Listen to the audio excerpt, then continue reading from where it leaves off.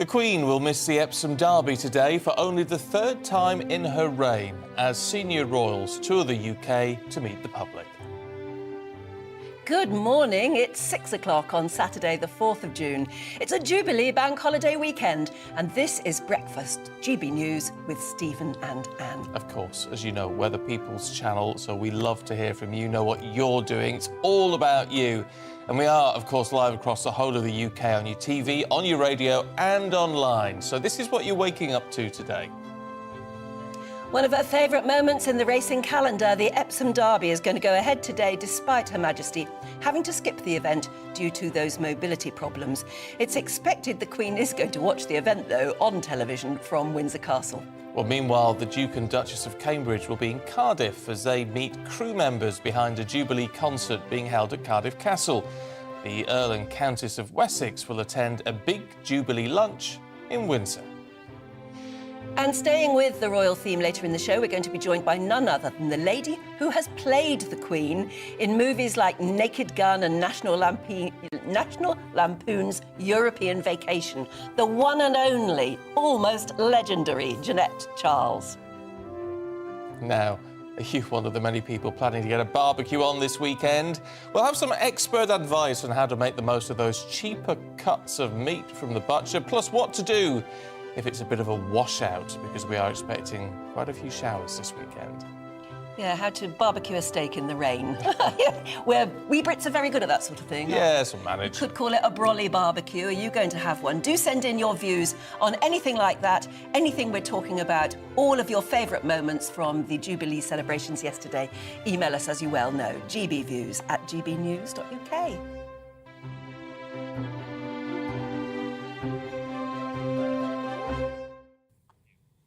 Wonderful day yesterday. A wonderful day. And yeah, I quite like the fact in our national anthem at the moment, at the beginning, just before 6 o'clock, we are showing some of the highlights as well from the Jubilee weekend so far. Really does make you feel proud to be British. It does, doesn't it? Yeah, it really does. It's wonderful. And it is a shame, though, that we have had... We sort of expected this in a way, but the Queen will now not be attending her favourite horse racing event, the Epsom Derby, but she will be watching it on TV. Yeah, I mean, it's understandable, isn't it? She's 96. She also was, of course, not at that Thanksgiving service at St Paul's yesterday after experienced what the palace said was some discomfort during the fire past the day before at Buckingham Palace. Later this evening, the Prince of Wales and Duke of Cambridge, so Charles and William, will take centre stage to pay public tribute to the Queen during a star-studded Jubilee concert here in London. Well, let's talk to royal broadcaster and commentator Rafe Hedelman-Koo, who joins us down the line. Good to see you once again, Rafe. Look, what's happening then in terms of royal events today? I mean, certainly there is going to be a lot of focus on the Derby. It's a shame the Queen's missing it, but we sort of thought that might happen, didn't we? Yes, that's right. It's not surprising, and we've known for actually a few days now that Her Majesty was highly unlikely to attend the Epsom Derby, which is going to be disappointing for her since she's only missed it a handful of times over the last few decades. But she's been very lucky with the horses. She's had 4 winners over the last couple of weeks. Won't be one running in this Epsom Derby, however. But she still, nevertheless, will be watching on television, and there will, of course, be some royal attendees attending the Epsom Derby, so it still will have a bit of a royal glamour accompanying it today. But Her Majesty, quite rightly, I think, enjoying the comfort of her own living room to watch it. But there will certainly be other events taking place today, as you said already, in Cardiff and Windsor and elsewhere.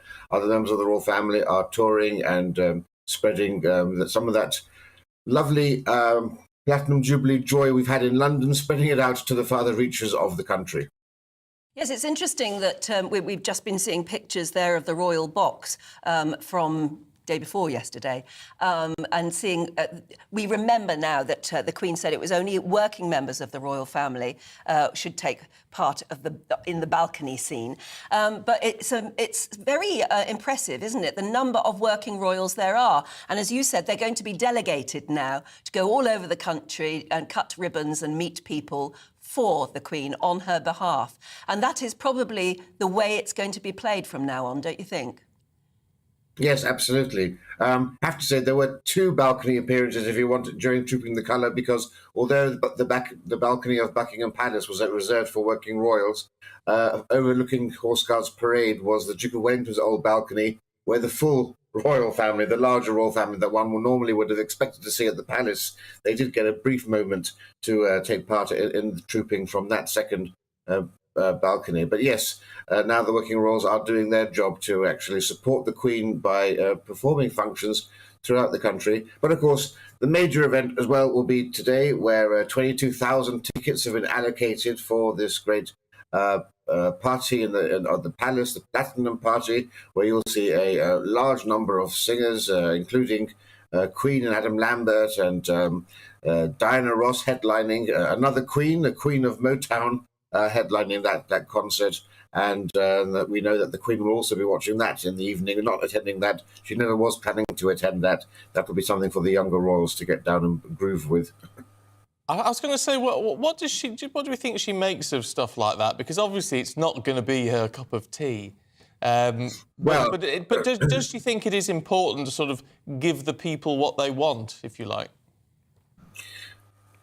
This is a lady who's seen everything from, Cliff Richard to Slipknot, hard heavy metal band. She's accustomed to all of this. I don't think we're going to see anything today that will quite match the surreal nature of seeing Grace Jones in a bodysuit hula hooping to Slave to the Rhythm, as she did for the Diamond Jubilee in the Mall. So Her Majesty has definitely seen it all, but she knows this is a concert for the people rather than for Her Majesty, and she just wants to see everyone having a good time. And I'm not sure whether people listening to George Formby, which is the Queen's favourite singer, would really excite the crowd as much as perhaps some of the more modern singers. Oh, I don't know. It go down well with me. Yesterday's special service at St Paul's Cathedral, it was a real stunning fashion show apart from anything else. Seeing all the royals arrive, some of them just came by coach and others got their limos. Who stood out for you? Who were the stars of yesterday's lineup? Well, it's pretty obvious, but for me, it's always the Duchess of Cambridge, who somehow manages to look as if she's just walked out of the pages of Vogue. Quite stunning. But I have to say also that the Duchess of Sussex, perhaps in a bit of a recycled dress, we're not quite sure, but she also looks the picture of elegance there. A lot of pink as well, which was quite interesting, and there was lots of speculation as to why so many ladies, and indeed some of the chaps also sported pink ties. Now, Her Majesty wore pink on her Silver Jubilee during the service at St Paul's Cathedral. I'm not sure whether there was a link there or whether a memo had gone out to everyone to wear pink, but there were lots of spectacular outfits there. You're quite right, although perhaps some of the priests had the most spectacular ones. Oh, they always do. You can't upstage the clergy, can you? No. But I thought Eugenie and Beatrice looked absolutely fabulous. Yes, well, of course, they've come a long way. I think they've learned lessons from those fascinators that they famously wore many years ago. And also their husbands look quite smart and dashing too, actually. And it's lovely to see them coming into their own, stepping out of their father's shadow in so many ways, and really looking every bit the princesses that they are. What did you make of the politics of yesterday? And I mean, particularly the positioning of Harry and Meghan? Well, it was understandable. They aren't working royals. I was rather wondering what they were thinking when they came in so much earlier than Prince William and Prince Charles, and had to see them process in officially. Although they did manage to get their own small, quiet procession of their own. They didn't process with any other members of any other royal family, so they were given, in some sense, some degree of acknowledgement by their own little procession up there. But it's quite fitting. I mean, they don't have an active role to play. Now, interesting also to see, though, that Prince Harry was wearing a Platinum Jubilee medal. Now, he wasn't eligible to receive one as a member of the armed forces, but the Queen has handed Platinum Jubilee medals out to members of the royal family on her own bat, not as part of any government policy. And it was interesting to see that she thought that he deserved one as well. And so he now has that medal, which I think is a magnanimous gesture from Her Majesty. Oh, that is interesting. It is interesting. I didn't know that. You wouldn't. Those of us who aren't in the know wouldn't have noticed that. But yes, they were acknowledged. Their sort of status did seem to be quietly and gently acknowledged. As you said, they were shown to their seat by their own escort, not just having to traipse in with everybody else. And the sermon itself was so charming. The Archbishop of York sort of making these horse racing references. Yes, and what a wonderful job he did too, because, of course, as we know, he wasn't due to speak. This role had been allocated to the Archbishop of Canterbury, Justin Welby, who unfortunately was struck down with COVID, as was the Duke of York, and neither of them were able to attend. But rather than address the crowd with a pre-written speech by the Archbishop of Canterbury, he chose to entertain us with one of his own. And I think it was a good choice, because he's got quite the gift of the gab. And it was a well-selected speech for his audience, definitely. Can we just have a quick look ahead to tomorrow? Because it's the big Jubilee lunch tomorrow, for most places doing it on the Sunday. Unfortunately, it doesn't look like the weather's going to hold out for us. It's a real shame that we can't sort of end on a high. Yes, I mean, we've been really lucky. We had a terrible start to the week, at least down in London and the southeast, and Trooping the Colour seemed to set the tone for what we hoped would have been a glorious weekend. And it's just a shame, yes, yesterday it could have rained quite easily without upsetting plans. But the real day we wanted to have was Sunday. There were so many, 80,000 applications for street parties, something like 100,000 or more legitimate parties taking place. The whole purpose of these Jubilees is to bring people together, to get some social cohesion, get communities together, especially after 2 years of lockdown, people really aching to get out and have a bit of a party, meet their neighbours, and finally, shuffle off the yoke of the last 2 years of boredom. And let's just hope for the best. You never know. In this country, 24 hours, a lot can change in the weather. But it'll be great if there's a little window where people can get together and celebrate. Because so much anticipation, so much hard work has gone into creating some of these decorations and some of these street parties. Yeah, absolutely. Rafe, it's great to talk to you so early in the morning. Thanks very much indeed. Yes, and if you were planning a barbecue or something either this afternoon or tomorrow, what are you thinking, given that the weather forecast is pretty much like 100% rain everywhere? We're going to be talking about how to do a cheap barbecue. I mean, there's a cost of living crisis at the moment. How to do it the cheapest way possible while still making it really, really tasty. But we will also, I think, have to talk about how to cope with, I don't know, suddenly having to change your plans and maybe do a brolly barbecue or a barbecue undercover suddenly. Can you do that? Or just stick everything in the freezer and then put it off till next weekend? I don't know. Are you planning a brolly barbecue? Do let us know. GBViews at gbnews.uk. I still maintain a little bit of hope that the weather will hold out. Well, I think tomorrow. Rafe was right there. Anything can happen with our weather, and sometimes just a pocket of sunshine is all you need. Fingers crossed. Yes. Anyway, we'll keep you fully up to date with, of course, the weather forecast in just a few minutes. But let's bring you up to date with what else is going on today. And UEFA has apologised to Liverpool and Real Madrid fans over distressing events at the Champions League final in Paris last weekend. Fans were pepper sprayed and tear gassed outside the Stade de France. In a statement, UEFA says no football fan should be put in that situation. In the wake of the latest wave of mass shootings in the United States, the White House has been illuminated in sort of orangey red to mark National Gun Violence Awareness Day. That comes as President Joe Biden is urging Congress to ban assault weapons and expand background checks. The Duke and Duchess of Sussex are celebrating the first birthday of their daughter, Lilibet. The couple's second child was named in honour of the Queen after a nickname used by King George V when she was a toddler. And Australia paid homage to the Queen's Platinum Jubilee by renaming an island in Canberra after the monarch. The artificial island, formerly known as Aspen Island, was gifted in 1957 by Great Britain.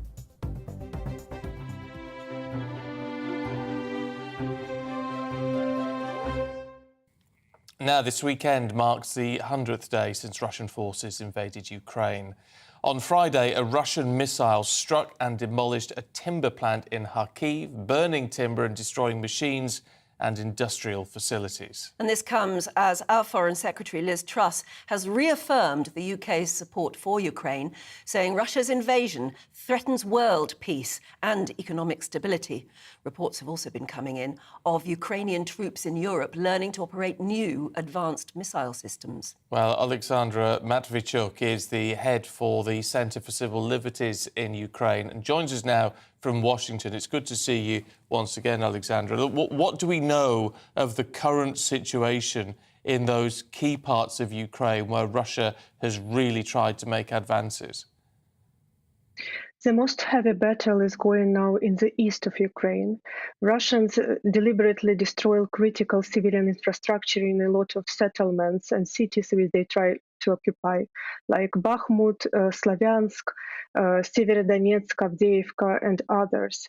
And people in these cities and settlements are living without water, electricity, and medical care. So Ukraine tried to organize the evacuation of civilians under Russian shellings from the dangerous zone.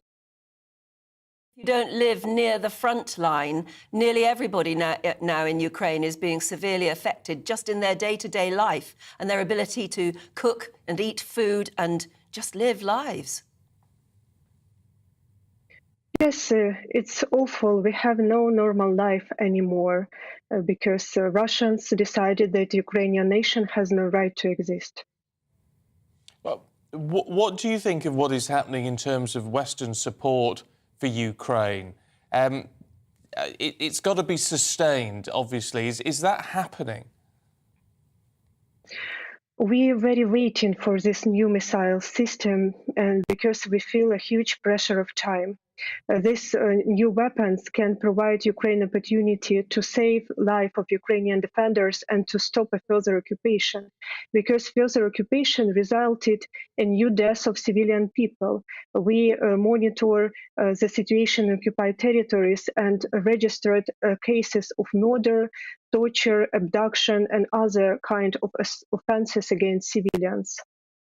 We feel a sense of the frustration that President Zelensky clearly has as the West and other allied countries promise support, but he was still saying yesterday, wasn't he, that it's still not enough, we still need more weapons.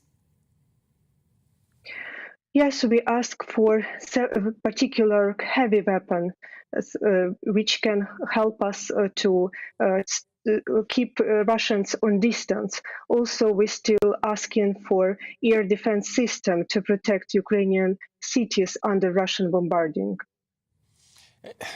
I mean, from the Western perspective, it's very difficult, isn't it? Because these things do lose a little bit of traction. There was so much focus on Ukraine, and perhaps some of that focus has shifted a little bit recently. Do you think how important is it for us to still concentrate on what is absolutely still going on there? Attention of the world provide Ukraine not only like feeling of solidarity, but some concrete political decision on the level of different governments, which have a result to provide assistance to Ukraine, sanctions against Russia, and other necessary steps to stop this war. We have to remember that Ukrainians are fighting not only for our freedom, because Russian officials very clearly indicated that Ukraine is only intermediate goals. If we will not be able to stop Putin in Ukraine, he will go further. I mean, we're talking to you live from Washington at the moment. How do you feel about the level of American support you're getting?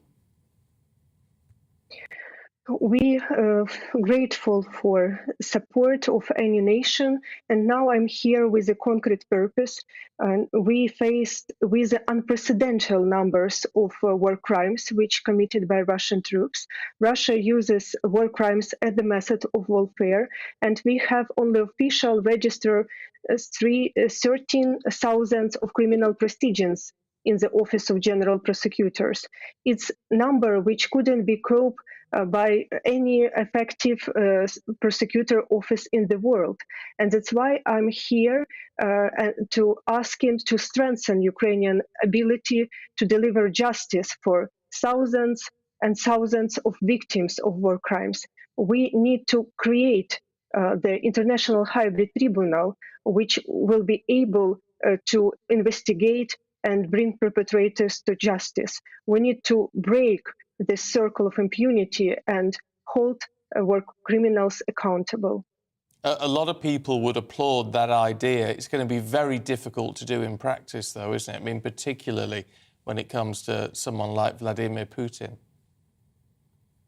Yes, it's not easy task, but let's remind ourselves that Russian troops committed war crimes in Chechnya, in Moldova, in Georgia, in Syria, in Mali, and other countries of Africa. So they committed war crimes everywhere, and they have enjoyed impunity for decades. They even have not been punished when they used chemical weapons against civilians in Syria. So if we'll not be able to bring justice now and stop the circle of impunity, it will result in a new war in other country. Well, Alexandra, we won't forget you, and you keep up the good work and the advocacy you're doing in Washington as well, and we'll catch up soon. Thank you very much indeed for joining us. Thank you. Thank you. Must be very hard for her, must it, to talk to us. We're talking Jubilee and, you know, celebrations and street parties. And in Ukraine, as she said, everyday life is just not there anymore. But it is that whole issue. It falls off the front pages, doesn't it, a little bit? And we need to... Well, it has almost totally, I think, at the moment. Well, at the moment. But we haven't forgotten. No, because it's not over yet, not by a long shot, unfortunately. Now, back to home. And the Prime Minister has been met with boos and some cheers from the crowds gathered at St Pauls Cathedral as he arrived for the National Service of Thanksgiving yesterday. Yes, it was a bit mixed. And this comes, of course, after months of controversy for Boris Johnson and the Conservative government, following a number of rule-breaking Number 10 parties during lockdown. Let's talk to writer and commentator Jordan Tildesley, who joins us from Manchester. Good to see you this morning. What do you make of what happened yesterday? Well, I think it's pretty clear now that a very sizable amount of people are still extremely hurt and upset over Partygate, and that's completely understandable. All prime ministers at certain points in their careers suffer from scandals, but this is an issue that affects people on a really personal level. People didn't say goodbye to their loved ones. We hear tragic stories of people who took their own lives because they couldn't handle the loneliness of lockdown measures. And on top of that, you have the image of the Queen sitting alone as her husband of 73 years was buried. And presumably these people in the crowd love the Queen, they love the monarchy, and that image is not going to go away anytime soon. The thoughts of that contrast between the image of the Queen sitting there with her mask on, all on her own, at the funeral service for her husband. My goodness, the contrast of that and all yesterday's frivolity and then Boris walking up the steps was quite difficult, I think, for a lot of people to take. But I guess in his inimitable fashion, he's just trying to just face it out, isn't he? Yes, he is. But whether that will work in the long term is yet to be seen. I have to say, I mean, whatever your views on what happened with all of that, I just would have thought yesterday wasn't the time for that sort of expression to be made. You know, he was there because he is the Prime Minister of Her Majesty the Queen, and the focus should have just been on her, shouldn't it? I think that's correct. I think it's a joyous occasion, and I think it's quite sad that we've got to a point where people are expressing themselves in such forthright and angry terms in public, whether that's a case of hangover from Brexit, whether it's to do with COVID or even things like social media or reality TV. We have to accept that that's a part of life now, and people really are getting used to behaving like that in public. But I do think it's quite troubling, yes. It is said in many of this morning's newspapers that basically his message is you can't win a general election without me, so you'll just, have to put up with me. Do you think that's true? Do you think there is any way the Tories could win the next general election without Boris as leader? Well, it must be said, Boris Johnson isn't the first Prime Minister or indeed politician to ever be booed in public. We have George Osborne, for example, a senior politician. He was booed at the 2012 Paralympic Games, and it didn't stop the Tory party from winning another general election. But on the other hand, if I were a Tory MP, I would be very worried about that reaction yesterday, as it is coupled with opinion polls and focus groups which show that Boris Johnson is becoming increasingly popular across the board. Of course, could still have some very strong pockets of support in the Red Wall. Whether he does is yet to be seen, but that isn't enough to win a general election. No, it's not. One wonders whether it's enough to win the next two by-elections that are coming up very shortly.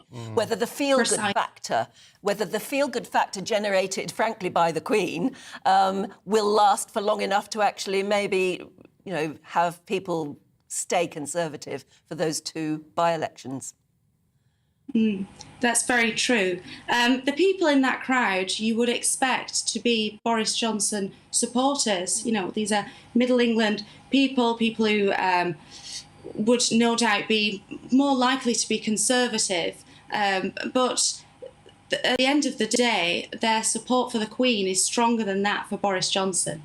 Yeah. Well, rightly so. Oh, yeah, absolutely. Should always support the Queen first. Look, it's really good to talk to you this morning, Jordan. Thank you very much indeed. Thank you very much for having me on. Have a lovely day. Oh, and yes, you. Absolutely. Let's hope it is a lovely day. And that's what we want to hear from you, is what you're planning to do today or tomorrow. Are you going to have a big street party? My son, where my son lives in London, he was just driving down the street and was talking to me on the phone. He's the one that does the car. Oh, the car's calling. Talks to his mum while he's in the car. Yeah. And he said, there's a real do going on at the end of the road. And he parked the car and went over and had a look. And it was a proper big deal street party, really big one. And everybody was having a fabulous time. And that was sort of early evening. Yeah. So, you could be planning your street party or shindig of any sort today or tomorrow. The only thing is the weather doesn't seem to be with us. And we were just wondering if you're going to postpone everything, or are you just going to try and take it undercover, do it with brollies? The thing is, with all, with your barbecues, if it's too wet for the barbecue, you can just do it in various houses, can't you? Yeah, but it doesn't give you the same feeling of getting together, does it? No. Maybe you've got a village hall or something nearby you can all congregate in. I don't know. There's got to be something. How are you going to cope if it is going to turn out to be a wet barbecue or a wet and windy sort of street party? We keep calm and we carry on. Party. Well, we normally do keep calm and carry on. Yes. But I'm a bit fed up having to barbecue under the rain.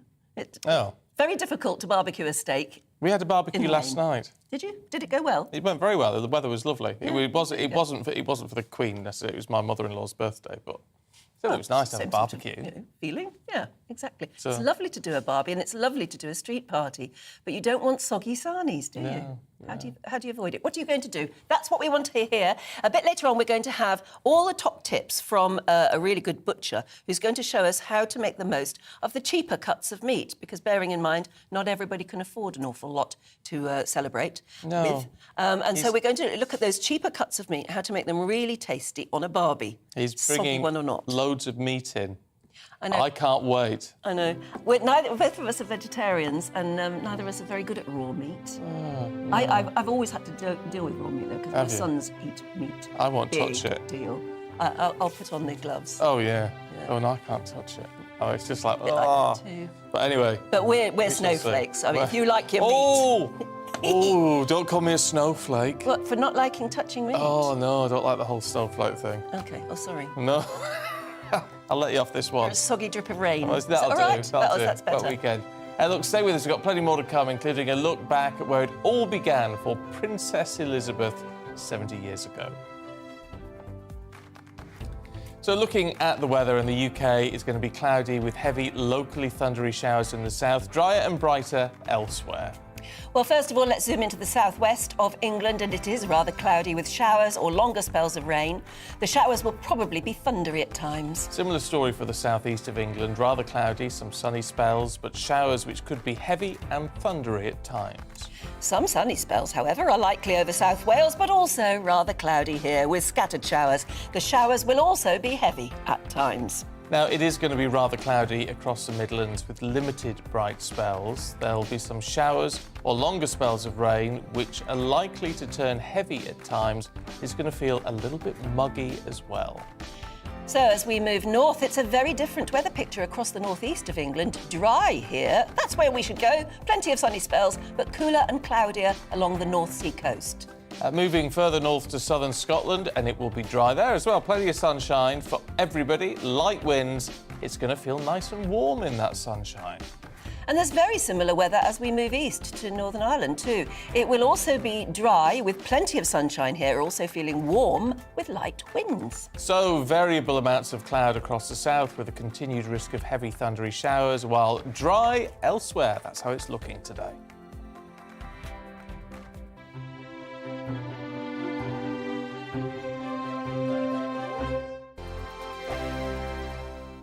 We are GB News. We're right across this great nation. On TV, On radio, on digital. Absolutely everywhere. We don't talk down to you. We embrace all voices. With honest and civilised conversation. We're not part of the establishment. We're one of you. And we're only getting started. Join us on GB News, The People's Channel. Britain's news channel.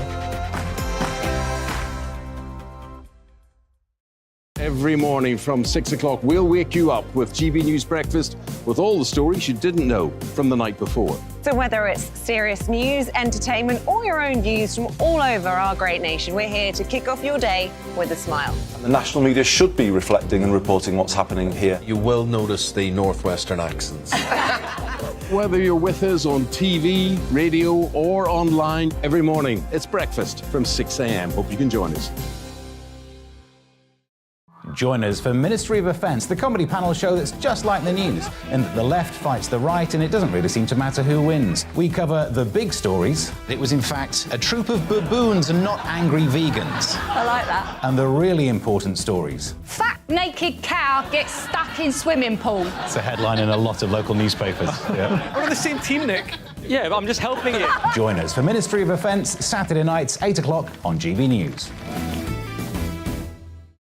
I'm Dan Wootton. Join me Monday to Thursday from 9 to 11 for the feistiest and most fun news debate on TV, where free speech reigns. I'll bring you a sharp take on the day's biggest stories, bombshell newsmaker interviews, and A-list guests.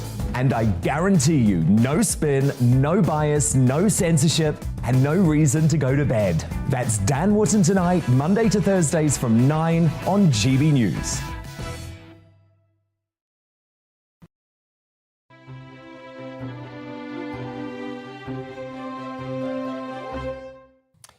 Welcome back. It is 6:33. You're watching and listening to Breakfast with Stephen and Anne, live across the UK on your TV and on your radio. And I've got to say hello to Cindy Burns this morning, who's dropped us a tweet saying, I'm going to be getting everything ready to host a big Jubilee celebration in my garden. Ooh. Fingers firmly crossed for good weather.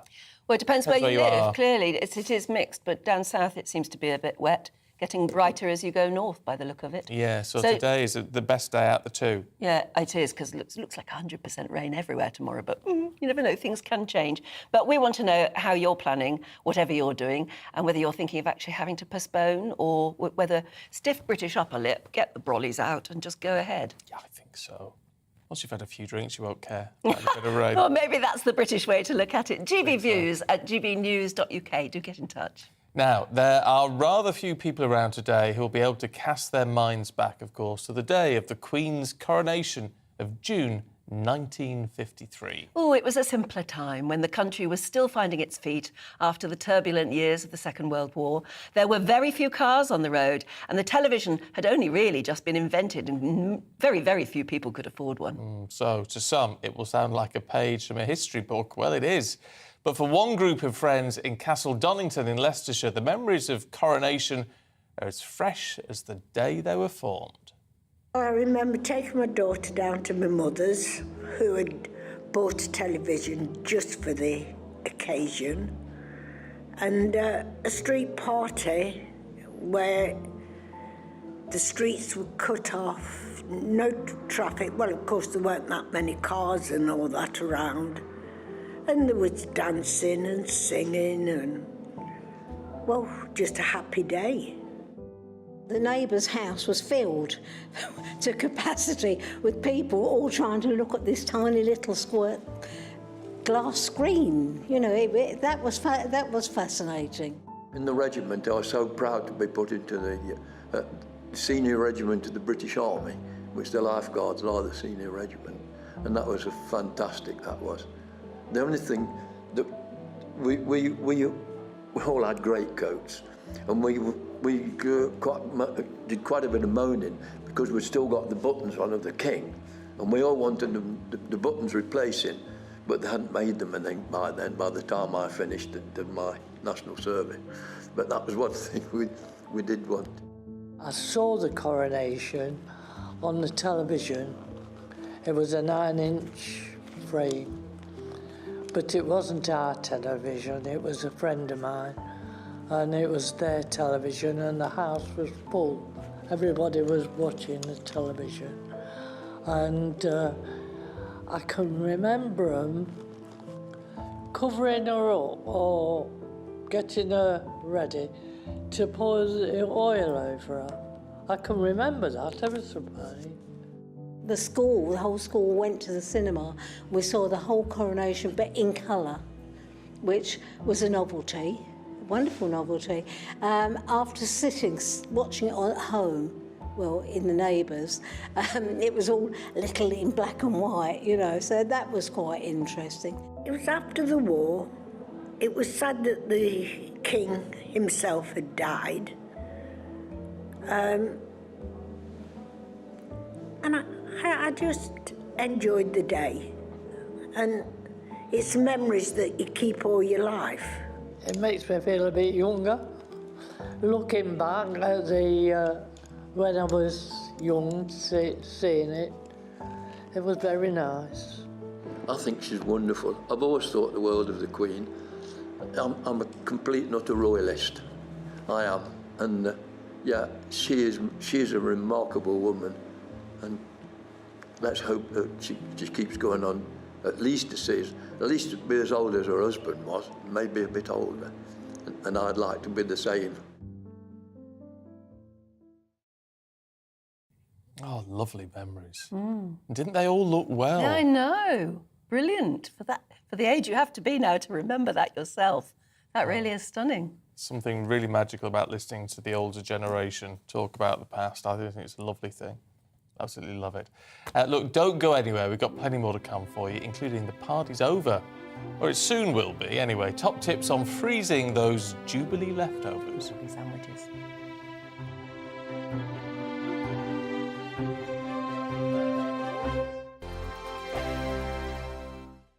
We are GB News. We're right across this great nation. On TV, on radio, on digital. Absolutely everywhere. We don't talk down to you. We embrace all voices. With honest and civilised conversation. We're not part of the establishment. We're one of you. And we're only getting started. Join us on GB News, The People's Channel. Britain's news channel. Every morning from 6 o'clock, we'll wake you up with GB News Breakfast with all the stories you didn't know from the night before. So whether it's serious news, entertainment, or your own views from all over our great nation, we're here to kick off your day with a smile. The national media should be reflecting and reporting what's happening here. You will notice the northwestern accents. Whether you're with us on TV, radio, or online, every morning, it's breakfast from 6 a.m. Hope you can join us.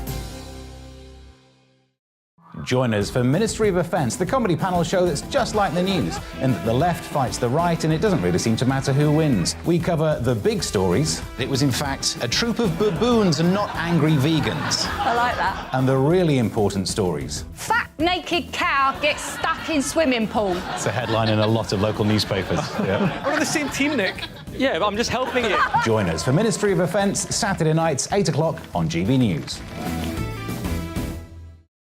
I'm Dan Wootton. Join me Monday to Thursday from 9 to 11 for the feistiest and most fun news debate on TV, where free speech reigns. I'll bring you a sharp take on the day's biggest stories, bombshell newsmaker interviews, and A-list guests. And I guarantee you, no spin, no bias, no censorship, and no reason to go to bed. That's Dan Wootton tonight, Monday to Thursdays from 9 on GB News.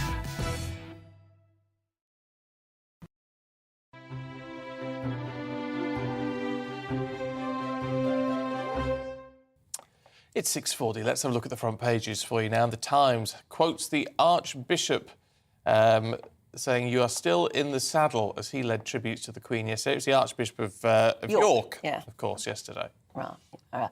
The Mail describes the feud between the Cambridges and the Sussexes as painfully distant with no signs of reconciliation. Gutted, says the Star, as dumped lovers learn that beer bellies are not so sexy after all. Yes. Shock horror. In the Mirror. It's time to go through the papers now. Joining us this morning is the former editor of the Daily Star, Dawn Neeson, and writer and journalist Emma Wolfe. Welcome to you both. Yeah. Dawn, the Queen is watching over you. I know. You've got to watch what you say. Slightly worrying. Actually, if you look at one angle, it looks like I'm actually wearing a crown. Which Does it? By the way, yeah. No, oh, I see. We'll try and look at you from that angle. Oh, there you go. I mean, you do look as though you're wearing a crown. Oh, brilliant. Yes.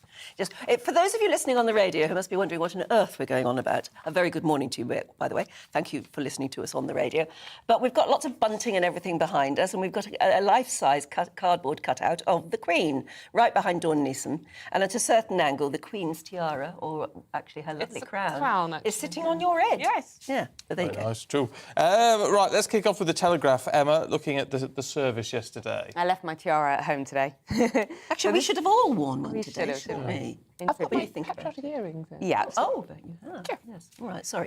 Sorry. Emma, do go on. Sorry. Tell us about the Telegraph. service at St Paul's. Yeah, the Telegraph, the headline is, "Thank you for staying the course." And this is the Archbishop of York thanking the Queen for her 70 years of service. And he uses a series of sort of rather lovely horsey equestrian metaphors for her. He says she's very much in the saddle and, thanks her for staying the course, and says there's lots to come. It was a ceremony very much for an absent Queen. I think there was a sense of transition. I think there was a sense of, the future. We saw that statement that she released on Wednesday night, talking about looking to the future with confidence and enthusiasm, not only for the monarchy, I think, but for the nation.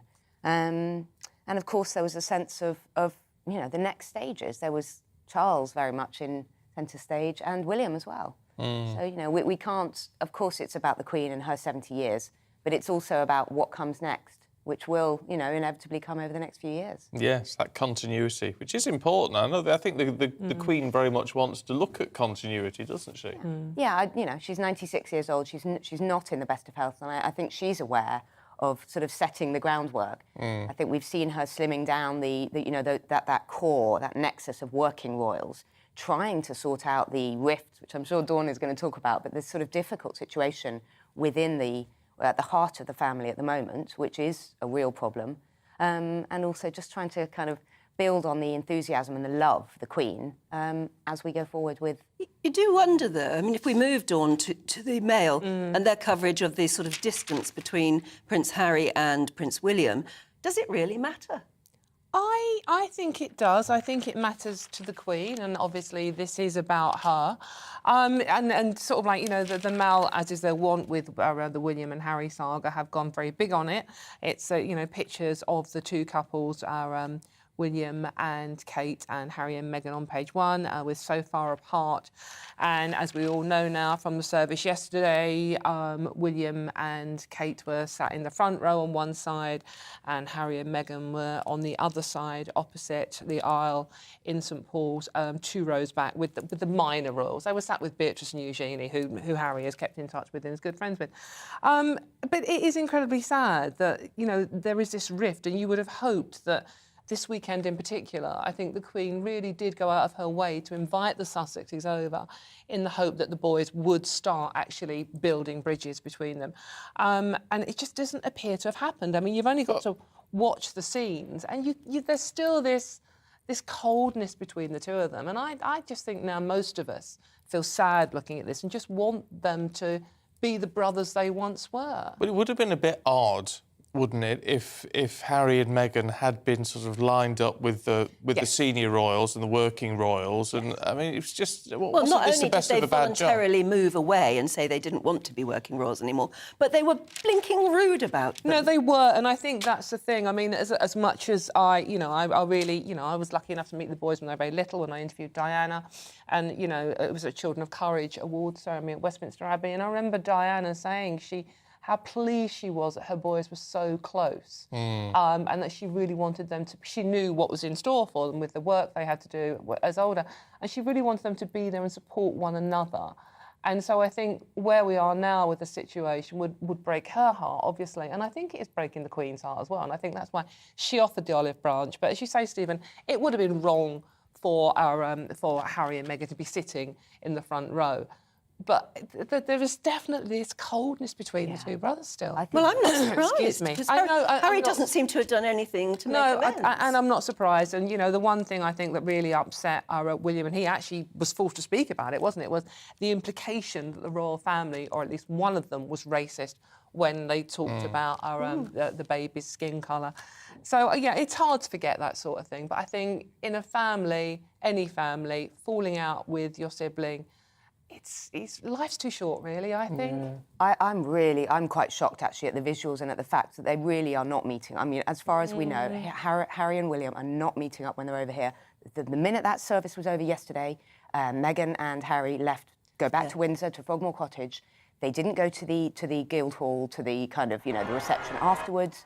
They really are not using it. And you have to remember, the last interview was Harry's interview. Before that was the Oprah interview, where, as you say, Dawn, they made some pretty strong allegations against the royal family. And I think Harry looked fairly shocked at the coldness around him. He didn't look like a happy young chap at all. They were the only royals not to go to the Guildhall reception. Exactly. They left straight away, and I think they will go straight back to California and feel, we don't want to go back. On the upside, it's baby Lilibet's birthday today. It is. Her first birthday, and she has evidently met the Queen as well. Yes, apparently they're saying that it's clearly been leaked out that Lilibet has already met Lilibet. Yes.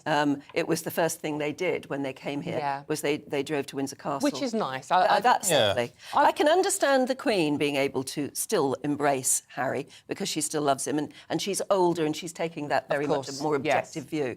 But I can also understand Prince William being directly hurt, and Charles. Absolutely. No, I can as well. I just think it's sad. And there's still the threat of the book that Harry's coming out with in the autumn. And goodness knows how many interviews they'll do to promote that book. And the Netflix series, which is, looming as well. Yeah, well, I hope they can sort Don't think they won't do an interview to promote it, because they will. Oh, they will. Everybody will be after. But maybe it'll be a little bit less critical.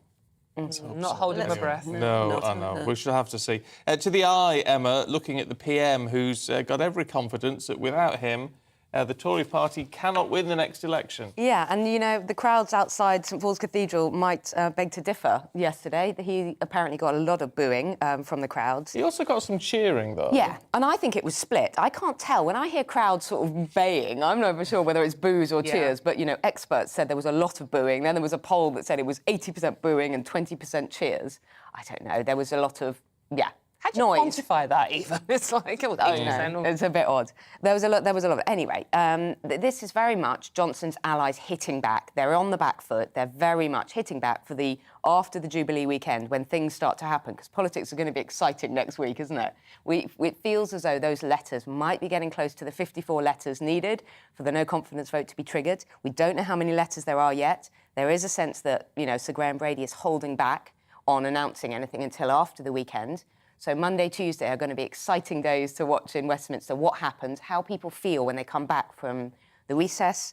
And so the allies are hitting back and saying, without me, you'll lose that crucial red wall. You need me, that you need Boris Johnson in power. And let's see what happens. All eyes on Westminster for Monday, Tuesday. Oh, yeah, it's going to be interesting. It's who's going to take over. And that's, if you were waiting in the wings, would you want to do that job at the moment? There isn't an obvious successor. No. I think that's what's kept him secure thus far. There isn't anyone really about to leap in now. It used to be Rishi Sunak, but obviously that's not going to happen now. Yeah. It's gone quiet as well. That's got a bit soggy, hasn't it? Yes, actually. Yes. All right, lovely. Thank you both. Dawn, Emma, we shall catch up with you a little bit later on. Yes, thank you. Now, as you probably need me to remind you, it's the Platinum Jubilee weekend. The Queen's always had a real love of horses. We've all known it for so long. Sadly, this year, she doesn't have a runner in the Epsom Derby. The one classic, the only one she's never won. Well, Her Majesty isn't going to be attending due to those ongoing mobility issues. But David Donaldson looks back now at Her Majesty's fascination with racing. It's a love of horses that has spanned a lifetime. Royal Ascot has a special place in the Queen's heart, and she has missed the opening day at the Berkshire course just once during her 69-year reign. Grand National winning trainer Lucinda Russell feels Her Majesty's love of horses is mutual. Yeah, I think, as I say, it just sort of goes back to the love of the horse. I think you can see when she rides, there was that lovely photograph of her recently riding a beautiful white horse, and I think, she must, it's just great. The way, when you see footage of her around horses, you can see that she genuinely loves them. She looks them in the eye and she touches them, and they seem to adore her, and I think it's a measure of a person, isn't it? It's not, the horses don't know that she's royalty, but they seem to adore her as well. I've been very, very lucky. I received an OBE from her a couple of years ago, and actually we talked about racing. She'd had a winner the night before, so we discussed how any winner is something to celebrate. And it was this first classic win for Carrozza in the Oaks at Epsom in 1957, which probably fueled her love of racing. And Carrozza it is, challenged now by Silken Zider. And Carrozza in the last 150 yards. So edge to the Queen, her legs clear, and Pickering's working hard on her. Silken Zider's coming right up, and suppose it can only be a fraction if it's Carrozza. So the Queen leads in her first classic winner. A magnificent Derby Oaks triumph for jockey Lester Piggott and the man behind the scenes, trainer Noel Merlis. A great result as the royal owner, who has so often greeted defeat with a smile, enjoys a big race triumph. The Queen also enjoyed classic wins with Pall Mall, Highclere, Estimate and Dunfermline. 8 times national winning hunt jockey Peter Scudamore feels she has been an incredible ambassador for racing. Whatever you think about the royal family, that's for each individual to have his own opinion, but I have just the horse part that they've brought to us is, I think in any sport, it gives you something to speak about, talk about, and makes people normal, and they are. It's fantastic. I'm very, very grateful to them, to what they've done for horses. One thing that she's never managed to do is have a Derby winner. Yeah, well, she knows where we are. If she wants to send a horse here in training, we'll put that right for her. Did you hear that? And it's not just racing that Her Majesty enjoys. Earlier this month, her horse Balmoral Leah, a 5-year-old Grade Dun mare, was named Supreme Champion at the Royal Windsor Horse Show. The Queen's love of horses also extends to her beloved Balmoral, where the stud there breed ponies, which are used by the royal family to reach inaccessible parts of the estate while out shooting. And just down the road here in Ballater, where the Queen is a regular visitor, the Jubilee celebrations are already underway. David Donaldson, GB News. Now, so we're not huge on racing. No, I don't get racing, really. But clearly Her Majesty does, because some of the best pictures we've ever seen of her is when one of her horses wins, and she goes absolutely jubilant. She does love it. Well, good on her. Bit of what you fancy does you good.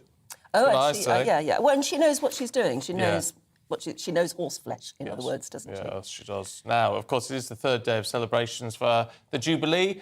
Lots of street parties, gatherings well underway across the country. But Do you know the UK throws away around 9.5 million tonnes of food waste in a single year?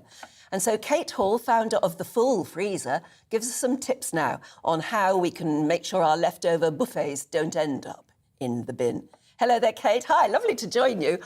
I think a lot of people may well either postpone their parties, in which case they're going to need to know what will freeze and what won't, or they may get left with, not so many people coming as they were thinking of and get left with a lot of leftovers. What's your top tips? I think the main thing is to remember that if you are hosting people and they don't turn up, you can freeze most things. The only thing that you're really not going to be able to freeze is if you've made up the traditional coronation or the platinum Jubilee chicken. So if you've already put it in the dressing, that's not going to work so well, but you could freeze the chicken separately. But I was at a party yesterday and most of the things there could be frozen. So particularly if you're having things like scones or scones, dependent on where you're from, they can be frozen. And remember, when you are freezing them, cut them in half first, because that way, when you want to thaw them and eat them, they will defrost an awful lot faster, and they'll also be able to take up less space in your freezer if you're able to lay things out flat. Also, things like strawberries, people don't usually think about the fact that they can freeze. Fruit, any fruits can be frozen. So strawberries, if you have bought an abundance of strawberries and you know that actually either you're not going to get through them all because not so many people are coming, or maybe, as you say, maybe you're postponing, then they can be washed, dried off, popped onto a tray, and then they can go into the freezer. And when you want to get them out, you basically, you store them in a freezer bag, but just when you get them out, don't defrost them. So a lot of people go wrong with thinking, with fruits in particular, I need to defrost, and then they end up with a soggy mess. Actually, if you're ending up postponing your celebrations, you might want to hold on to them to make some different kinds of puddings. So you could use them in a crumble or something. If you're doing your celebrations in future, you could actually make them into things like daiquiris as well. You can make ice pops for the kids with them, or sorbets. So even if you can't enjoy them, in the traditional form that we want, it's still really possible to make sure that that food isn't wasted. Also, even your clotted cream can be frozen. That one, I think most people are quite surprised by, that they can actually freeze dairy. I'll tell you what, I fancy a strawberry crumble. That strawberry daiquiri, lovely. I fancy. Are there any golden rules that we can work by as to what freezes and what doesn't?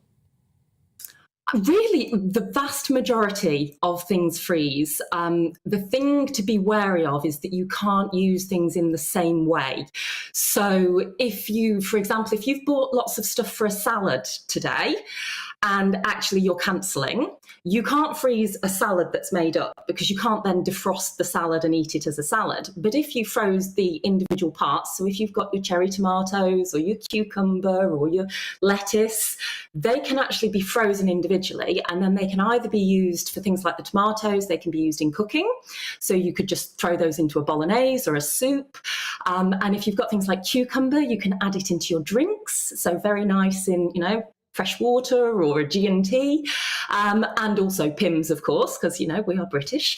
And to make sure as well that things like the lettuce, that's often, claimed that you can't freeze it, but actually it can be frozen and used to make things like pesto. So if you're thinking, I always waste salad leaves, actually those salad leaves can be frozen and made into things like pesto, or they can be added again into things like soups or stir fries, because it's essentially just, it's a leaf. So the key is really making sure that you just think about how you're freezing things and how you're going to use them. So remember, you're using them in cooking or using them in something like a smoothie. Yeah. And also freeze them in a way that you can use them. So, for example, like I said about spreading things out on a tray, that's referred to as open freezing, and that allows the parts to freeze separately. So rather than ending up with a big clump of strawberries all stuck together, you can just use as much as you need. So that makes a massive difference as well. That's fascinating. It's great advice. Yeah, great advice. And the main lesson seems to be you can freeze most things, but don't expect to use them in the same way you were originally going to. That's absolutely brilliant, Kate. Thanks very much indeed, because we all may have to put that into practice at some stage this weekend. We may. Look, stay with us here on GB News. Lots more still to come this weekend. Let us know how you're celebrating or planning to, and we'll bring you all the very latest in a couple of minutes.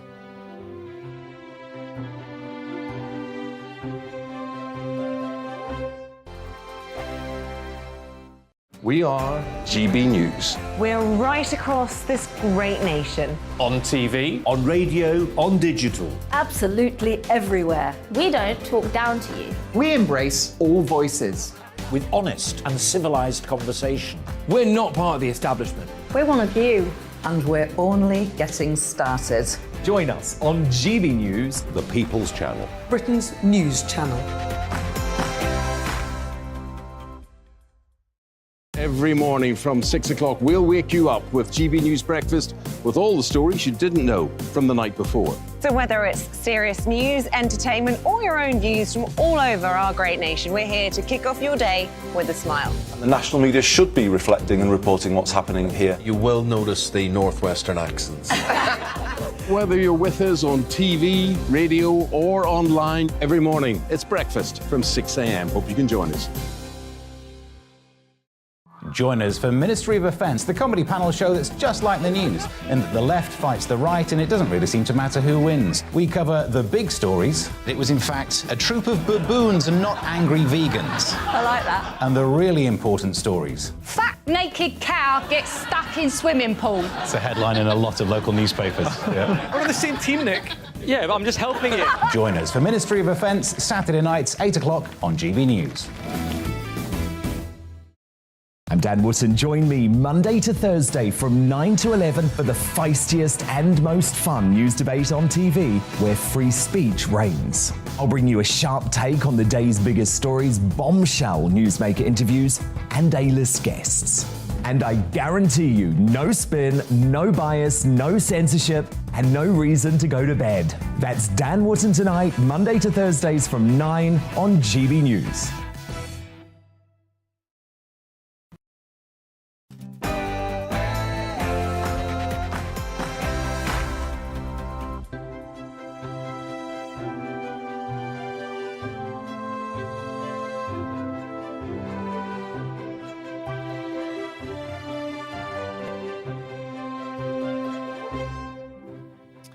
Now, the Queen will miss the Epsom Derby today for only the third time in her reign as senior royals tour the UK to meet the public. Good morning. It's 7 o'clock on Saturday, the 4th of June. It's a Jubilee Bank holiday weekend, and this is Breakfast on GB News with Stephen and Dan. We are, of course, the People's Channel. What you think really matters to us. We're going to bring you loads of your views in just a second. We are live across the whole of the UK. We're on your TV, on your radio, and online. This is what we've got for you today. One of her favourite moments in the racing calendar, the Epsom Derby is going to have to go ahead today without the Queen. She's got to skip the event because of those mobility problems. It's expected the Queen will watch, however. She's going to watch it on television from Windsor Castle. Meanwhile, the Duke and Duchess of Cambridge are heading to Cardiff as they meet crew members behind a Jubilee concert being held at Cardiff Castle. The Earl and Countess of Wessex will attend a big Jubilee lunch in Windsor. And staying with the royal theme, later in the show we're going to be joined by none other than the lady who played the Queen in movies such as Naked Gun and National Lampoon's European Vacation, the one and only, the legendary Jeanette Charles. Now, you one of the many people planning on having a barbecue this weekend. We'll bring you some expert advice on how to make the most of those cheaper cuts. Plus, what to do if the barbecue's a bit of a washout, because we are expecting some showers this weekend, especially tomorrow. Don't forget you can send in your views on anything we're talking about by emailing us at gbviews@gbnews.uk.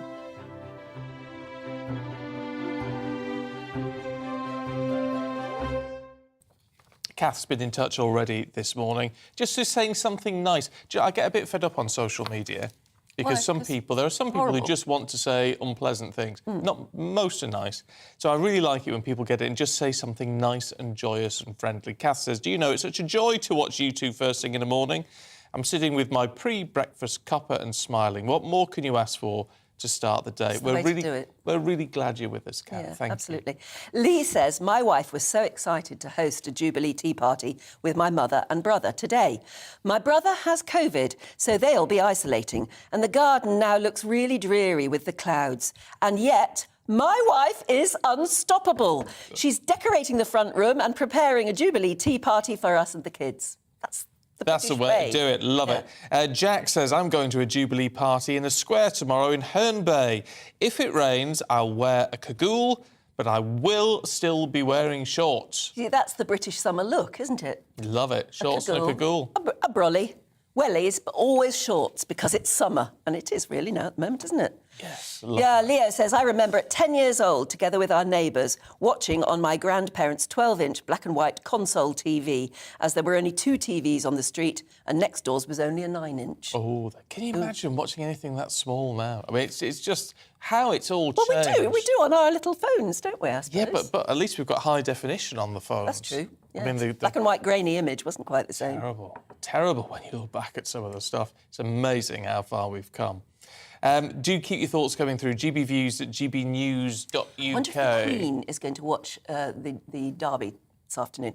I wonder if she has got somewhere with an enormous screen. Do you think she has? Yeah. Or do you think she's still got one of those old-fashioned ones in her? No, she'll be sitting there in front of her, glued to a 96-inch ultra-high definition. So she'll probably think she's there. Yeah, I hope so. Right, it's the way to do it, I think. Now, as we say, she's not going to be attending her favourite horse racing event today, the Epsom Derby, but we'll be watching it on TV, the size of which is yet to be disclosed. Yes. If you've ever worked in Buckingham Palace, let us know. Actually, she's in Windsor Castle at the moment, isn't she? 96, of course, she also was not at the Thanksgiving service at St Paul's yesterday after experiencing what Buckingham Palace keep calling some discomfort during the fly past on the balcony of Buckingham Palace, but we were all rather pleased to see her then. Later this evening, the Prince of Wales and the Duke of Cambridge will take centre stage to pay public tribute to the Queen during that star-studded Jubilee concert they've got planned in London. Well, let's... Oh, sorry, Anne. Let's talk to Pandora Forsyth, host of the Daily Express's Royal Roundup, who's here. And we've got to start off by saying happy birthday. Thank you very much. Thank you very much. And frankly, you're wearing a bit of a tiara today. I am. Well, 2 queens, 1 weekend. I tell you what, this for my family, this is a birthday bonanza. This first weekend in June. It's yesterday was my mother-in-law's birthday and my brother's father's-in-law birthday. Yeah. Today is my aunt's birthday. Tomorrow is my father's birthday. Wow! Honestly, it's card crazy this weekend. Presents galore. Well, only the best people have a birthday this weekend, and what a great weekend to have it. Oh, it's brilliant. Oh, yes. Do you have cards, physical cards, or do all your mates send you, a mix?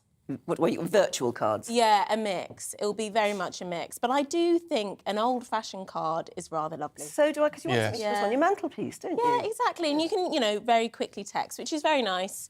There's nothing quite like opening something. Yes, I quite agree. Look, what did you make of the service yesterday? Because I thought it was a real shame that the Queen couldn't make it yesterday, because we know that was an event that was actually really important to her. Yeah, no, I mean, it obviously was very sad we didn't see her, but we did see her twice on the balcony. We did know that she might not make all of the events, and it's a long time to sit there, isn't it? Well, that's what I was just thinking, and not only, she's head of the Church of England, obviously, she would want to have been there. Yeah. But it's not just walking there, No. it's sitting, standing, kneeling, sitting, standing, kneeling, singing, and it goes on like that. Yeah. And apparently she is somebody who's a bit of a stickler for actually kneeling when everybody kneels and all the rest of it. So it would have been quite difficult. It would have been. But of course we did see Harry and Meghan. They did turn up with a mix of boos and cheers. Do you think they really were boos? I couldn't hear any boos for Harry and Yeah, Meghan. so actually I did go onto social media and I did do a bit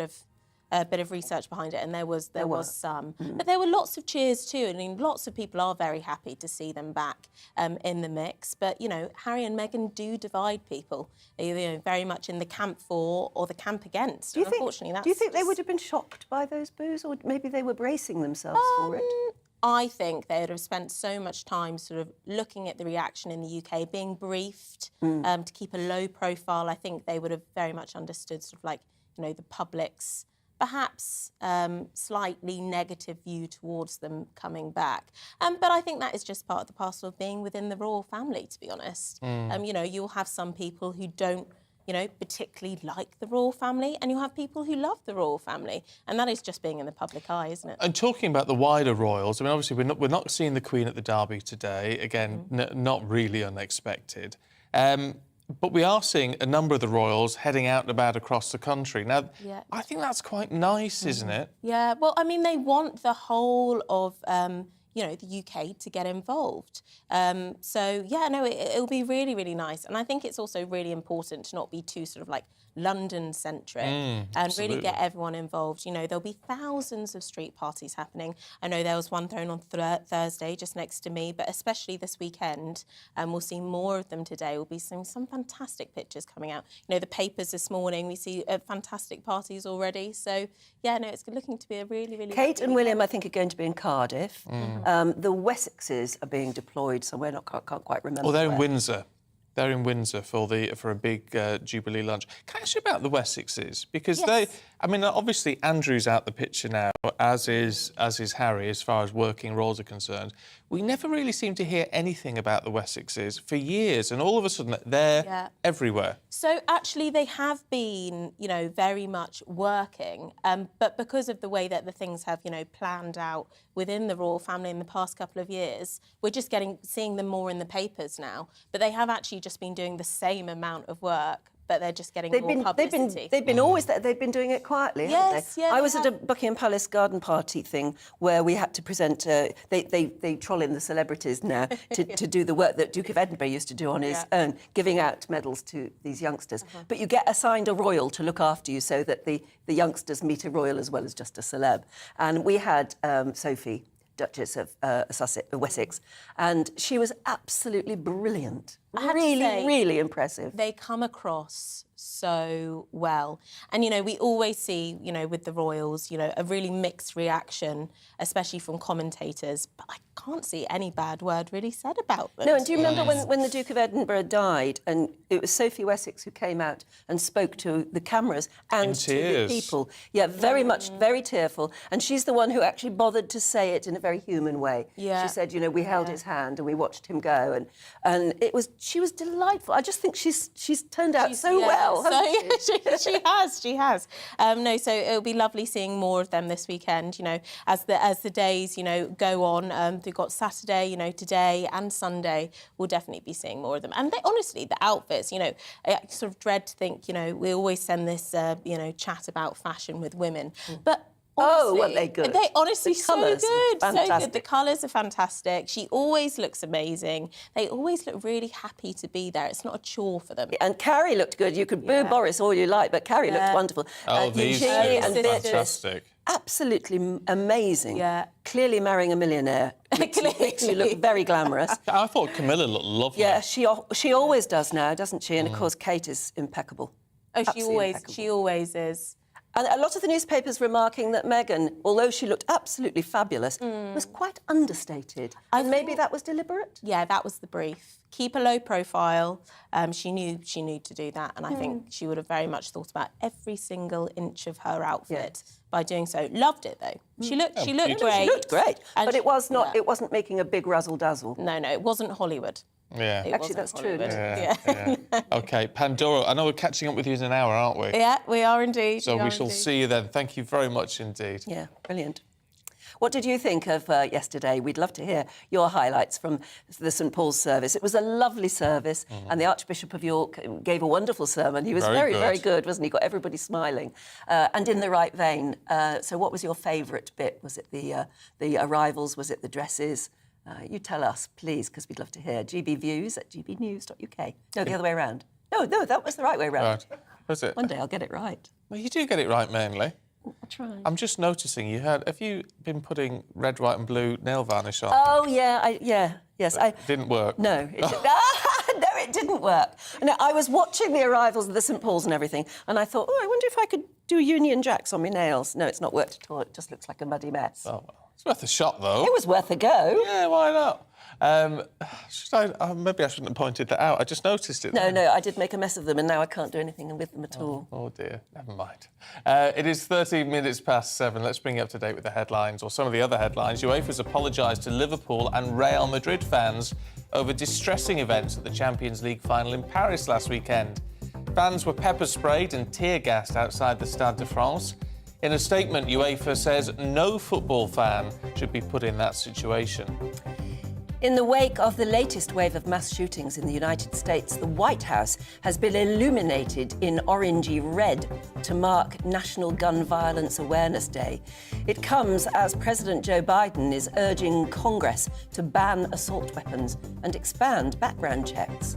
The Duke and Duchess of Sussex are celebrating the first birthday of their daughter Lilibet, their second child named in honour of the Queen, after a nickname used by King George V, her grandfather, and her father King George VI, when she was a toddler.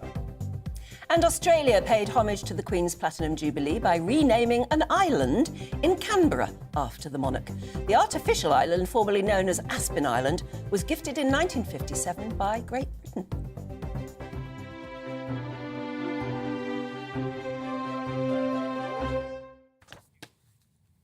Now, this weekend marks the 100th day since Russian forces invaded Ukraine. Yesterday, a Russian missile struck and demolished a timber plant in Kharkiv, burning wood and destroying machines and industrial facilities. And this comes as Foreign Secretary Liz Truss has reaffirmed the UK's support for Ukraine, saying Russia's invasion threatens world peace and economic stability. Reports have also been coming in of Ukrainian troops in Europe learning to operate new advanced missile systems. Well, let's talk to translator for Euromaidan Press, Christine Eliashevsky, who joins us from Lviv. Good to see you this morning. Look, this is far from over for Ukrainians. They must be getting, in some respects, a sense of hope that Russia hasn't achieved what it wanted to, but they're still making some progress. Good morning. Yes, the war is raging in eastern Ukraine, very far from the other parts of Ukraine, but still everybody is very focused on what's happening there and in the southern part.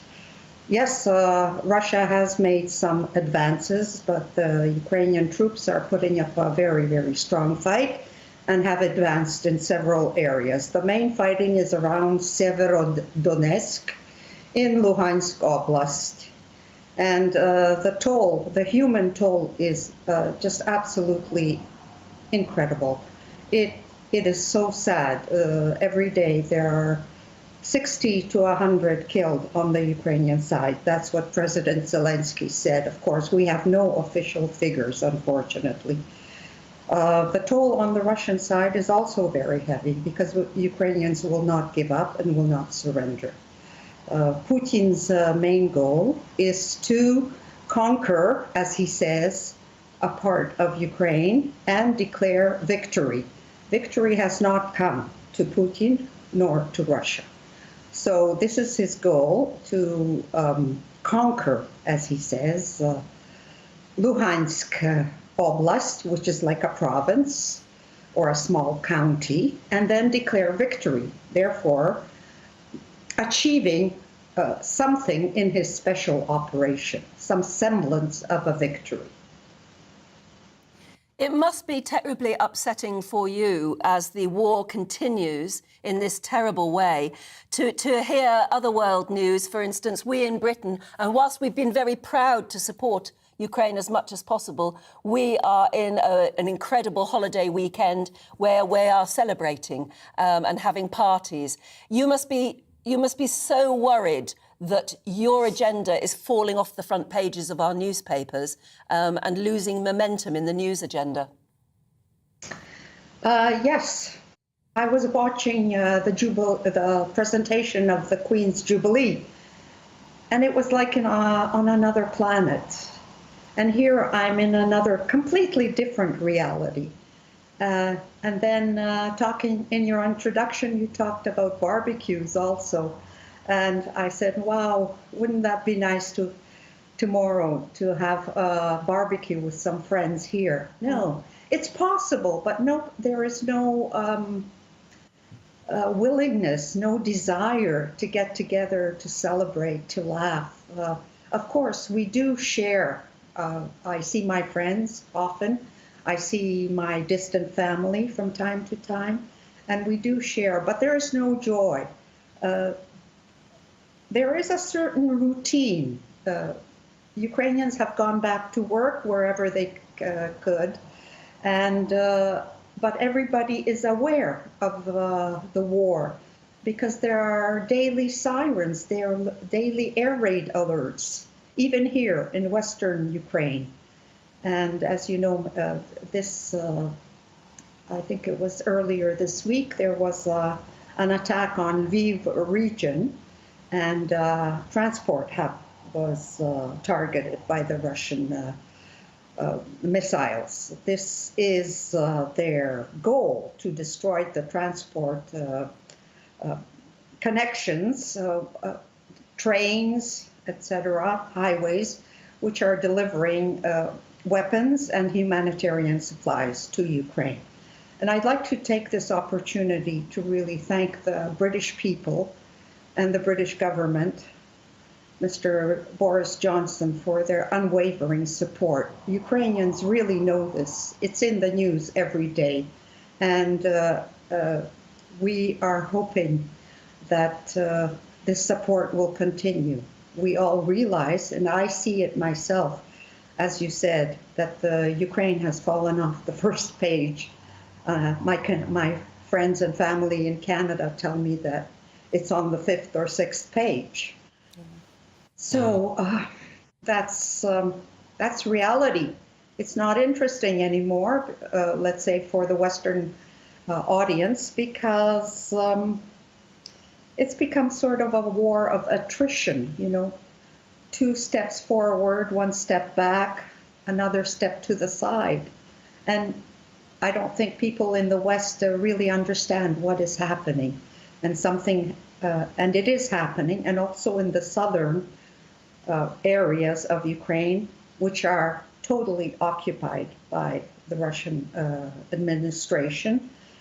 And what is happening there is absolutely terrible. It may give you some comfort, though. I mean, I've been up and down the country over the past couple of weeks for various reasons, and what I've seen, a lot of towns in the UK where the Union flag has been on display, ready for the Jubilee, but also alongside, I've seen an awful lot of Ukrainian flags still being displayed. So you're not forgotten. No, not. And yes, we have some excellent news reporters who, yes, they've been knocked off the top of the news agenda by the celebrations, but I don't think we have any doubt, are preparing some very powerful reports to remind the British people and everybody else how important Ukraine is and how much we need to continue support. So, no, we haven't forgotten. We really haven't. No. Christy, it's really good to talk to you this morning. Thank you very much indeed. Thank you. Thank you for having me. A pleasure. Yes, indeed. Of course. Yeah.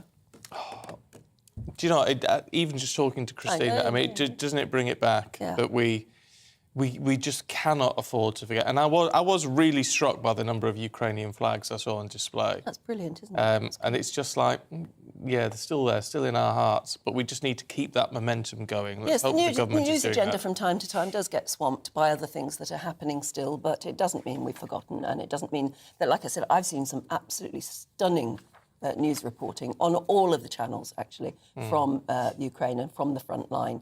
And I've no doubt those reporters are still working really hard at it. Yeah. Now, let's return to the Jubilee, because we're on day 3 already of those celebrations marking 70 years of the Queen's reign. It's been quite a trip down memory lane for some people, recalling the Queen's milestones of days gone by. One of our GB viewers, Philip Austin, joins us now to reminisce about the Queen's coronation. Hello there and good morning. Good morning. Good to see you. How are you this lovely morning? And it looks like quite a nice bright morning outside. It's not bad here, is it? Yeah, it is. It's a bit overcast, but yeah, the sun's shining. Yeah. Now, I've got to say, you must have only been a little nipper when the Queen was crowned, surely. Do you still have little memories of it, though? That's right, exactly. I was just 4 at the time. And I remember we had a street party. I lived on an estate in Leicester called New Parks Estate. And Glazebrook Road it was. And each of these roads on the estate had a little green. And all these tables were laid out. We all got marched down there. And I guess there was jelly and potted meat sandwiches or something. But yeah, there was a race at some point. And this little 4-year-old Philip Austin ran the length of the green. And at the end, somebody put a little green plastic racing car in my hand. And I always remember that point. And I've seen pictures of these racing cars. They really are very crude. Little bits of polythene with clip-in wheels. But it's funny how you remember these little things, isn't it? Isn't it strange how that has stayed with you all of these years, this little plastic really car? Weird. I bet you haven't still got it, have you? No. I've seen them on eBay. I mean, you can still buy them, but you know, they're 1950s plastic toys, and they really are very crude compared to modern toys. Yeah, they must have been the first bits of plastic. Sorry. No, well, sorry to you. There's obviously a bit of a delay and we're cutting each other out. But, I mean, do you feel nostalgic for those days? I do, yeah. Things seem to be a lot better in some ways, but not in others, I guess. Our estate had lots of hard-working people, like miners and engineers and construction workers. And I guess the pay couldn't have been very good. Not many people had cars, as I recall. You could play out on the road quite easily, quite safely. But we seem to have lost something since then. Everybody's got a little bit more wealthy. We're all earning more. We've all got cars. But are we happier? I'm not so sure. I was going to say, Philip, is that about a sense of community, do you think? Have we lost a bit of the community spirit? I think we have, yeah. I look down our road and I can see a few little bits of bunting around, but you'd feel odd to put flags in front of your house, I think, these days, because not many people do it. I think it's exactly what you said about the ability to play in the street. Because when I was a kid, where I was brought up, there weren't many cars. And you didn't have to close off the road. The kids just played in the street. And people's dogs were out. I mean, and not every dog was on a lead in those days. And you knew the neighbours' dogs as well as you knew your own. And the ice cream van would come round, you know. And life was just slower, I think. Yeah. But never mind. This is progress, isn't it? Well, I suppose it is. We've got to adapt. But yes, a slower pace of life. It's what we go on holiday to sort of manage now, is a bit of a slower pace of life. Look, what have you thought of what we've seen so far of the celebrations? Do you think they've been? I mean, it's been particularly, I thought, on Thursday, and actually seeing Her Majesty was something special. Yeah, I think you've done a great job. Unfortunately, I was outside in my front garden for most of Thursday trying to fix a motorhome that I've just bought. Had a problem with it, but everyone else was indoors, but I was damn sure I was going to try and fix this canopy that was jammed on the motorhome. Well, you could have been listening to us. You could have been listening to us on the radio. Don't forget that. I could have been. Actually, I had the television on in there, and I saw little bits of it now and again. It's really good. Thank you. Yeah. You did a great job. I've got to ask about the motorhome. Actually, where do you like to head off on? And where do you like to head off on in that? Where's the favourite destinations? Because I'll tell you why. I'll tell you why, Philip. Because I've been someone I know got a motorhome, and I've been looking at it longingly and wondering where we could head off in a motorhome. It sounds like a lovely way to do a little holiday. OK, we've been to Skeggy a couple of times. You know, Skegness, only because it's an easy run from Bedford. But also, we last year we did a grand tour. We intended to set out for a month, and we actually came back after 3 weeks. We were going to go and not actually book anywhere in advance and just do it on spec. And we got as far as Whitby. And then we went across into almost up to Scotland anyway. And then we went down to Derbyshire and across to Wales. But I found it was really too much driving and too difficult to try and book places ahead because everyone had booked these sites up. But this is a big problem with COVID, you see. A lot of people have bought motorhomes recently because it's a way to take your family out and on holiday. The reason we bought a motorhome was quite different. I'm a celiac. I have celiac disease. And as such, I can't eat wheat, gluten. And a lot of places you go on holiday, we've done lots of package tours. A lot of places you go to, it's dead easy to get burgers and hot dogs and things and pizzas, but no good for me at all. Yeah. So going in a motorhome, you can stock it up with diesel and wine and just sail away into the sunset. Yeah. That's a bit nostalgic, isn't it? Oh, it It's sounds you lovely. can't, you can't just park in any old lay-by though. That's No. illegal. You have to go on proper sites. Yeah, so it's good. We've only just started doing it. That's from last year, and this is our second motorhome. Brilliant. We need a better sleeping arrangement. Yeah, you But get out and about it's in our going to be great... fun. Yeah. Get out and about in our great, beautiful Great Britain. Yeah, love Anyway, it. Yeah. Well, it's lovely to meet you. And thanks for Yeah, and watching you us. both. Thanks, Thanks for thanks, watching us Steve. and getting in touch. Really good to hear Thank from you. you. Thank you. Okay. I hope you got your canopy fixed. It's interesting about motorhomes becoming more popular again because apparently COVID had that effect as well because a lot of people either bought them or rented them as places to put relatives because they had to isolate. Yeah.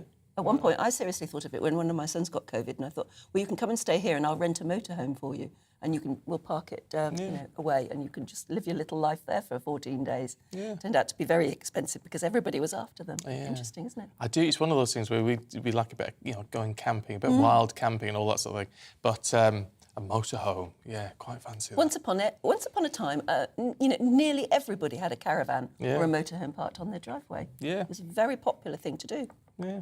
Sort of gone out of fashion, but coming back in again, Maybe. thankfully. Oh, it's nice to talk to Philip. Bedford's a lovely, I don't know if it's a city or a town. It's a lovely spot. Yeah. Lovely walk down the river in Bedford. Yes, it's gorgeous. it is. It's gorgeous. Oh, anyway, if you want to get in touch with us, gbviews@gbnews.uk, and perhaps we'll manage to squeeze you on the telly and the radio as well. Yeah, maybe you're the proud owner of a caravan or a motorhome and you can tell us all your stories. Oh, that'd be nice. Look, we've got plenty more to come, including all the latest news and tips for Derby Day.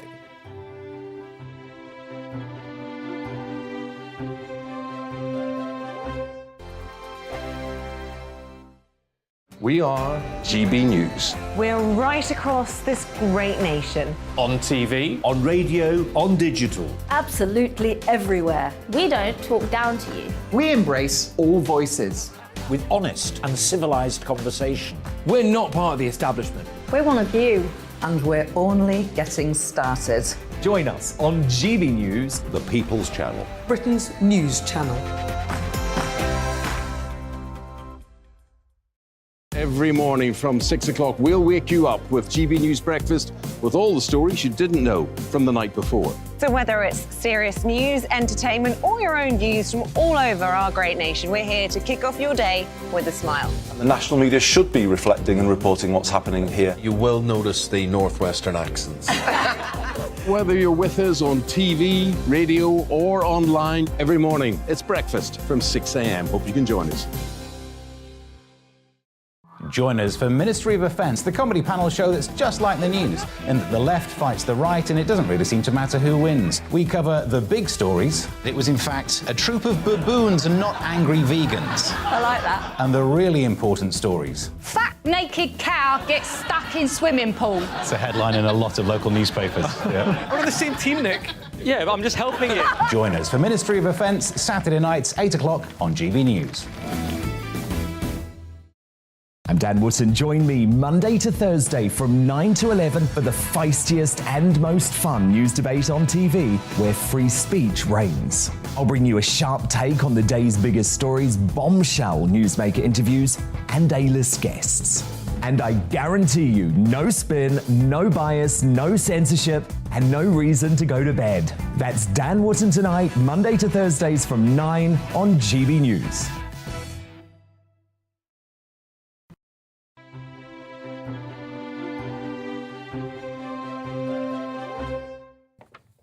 It's 7:33. You're watching and listening to Breakfast with Stephen, Anne and Aidan. Yes, because Aidan's here to tell us what's going on. And, of course, we've been talking about the derby, so I suppose we ought to start with that. Actually, UEFA, though, is probably top of the sports news. Yes, I would say so. I mean, finally, and yesterday we got an apology from UEFA. We discussed at length, didn't we, last week about the trouble, the disturbances outside the Champions League final around Paris.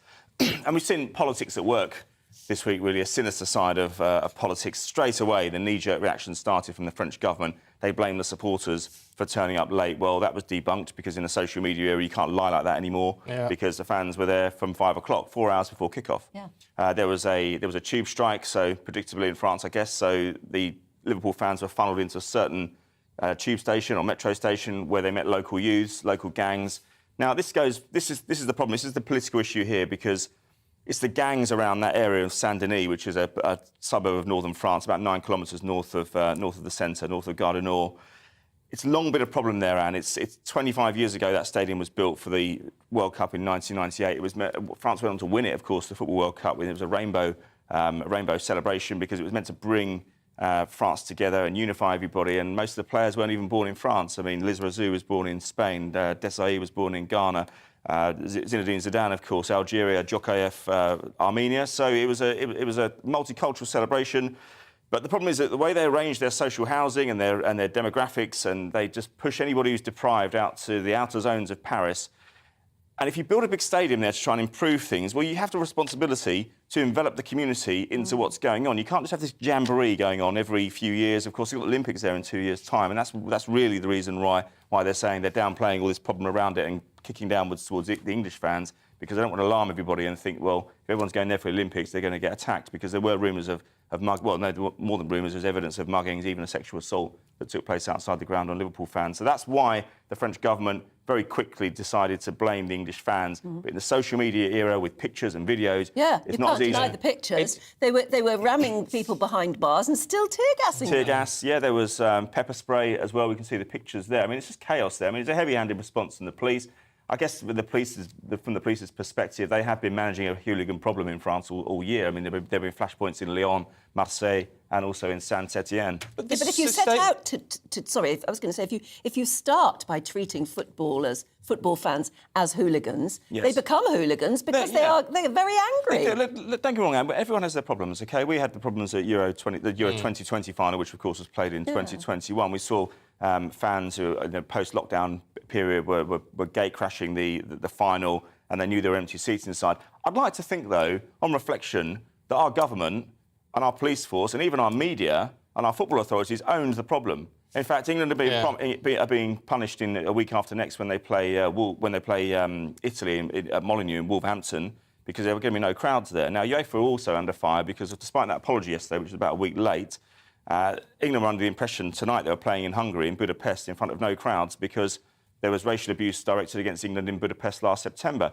There's going to be 30,000 people in there because the Hungarian FA have invoked Article 73 of the UEFA statute book, which says that you can have a crowd in there in the absence of the adult fans as long as they're children and they're accompanied by an adult. So it'll be 30,000. So the punishment was that England would go away to a hostile environment tonight, but with no crowd, they'd have an advantage of it. That's the punishment. But even with 30,000 kids in there making a noise, it's not an ideal situation. But apologies. I'm sorry, Stephen. I keep cutting across you. You go. No. I was just going to say the apology is sort of apologised to Liverpool and Real Madrid fans. I mean, well, this was aimed at Liverpool. It was, but there were problems. Real Madrid reported problems afterwards as well. So the problems were the local youths causing problems around the circumference of the stadium, and that's where the police's ire and that's where their resources should have been directed towards. Now, obviously, you can't solve the problem of enveloping a whole social community into a footballing event overnight. That should have been done over a period of years. But if we're talking about the actual incident on the evening, as I say, with everything that the French government and the Interior Ministry and the Sports Ministry said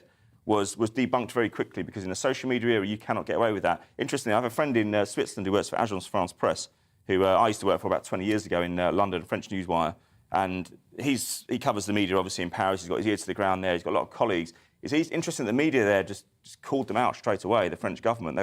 Macron's quite in a good position at the moment. He recently won his election, but immediately the media was saying, this isn't Liverpool fans. We all know what goes on in Saint-Denis. You're just relying on the wider European network, not knowing the problems and not really having their ears to the ground in terms of parochial matters. So it hasn't worked, this strategy. It's really backfired, but it's all about protecting France's reputation locally in the eyes of the Olympic community. It's only 2 years away, of course. That's interesting, isn't it? Should we move on to the cricket? Yeah, if you must. Apparently, I know, I was going to say, it's a bit painful, isn't it? It is. So there's been a new broom in the ECB cricket. We discussed the Ashes a few months ago. Absolute disaster down there in Australia. They've got a new captain, Ben Stokes. They've got a new coach, Brendan McCullum, a new assistant coach, Paul Collingwood. But in the words of Michael Vaughan on Test Match Special yesterday, it's some pathetic batting that's cost England this time. Now, they scuttled... England made 141 yesterday. The last 5 wickets fell for just 8 runs. And now, this is at Lords, of course, so England aren't even travelling. They're expected to have home advantage. But it's the batting. The same problem has reoccurred as it did 6 months ago. Now, it just shows you that you can make changes at the top. But if the foot soldiers you've got going out there are the same people who were there 6 months ago, then you probably don't... If you're not going to change anything on the pitch, don't expect a different result. And they're off. They're underway from 11 o'clock this morning, so they're hoping to get some runs on the board. That finishes on June the 6th. Quick word about the Epsom derby. Epsom derby. I've not really mentioned much on the Epsom derby. I know the Queen's not going to be there. Not going to be there. No. Now, I presume your money, like ours, is on Desert Crown. Well, I'm not. I don't. Come on. I'm not a gambler. I must admit. I mean, I don't see any harm of throwing something. Throwing a weight behind a horse. But I haven't actually. I put one bet on a horse, and that was in 1992. Party politics. 4 days before John Major won the election. Yeah, but you know how you need to do it. Go on. This betting, because I'm not a betting man. No, you just go for a nice name. No, well, you go for a nice name. Then this you need to learn from Paul Coit, who was in yesterday, and we both said we don't know how to put bets on really. So he put the bets on with his own money, and if we win, it'll take our stake out of the winnings. Well, he's going to take a commission. But I don't know. But I don't know if he's how we're going to pay him if we lose. No. You said a funny name, though, Anne. Ignore him. You said a funny name. That in 1992, I backed party politics because it was 3 or 4 days before the general election. And of course, John Major came. And how much did you win? £15. Yeah. It didn't. I mean, it didn't change my life. No. But even 1992, that was a lot of money. Fair enough. Oh well. The Queen will be having a flutter, I'll bet. Oh, I bet she is. We'll catch up a little bit later on. Cheers. Thank you. Yeah, do stay with us. We've got plenty more to come, including if you're worried that your Jubilee barbecue might be rained off, we've got lots of tips on how to host a wet barbecue.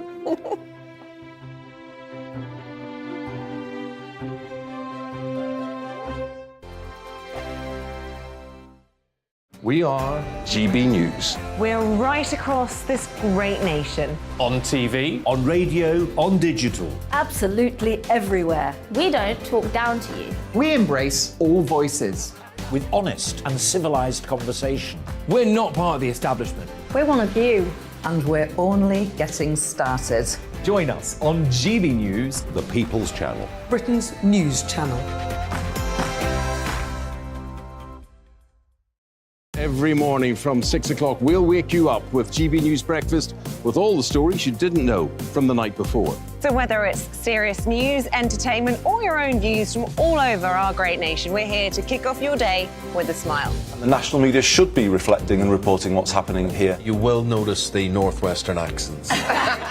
Whether you're with us on TV, radio, or online, every morning, it's breakfast from 6 a.m. Hope you can join us. Join us for Ministry of Offence, the comedy panel show that's just like the news, in that the left fights the right and it doesn't really seem to matter who wins. We cover the big stories. It was, in fact, a troop of baboons and not angry vegans. I like that. And the really important stories. Fat naked cow gets stuck in swimming pool. It's a headline in a lot of local newspapers. Yeah. We're on the same team, Nick. Yeah, but I'm just helping you. Join us for Ministry of Offence, Saturday nights, 8 o'clock on GB News. I'm Dan Wootton. Join me Monday to Thursday from 9 to 11 for the feistiest and most fun news debate on TV, where free speech reigns. I'll bring you a sharp take on the day's biggest stories, bombshell newsmaker interviews, and A-list guests. And I guarantee you, no spin, no bias, no censorship, and no reason to go to bed. That's Dan Wootton tonight, Monday to Thursdays from 9 on GB News.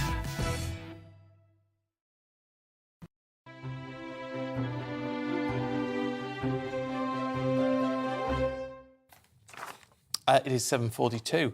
Let's have a look at some... Well, actually, before we have a look at the papers, just this one from Keith, who's been in touch. Morning, Keith. I was 3 years old on Coronation Day. Mum and Dad bought a TV to watch the coronation. It is one of my first memories. Wow. Lovely. Love it. I love those memories. Must have been quite posh to be able to afford a television. Yes, you must have been. Very unusual. My granddad built one. Because he was a sparky at the shipyard, and he bought. You could buy to watch the coronation. To watch the coronation. Yeah. And as I was saying yesterday, my dad made one out of a cathode ray tube. Yeah. And, and still all the neighbours came and watched it. Yeah. It was about that size. Was it that tiny? It was a tiny little, like a square inch on a cathode ray tube. Wow. And it must have been green and white, not black and white. Yeah, probably. Mm. Something else. How we've moved on. Let's have a look at the papers then. We'll start with the Times. It has the Archbishop of York saying you are still in the saddle as he led tributes to the Queen yesterday. She would have liked that. The Express continues on that note saying we give thanks for her 70 years of service. The Mail describes the feud between the Cambridges and the Sussexes as painfully distant with no signs of reconciliation. And Boris Johnson has apparently told his party, no, not that one, the Conservative Party, that without him they will lose the next election. Gutted, says the Star, as dumped lovers learn that beer bellies are apparently not sexy. Breaking we'll learn more news. About that, shall we, in a few moments. Dawn, everybody's having a barbally. A barbally? A barbally. I've invented a new word. I love that. Jubilee Barbally. Barbally. I love that. Oh, I like that too. I'm making a note. Barbally, right. Barbally, yeah. Let's talk barblies. Let's talk parties, because everyone is having a party this weekend, aren't they? Yeah. And, you know, I think if ever anyone deserved it, we all do. I mean, it's been a grim 3 years. So, more than 85,000 big Jubilee lunches are being held. Some have already taken place. Most are taking place tomorrow, including, I was just reading, UK's longest ever Jubilee Street party with 555 tables spread over almost a mile between the villages of Goring in Oxfordshire and Streatley in Berkshire. That's going to be something. That sounds amazing. And even the Beckhams are holding a street party. I should imagine it's a very select street party. Yes. My invite's obviously lost. It's for inspirational people. Oh, right. Yeah, so it's all. You know what? I really love the feel-good factor. And it's not even about particularly the royal aspect of it. It's just an excuse to have a party, to hug everybody. And after the 2 years of, you know, the pandemic and not hugging people, and obviously all the horrors that are going on in the world, I just think the opportunity to get together with your family, your friends and your neighbours and just have a nice time. Yes. You know? But, I mean, we can rely on the great British weather as well, obviously, in part of the country. The south tomorrow, it's not going to be good, but up north, you could go home and see the family and have a knees up, Stephen. Well, let's hope there is a little glimmer of sunshine somewhere. Yeah. But even if it's chucking it down, I still think most people will just get on with it. I'm gonna get me Union Jack umbrella, my waterproofs, and eat more cake. Yeah, why not? Why not? British Barbally. I've started looking like a cake. But Emma, the Times are reporting on something called long social distancing. Yeah, this is really interesting, especially with Dawn talking about hugging people, because we've heard about long COVID, and this is long social distancing. Apparently, despite the fact that cases of COVID are at an all-time low, despite the fact that all the booster coverage and everything is very high, and that all major restrictions have been lifted, a third of adults are still practising social distancing in some form. So about a third are avoiding crowds, big crowds, no parties, no hugging, and about half of people are still wearing masks in some situations.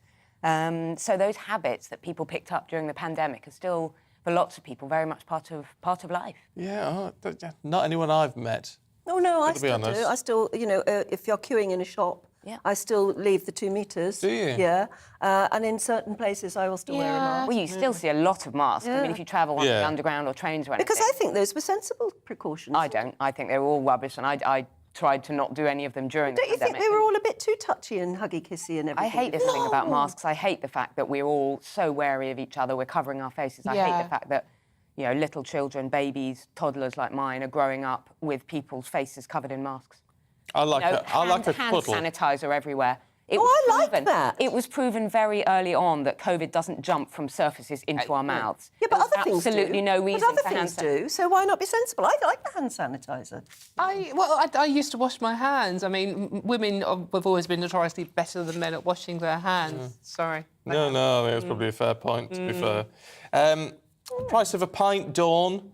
This is in the Financial Times. If you're in the capital, it can cost as much as £8 a pint. Yes, indeed. I mean, this is absolutely... I've lost my story, so I'm going to tap dance for you this one. But basically, yes, the cost of living is pushing the price of a pint up. But in the capital, as you was pointed out, it's nearly £9 a pint now. But I think I've been paying that for quite a bit in any case. Yeah, and up north, I think the average is £3.60. You could buy a round, and it's literally £30 or £40 for, you know, 3 or 4 drinks. It really... Or you can buy a glass of wine, and it's basically the same as a bottle. I mean, you could have a cocktail for that price. Well, yeah, absolutely. But this is the thing. I mean, it's like, you know, no one ever goes, well, very rarely goes into a pub and says, right, OK, well, it's cheaper to have the bottle of wine than it is a glass. I mean, I went into a pub chain that should remain anonymous, and it was Sunday morning before a football match. And I said, I'm just going to have a glass of wine because it's very early, it's a Sunday, and I'll go to football. And the bloke behind the bar literally said to me, he goes, much cheaper to have the bottle, love. So I ended up, and honestly, Anne, it was like looking at me. It was like midday on a Sunday with a bottle of red wine in front of me. It's a good excuse, and she's sticking to it. Yes, thank you very much. But yeah, pints are more expensive. Well, maybe this is a good thing because otherwise you end up with a beer belly. Yeah. Now this is the Daily Star. The front of the Daily Star. It's quite a depressing story for those people that have maybe overindulged a little bit over the Jubilee. But apparently, millions of people are dumping their partners because of the beer belly. So 1 in 7 men have been dumped over their spare tyre. There's a really sad picture of a fellow. I feel sad for the guy who had to model for that one. But I did tell the husband not to do it, but he insisted. I was going to say, it looks like my ex. Jelly bellies are a major turn-off. Actually, surprisingly, the article does say that men are more likely to dump women over weight gain. But, I mean, who knows? It's sort of a few percent here and there. But, I mean, obviously, on a more serious note, obesity and rates of overweight troubles are increasing in the UK. So this is a serious issue. I've always been very surprised because I've always worried about my weight. You know, I go up and down a fair bit like a lot of people.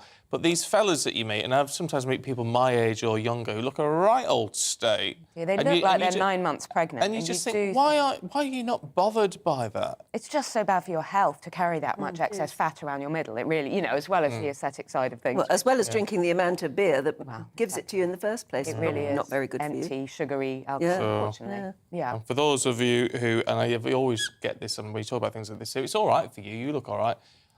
I'm permanently on a diet.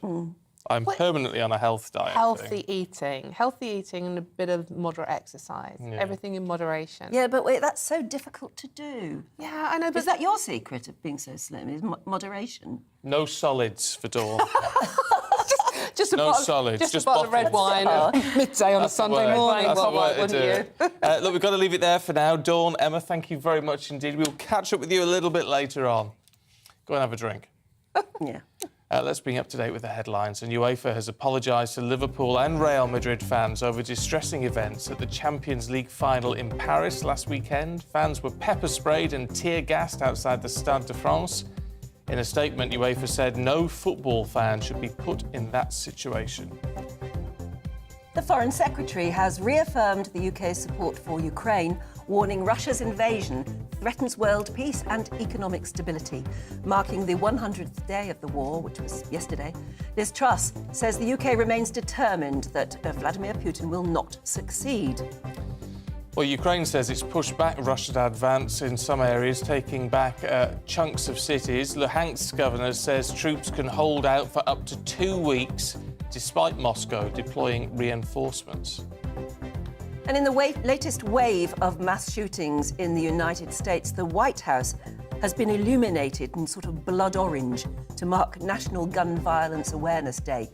It comes as President Joe Biden is urging Congress to ban assault weapons and expand background checks.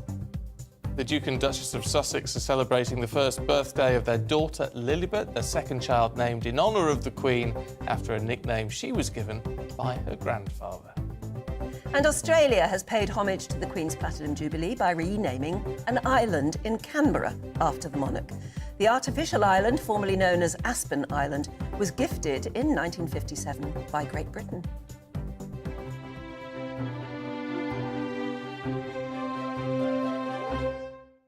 Now, many of us will take to the barbecues this weekend to celebrate the Jubilee, but of course, we can't always rely on the sunshine. Butcher and chef Simon Maynard has joined us in the studio now to give us some tips on how to make a barbecue work in the wet weather, but also, hello. You've brought in some enormous slabs of meat. I don't know if our cameras can see them where we put them there behind the flowers. We'll have to move those flowers. Yeah. Oh, yeah, that's right. Move them out of the way. Let me grab this one. There These we are go. enormous. These are great big things. Ooh, careful of the orange juice. It's going to. Give it to me. Oh, there we go. Rearrange everything. Yeah, no, we started out yesterday saying everybody is going to be wanting to host a barbecue this weekend. And we're also wondering now how on earth they're going to, given the cost of living. People are going to say, it's too expensive buying great, enormous slabs of meat like what you have brought in. Well, absolutely. And sort of being in the butchery trade, I'm seeing, obviously, price increases going through the roof. Obviously, primal cuts, what we classify things like your sirloins, your ribeyes, top sides of beef, it is horrendously expensive now. So really what we're kind of looking at in the butchery that we're doing is what I classify as more secondary cuts. And bigger cuts as well. So rather than going into the butchery and say, I'll have 4 sirloins, looking at something that's slightly different. So I just brought some examples along with it. So what have we got? Yeah, so let's start with the beef. So the beef we've got here is one of my favourite, actually. It's skirt steak. So if we go back... that's the darker looking cut that we can see at the moment. That's this one here. I mean, that's an enormous slab of meat. It's a what steak? It's a skirt steak. So it comes from basically the flank, or the belly in effect. Traditionally, it would have been used as a Cornish pasty cut, or it would have been used as a braising steak. But what's happened over the years is that it's kind of flipped itself on the head, and it's actually become really great frying steak. Cooked as a piece, it can be sliced against the grain. And then, used ideally on the barbecue, marinated. It's absolutely amazing. And what's the price difference sort of thing, though? You're 60-70% cheaper than your sirloin steaks or your ribeye steaks. Given that it's a secondary cut, though, does that mean you have to take longer to cook it? Or you said marinate it. Does that help soften it up? Yeah, of course. I wouldn't say it takes much longer to cook than an average sort of primal cut. The key to the skirt is actually just the way it's cut once it's cooked. It's got a really long grain that runs all the way down. So ensuring that when it's cooked, it's cut against that grain. It's like a piece of wood, really, when you're cutting against the grain. I actually find it really, really tender.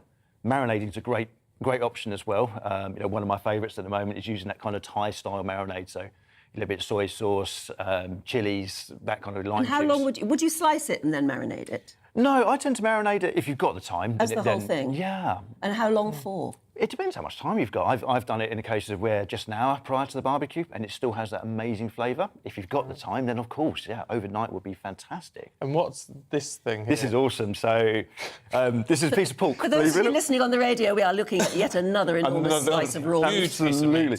OK, so this is, again, a relatively new cut around for me. So this is from the shoulder of the pork. Right. So, as we know in the trade, neck end of pork, predominantly a slow-cooked piece of meat that you would, again, in America, ideally pulled pork, chuck it on a barbecue, long slow. This is a muscle that sits inside the shoulder. A lot of people sort of would have known it as collar, and going back sort of with collar bacon.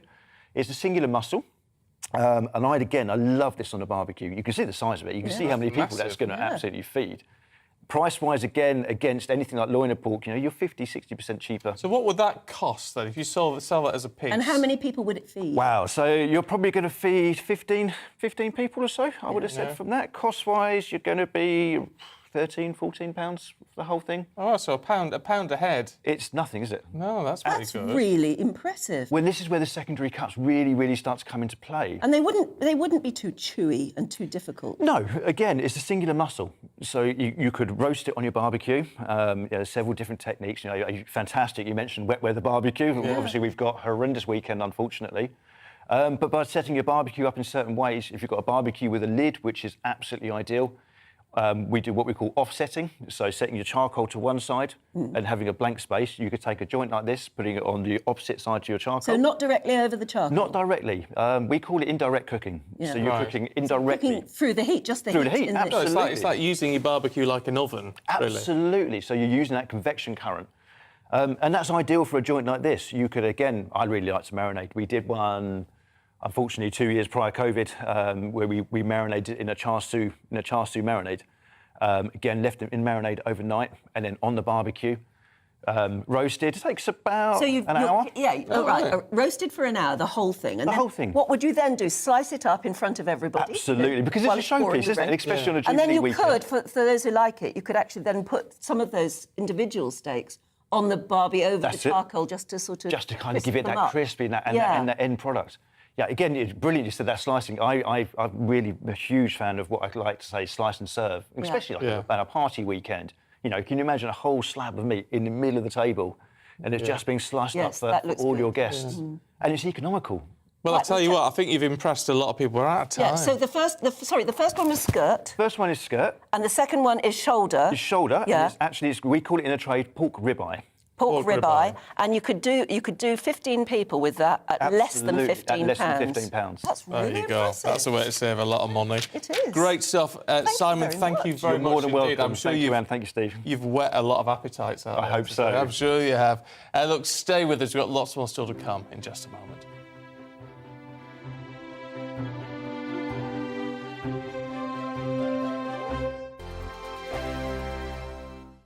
We are GB News. We're right across this great nation. On TV, on radio, on digital. Absolutely everywhere. We don't talk down to you. We embrace all voices.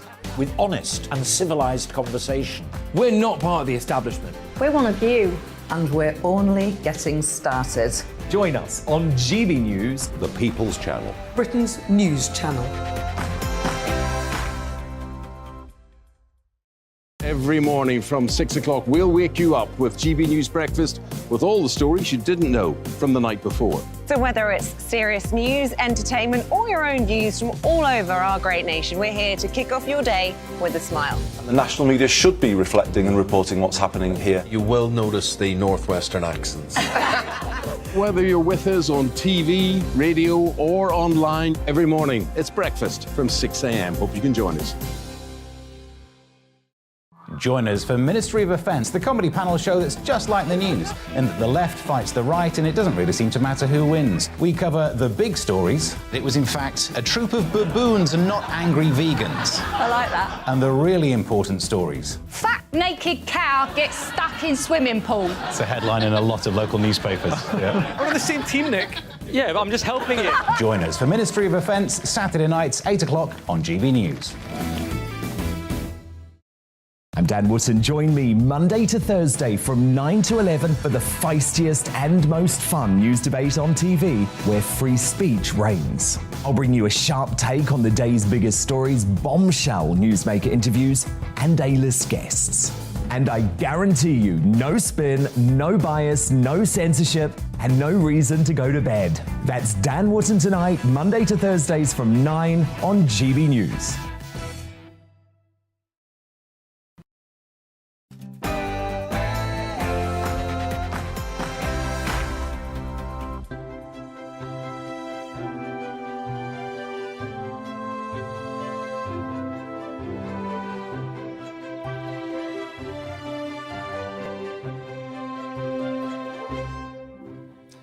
The Queen will miss the Epsom Derby today for only the third time in her reign as senior royals tour the UK to meet the public.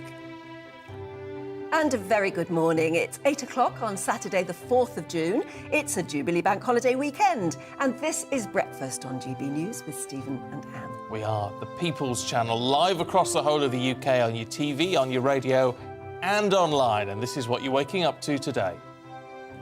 Well, one of her favourite moments in the racing calendar, the Epsom Derby, is going to go ahead today, despite Her Majesty having to skip the event because of those mobility problems. It's expected she will watch, however, on television from Windsor Castle. Meanwhile, the Duke and Duchess of Cambridge are going to be in Cardiff today as they meet crew members behind a Jubilee concert being held at Cardiff Castle. The Earl and Countess of Wessex are attending a big Jubilee lunch in Windsor. And staying with the royal theme, later in the show we're going to be joined by none other than the lady who has played the Queen in so many movies, including Naked Gun and National Lampoon's European Vacation, the one and only legendary Jeanette Charles.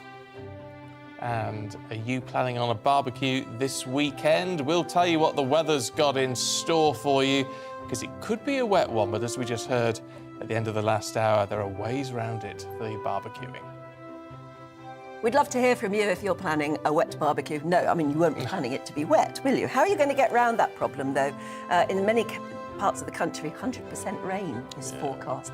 So we'd love to hear what your plans are, whether you're going to change them and all the rest of it. GB Views at gbnews.uk.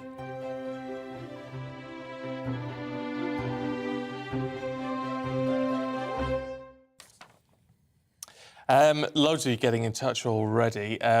Looking at actually what happened yesterday in the service, which of course the Queen couldn't attend, sadly. Damien's been in touch. Morning to you, Damien. He said, my favourite part of yesterday's service was hearing Boris's lovely Bible reading. I'm sure it would have put a smile on the Queen's face watching it at home. Jonathan says, I just feel a little sad that as this weekend is meant to be about our wonderful Queen, I'm not a big royalist, but proud of being British and our tradition. There is a time and a place for booing the Prime Minister, if you are that way inclined, but at a service at St Paul's, that's not the time. Yeah, I would agree with that, really. It wasn't about him. It wasn't about him, no. There is a time and the place, and no, I would agree with you totally and also, on that, don't you have to Jonathan. respect the position, especially at a time like that, rather than the particular person. I mean, he is her Prime Minister, and it was all about her, and it was right that he was there. Yeah. Christine said, Kate looked beautiful as ever, regal, dignified, and every inch the Queen she will become in time. I thought so too. I thought she looked fab. Oh, Sarah's been in touch. You're an interesting person, Sarah. She said, the highlight of my weekend is visiting my great aunt, who was a seamstress for Norman Hartnell. The Queen's designer. And was one of the women who worked in the royal workroom making the Queen's coronation dress and gowns for the Queen Mother and Princess Margaret. Wonderful. She must have some memories, Sarah. Wow. Imagine that, working on the coronation gown. Working on it, yes, because it was an amazing thing. Gosh. Wow. To hear more from that. Yeah, lovely stuff. Let's show you these. If you're listening on the radio, we'll have to describe these for you. These are pictures sent in by Chris and Helen Silcock. They were at a street party in Cheadle near Stoke-on-Trent yesterday. Let's see if we can show that. Oh, and I tell you, it's a street party that is packed. Gosh, it looks like a street market, it's so busy. But there is a long table, or a long row of tables going down the middle, and lots of bunting all over the place. And and they've covered some of the bollards in knitted Sort of red, white and blue. Yeah, that's brilliant. Really, There's really some nice. real thought been put into that. I hope you had a really good time. And you see, and that's the sort of event that will really bring a community together, which is what this is meant to be. And the Queen said that's what she wants this to be about. Yeah. I think that's really lovely. Really, really lovely. Any more pictures that we can describe to our radio listeners, send them through and we'll do our best commentating over those. Any more pictures of bollards covered in what look like very, very long tea cosies? Someone has done a lot of knitting. They really have. Yeah, fantastic. good on you. See, a lot of thought's gone into it for a long time, and that will make the Queen very proud, I think. I'm sure it will. Now, of course, the Queen will not be attending her favourite horse racing event, the Epsom Derby. She is going to watch it on TV, though, so we're told. The 96-year-old monarch was also not at the Thanksgiving service at St Paul's yesterday after experiencing some discomfort during the flypast on the balcony, when she was on the balcony of Buckingham Palace. Later this evening, though, the Prince of Wales and the Duke of Cambridge, so that's Charles and William, will take centre stage to pay public tribute to the Queen during the planned star-studded Jubilee concert. Well, our royal reporter, Cameron Walker, joins us now from Buckingham Palace. Good to see you this morning, Cameron, where that huge concert tonight is going to be taking place right behind you. Good morning. It certainly will do, Stephen. Good morning from a very wet and rainy Buckingham Palace, I have to say. But we're hoping that the forecast will improve by the time that concert takes place tonight. But as you said, the Duke of Cambridge and the Prince of Wales are expected to speak separately on the stage just to my left for the concert tonight, paying tribute to Her Majesty the Queen. As for Her Majesty herself, we're not expecting her, perhaps, to be at the concert tonight. It is going to be very loud and it's very long and it goes on for very late. Equally, she's not going to be at the Epsom Derby this afternoon. We were told that by Buckingham Palace yesterday. We are told, however, she will be watching it on the television. Another notable thing to add for today is it's Lilibet's first birthday. That's Harry and Meghan's youngest daughter, and perhaps Her Majesty the Queen, she lives very, very close to Frogmore Cottage, wherever Duke and Duchess of Sussex are staying, could perhaps go and see her great-granddaughter on her birthday. Now, other things that are going on today, the royals are going out and about across the UK throughout this whole Platinum Jubilee weekend. So the Duke and Duchess of Cambridge are going to be at Cardiff Castle talking to performers at a concert that they are having this afternoon. So they'll be doing that. The Earl and Countess of Wessex we are expecting at some point to visit Northern Ireland this weekend before they attend that big long walk street party at Windsor Castle tomorrow. And yesterday Princess Anne was in Scotland. She visited Edinburgh Zoo along with her husband, Vice Admiral Sir Tim Lawrence. So I think the royals are very much trying to include the entire country in the Jubilee celebrations. There's a sense that that's working, isn't there? When we look at all the street parties and things and the pictures that were being sent, there does seem to be a real sense right across the country that people are wanting to take part in that. They are wanting to celebrate Her Majesty and also celebrate their own communities. I think you're right, Stephen. Yes, I mean, I was looking at those pictures that you were referring to a few minutes ago, and that street party looked absolutely fantastic. Clearly, there were people camped out on the Mall days before trooping the colour, and the crowds were packed right down the Mall and all around Trafalgar Square in London. But you're right, elsewhere, there's street parties happening. The village where I grew up has several events as well, and I've been seeing pictures of bunting hanging up on local villages and towns right across the country. And then, of course, tomorrow, Stephen and Anne, you are in Codsall near Wolverhampton for a big Jubilee lunch and party that GBNews is putting on. So, yes, a lot of celebration, I think, across the country. And I think it just shows just how popular the monarchy still is amongst the British people. Yeah, we're not actually putting on that party, but we are going to witness it. And we're wondering what's going to happen because rain is forecast. I think we're going to be quite safe, though, for tonight in the Buckingham Palace area for the concert, aren't we? I don't think rain is forecast there. Have you checked at all, Cameron? So the Met Office keep changing their weather forecast. I think a couple of days ago they were warning of thunderstorms potentially putting a downer on things for the concerts tonight on Saturday. But it looks as if that rain we're going to get now-ish, because I keep seeing little bits of heavy rain, but also into the early hours of Sunday morning they are expecting thunderstorms. Tomorrow, but I think the biggest issue, I think we might avoid it for the concerts tonight on Saturday, but the biggest problem weather-wise will be tomorrow for the Jubilee pageant, which is expected to take place in central London from Westminster Abbey up Whitehall and down the Mall towards Buckingham Palace. There we are expecting extremely heavy rain at the moment, but hopefully it won't put too much of a downer on the spirits of the people performing and indeed the crowds gathering to watch.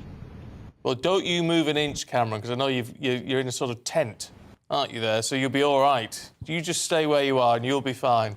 We'll catch up with you a little bit later on. Will. Thank you. Yeah. He's got a great shot. I hope he stays there for the concert tonight. Well, if he's covered, that's the place, covered, that's the place great. for it. That's the ticket to have, isn't it? It is a ticket to have, yeah. But otherwise, I mean, I suppose it's just incredibly British to say we're just going to have a stiff upper lip and get on with the celebrations, even if it's pouring. Quite right, too, I say. All right, well, you can be the one stood out in it. Tomorrow morning. Yes, I will. I don't mind. I'll be undercover somewhere under a very large umbrella. I'll bring a brolly with me, but I'll be out and about and having cups of tea with whoever I can grab tomorrow. I'm looking forward to it. But, I mean, we were so lucky, weren't we? The first day of all was brilliant sunshine. Yesterday, for the arrivals and everything at St Paul's, good weather, so we were able to witness everybody going in and going out and watch all the fashions and things like that, and particularly watch the politics about how people were arranged, where they were sitting, whether they had limos or whether they came in a great big royal coach. It was fascinating to see how well choreographed it was. Yeah, well, we're joined in the studio now by royal biographer Nigel Cawthorne and Pandora Forsyth, host of the Daily Express's Royal Roundup. Good to see you both this morning. I mean, Nigel, what did you make of yesterday? And as Anne said, the sort of the politics and the positioning of everything that we saw in the in the cathedral. Well, I'm rather upset that this Jubilee is kind of overshadowing the Test match. Oh, so that's what I was following the cricket. Oh, I'm surprised at that as a royal biographer. Well, but hang on, we're not doing so well at the cricket anyway. Are we? Well, indeed, it turned out badly in the last session yesterday, but. We're bowling well. It's the batting that's letting us down. Oh, dear. Hope that's not an analogy for the royal family. Well, possibly. Didn't you write a biography of Prince Andrew? I did, yes. And he was notably absent because he apparently has COVID. It was rather... That was incredibly convenient. It was. I mean, but the royal family have a wonderful way of dealing, handling... royal issues like this. At least they didn't have to organise a car crash in Paris. Oh, my Nigel. goodness, please. Nigel. It's too soon? That's too soon. I think far too soon, far too painful at a time when we should be celebrating the Queen.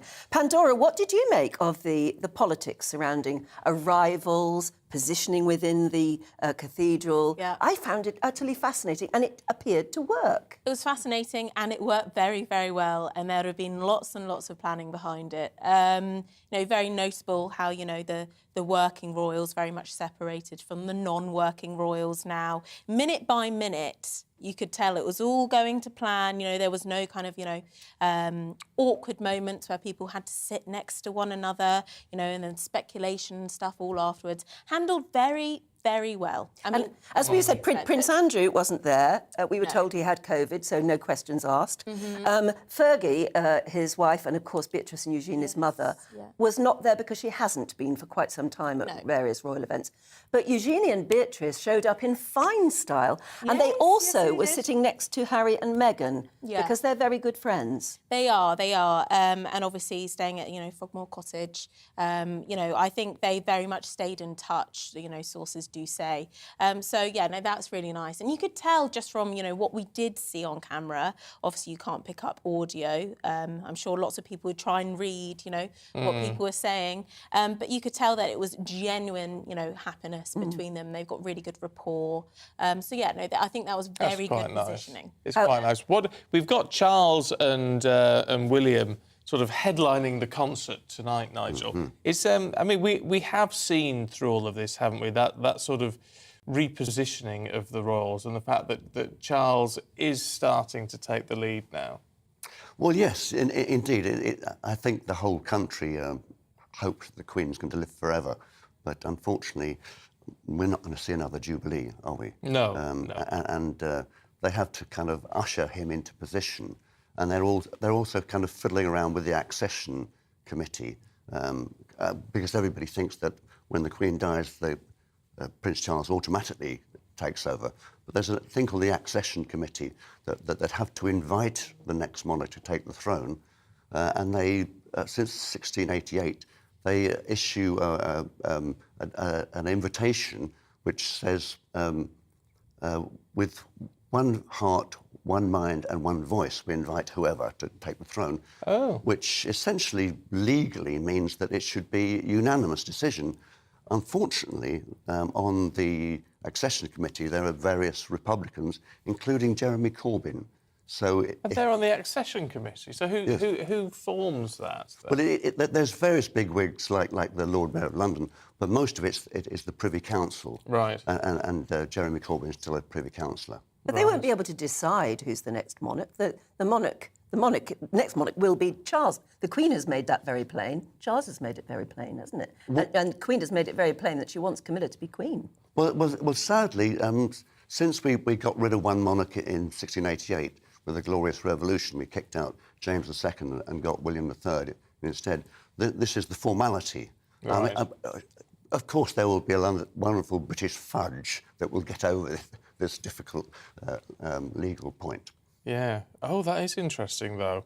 So is it? It's seen as a rubber stamping, though, is it? Well, it has been since then, since yeah. get rid of James II. Yes. Yeah. Oh, that'd Do you be think, interesting. Pandora, there is a... I mean, I found that when they arrived at St Paul's yesterday, Charles and Camilla seemed to be entirely warmly welcomed by the crowd. Yes, and obviously the public opinion has changed over the years, and I think since the Queen has said, she does want, Queen consort for Camilla, I do very much think, they've had various documentaries and stuff, various interviews, and the public opinion has shifted, and you've seen, the Queen is very much, setting up for when, that awful day does happen, which I don't really want to talk about. No, I don't think it's not a good time to mention. It's not a very good time. No. But I think we are very much seeing that happen. They do very much seem to have a very good relationship as well with the Cambridges. We saw that really lovely moment when they're all together, and he blew a kiss as well at the Duchess of Cambridge as well. So they obviously do seem to have a very good relationship, and I think they're very happy at how yesterday went. Yeah, OK. It was a lovely occasion, it really was. Look, thank you both. Been good to see you this morning.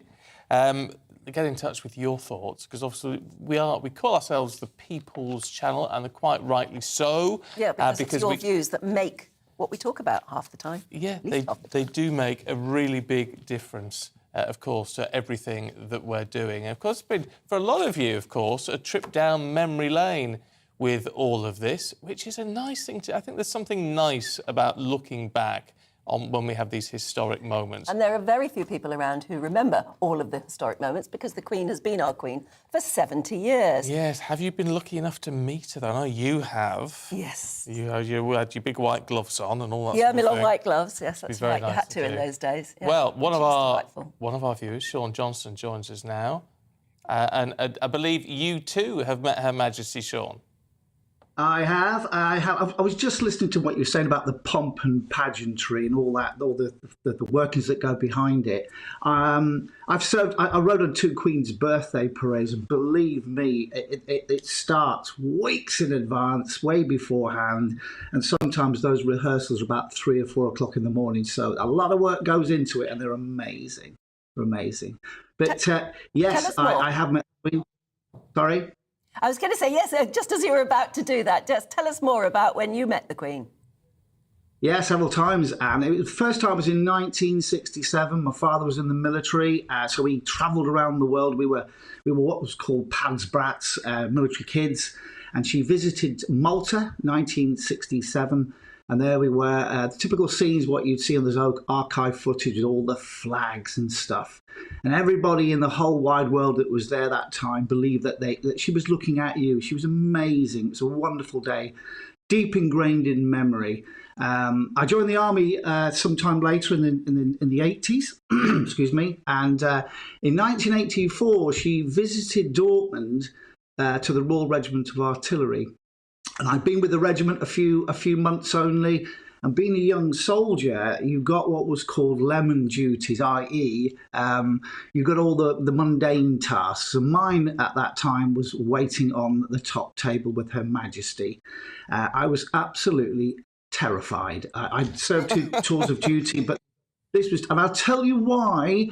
When you have a crash course on how to pour wine, and you hold it at the bottom, and it's quite heavy, and you've had 10 minutes now to do this, I started tapping on the glass. It was going ting, ting, ting, ting, ting, because I was nervous. But people were hushing down now, and as if I was about to say, ladies and gentlemen, here's the Queen. On the contrary, I was terrified. And I know she knew, because she's about 2 or 3 seats away from me, and there was a hush in my immediate area. But yeah, I wondered if I was going to go to a military jail after that, but it was quite funny. I can understand you being terrified. The very idea of spilling wine on the Queen, you can't imagine anything much worse, can you? Terrifying, as you say.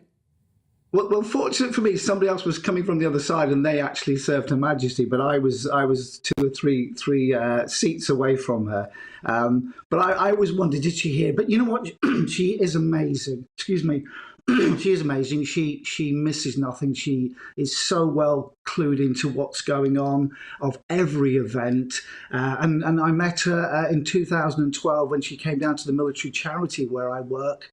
And it was nice to see her again. And I almost wanted to say to her, "Hey, Mum, do you remember me from those years ago?" But I kept my mouth shut. I didn't go into that. Yeah, you don't want to put her on the spot. But look, it's lovely to hear your memories, Sean. Thank you very much indeed. I hope you enjoy the rest of this Jubilee weekend. You're very welcome. Take care. Yeah, it's nice to meet you. Gosh, I bet she gets a lot of that, doesn't she? People who probably are too nervous to speak to her when they're in a lineup, or probably people who say the wrong thing, like, you know, yeah. Do you remember I met you in Derby last month? I tell you who was very good at that, though, who had a very sharp brain, was Margaret Thatcher. She, if you met her 20 years ago, she would bet you she'd remember who you were, or vaguely where she'd met you or something. She never missed a trick like that. No, She's she very, wasn't that very good with attentive. me when I met her. Because I'd interviewed her a couple of times, but she didn't really remember. Oh. And somebody said, "This is Anne Diamond of Breakfast Television." And she said, "Oh, Breakfast Television, yes. I think I've told you this before. I mean, Breakfast Television, yes." She said, "Yes, I never watch it, but I'm on it a lot." It's a fair point. Absolutely. Fair point. It's a bit of a put down, but quite a nice one. A nice one. Look, stay with us. We've got plenty more to come, including a day at the races, because it is, of course, Derby Day.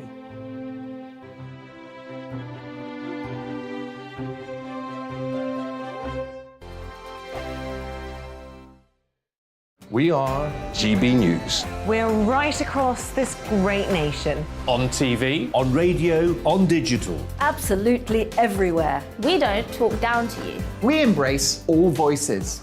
With honest and civilised conversation. We're not part of the establishment. We're one of you, and we're only getting started. Join us on GB News, The People's Channel. Britain's news channel. Every morning from 6 o'clock, we'll wake you up with GB News Breakfast with all the stories you didn't know from the night before. So whether it's serious news, entertainment, or your own views from all over our great nation, we're here to kick off your day with a smile. And the national media should be reflecting and reporting what's happening here. You will notice the northwestern accents. Whether you're with us on TV, radio, or online, every morning, it's breakfast from 6 a.m. Hope you can join us.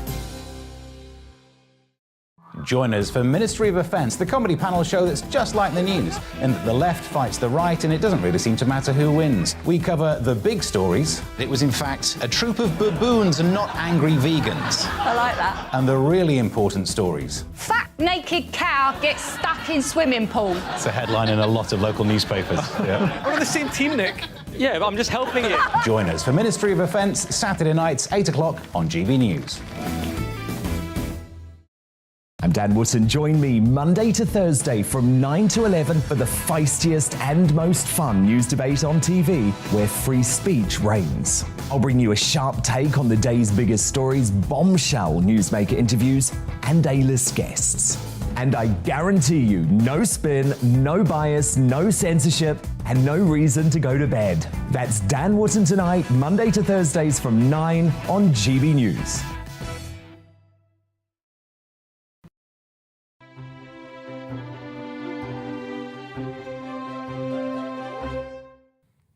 8:25. Morning to you. This is Breakfast with Stephen and Anne on your TV, on your radio and online. Don't forget to subscribe if you're watching us on YouTube.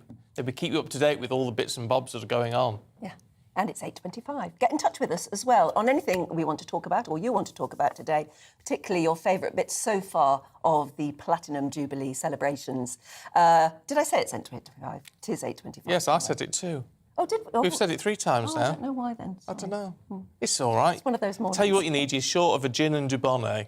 Yeah, that's what the Queen likes. That's what we're told, anyway. What you should be having. Yeah. Now, it is the first Saturday of June. It marks the day of Epsom Derby, with huge crowds of 125,000 people expected today.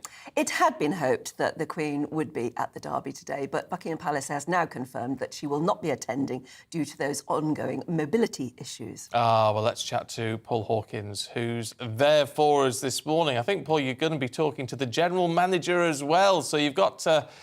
It's quite an important guest down there. Yeah. Simon Durrant is with me. But as you say, the Queen not attending today. That's a big deal because we know Her Majesty loves horse racing. You heard that equine reference during the Thanksgiving service at St Paul's Cathedral yesterday. But we can find out why this race is so important in the racing calendar, and also why the Queen loves it so much. With, as I mentioned, Simon, who's with us now. Simon, really good to talk to you. Thank you for speaking to us this morning. First of all, obviously it's disappointing the Queen's not going to be here, but she'll be watching it on TV, and you've still got lots of stuff happening today to mark the occasion. No, absolutely. Morning, Paul. Welcome to Epsom Downs Racecourse. Welcome to Derby Day, a really special day. And yes, it's unfortunate that Her Majesty won't be joining us today, but we do know that she loves her racing, so we do know that she'll be watching it on TV. And just in case she wants to have an early look at the riders, she'll have the race cards with her shortly to perhaps put a flutter on this afternoon. Yeah, you've already commemorated or celebrated, I should say, the Platinum Jubilee. You've renamed one of the stands behind us now already. That's right. So the Queen stand behind me, it's actually 30 years old itself.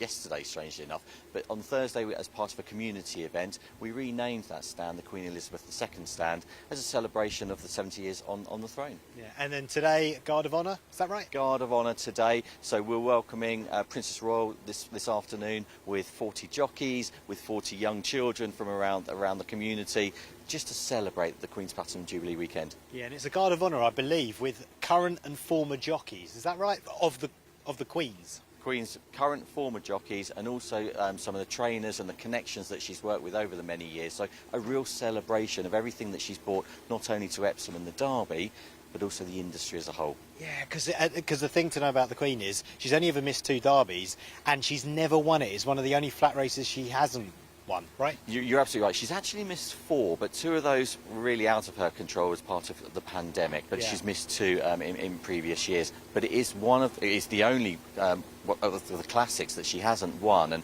unfortunately, it won't be this year either. Yeah, and we're not too worried about the weather, are we? Let's be honest. We're doing the very British thing of holding umbrellas. We should add, by the way, we're holding umbrellas, but we're not going to put them up, are we? Because we're not going to let the weather faze us. We're not going to let the weather faze us. This is going to last probably another 45 minutes, and then we're going to be dry for the rest of today. True British style. We'll carry them, but we won't put them up. Yeah, there you go. Simon, really good to talk to you. Thank you so much. Simon Durrant there, the General Manager of Epsom Racecourse. So just to give you an idea of timings today, the races kick off from 2. There are 7 races, including the Derby at 4:30. Reckon the general public will start to file in from 11, and then the royal family are expected sometime between 1 and 2. Princess Anne, I should say. There's just very quickly, Simon, I was going to ask you, I know we've just said goodbye, Simon, but Simon, you don't think there's an outside chance that the Queen might, at the very last minute, think, do you know what, I feel a bit better today, I might just pop down? You know that better than I. Let's wait and see. Yeah, well, that's the hope anyway. That's the hope anyway, Anne and Stephen. But that's how it's looking here at Epsom today. You never know you look, Paul. I think she'd love to, but frankly, she'll be looking at the skies as well and thinking, no, a bit too cold and nippy, and the chances of rain. I must say, it's so funny seeing somebody actually go to the trouble of taking a brolly with him and then be too frightened to put it up, lest it sort of hex the whole problem. Yes. And bring on the rain. You just have to stand there getting wet. Thanks very much. Paul, thank you. Now, the rain is not necessarily a bad thing, though, if you are a sufferer from hay fever. Yeah, millions of Brits are, of course. They suffer from hay fever particularly badly at the moment. What do you do about it? Don't pray for rain. Dr. Joshua joins us in the studio now with some tips and tricks. Yeah, I mean, the rain will have a good effect on the pollen at the moment. It will. Good morning. Yeah, the rain will help hay fever sufferers at the moment. Hopefully their symptoms will be slightly reduced, but of course it's a lesser of 2 evils, isn't it? We would rather the sun. We would. So what do we do? I never had hay fever as a child. It started when I was about 35. Yeah, I think most people seem to get it between the age of about 20 and 40, unfortunately. And it's just an allergy to pollen, depending on the kind of pollen that you are allergic to. Most people are grass pollen, and that's kind of this time of year, so June, July. There are people that are allergic to tree pollen. That tends to be earlier in the spring. And then people that are allergic to kind of weed and mould pollen later on, kind of autumn time. And really, I mean, there's a bunch of things that we can do, but the main thing is the antihistamines. So because it's an allergy, your cells and your immune cells release all this histamine that causes all the inflammation in your nose and in your sinuses. And so antihistamines are pretty good. We all know Piriton. mainly, but those are the kind of original antihistamines, and they can make you a bit drowsy. So there are some. Well, the early Piriton used to make you a bit drowsy, but I think they've got it better now, haven't they? It still does. It still has that as a side effect, so it's still not best to be taking it and then driving. But there are some second and third generation antihistamines that you can take. I think cetirizine is one of them. I think you can buy those over the counter as well. Loratadine. Yeah, there we go. Oh. And oh gosh, we suffered from really badly in the family, and one of my sons particularly badly, and of course it happens at exam time. Yeah. So I went and had just the oral antihistamines that you can buy from the chemist didn't seem to be good enough. So we went to a private doctor and asked about the injection, and he gave him half the injection load in the sort of March, April time, and then the other half as a booster a bit later on. Did it work? That worked brilliantly. Now, what would that have been? I can't remember the name of the... So that's a steroid injection. So we can escalate treatment. The steroid injection, we'll get to that in a second, isn't available in the NHS anymore for pretty good reasons, but there are conversations around it. But so the antihistamines are good. The antihistamine sprays are pretty good as well. And then you can escalate to things like steroid sprays in the nose, and then if it's really bad, oral steroid tablets. The problem with steroids, and that's what's in the injection, is that it is a drug with a whole bunch of side effects. And so any drug that we give as medical professionals, we need to make sure that the benefits are going to outweigh the risks, right? And steroids themselves can affect your immune system. Steroids can cause you issues with your stomach. They can cause issues with your skin. It's not great to be taking them unless you need to. And an injection is a slow release over the period of about 3-4 months. And so if you're having side effects from it, you can't just stop them. No. So if you were taking tablets, right, and you were having bad side effects, you could stop taking them and they would stop, the side effects would stop. But an injection, you've got 4 months of, for some people, hell, right? And so the actual injection itself isn't licensed anymore to be used on the NHS. You can get it done privately, but it is something that I would kind of, personally, I would kind of advise. Well, in his case, it was very badly needed, but he doesn't need it anymore, only a couple of years of that. And So you've got to avoid the steroids if you're like me, a type 1 diabetic. Well, exactly. It throws your blood sugars absolutely. Anyone that's out of whack. diabetic can't have it. Yeah. Anyone who's had stomach ulcers can't have it. Anyone who's at risk of infection can't have it. So steroids are a big deal. I mean, the best treatment, if we can get there, is immunotherapy. So what you can find out is if you do allergy testing on different types of pollen, so you can find out what exact type of pollen you're allergic to. Yeah. And then you can either get small little injections under the skin or a tablet during the winter before the season arrives, and that can kind of desensitize your immune system in your body to those bits of pollen. So you get used to it, in effect. It's almost like a pollen version of a vaccine. Right. So, and that not to scare people, as I know that word has become a bit of a scare thing at the moment, but they are fantastic.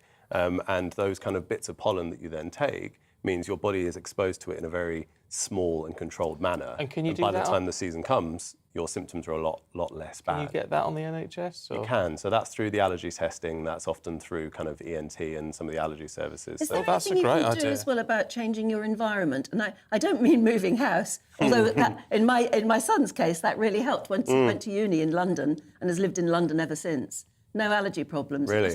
But we lived in the country when he really did have those allergy problems. So maybe there was something about that. But I just wondered about reducing generally the level of, I don't know, carpets in your house or... Well, it's the pollen count. So if the main thing is it's coming in from outside.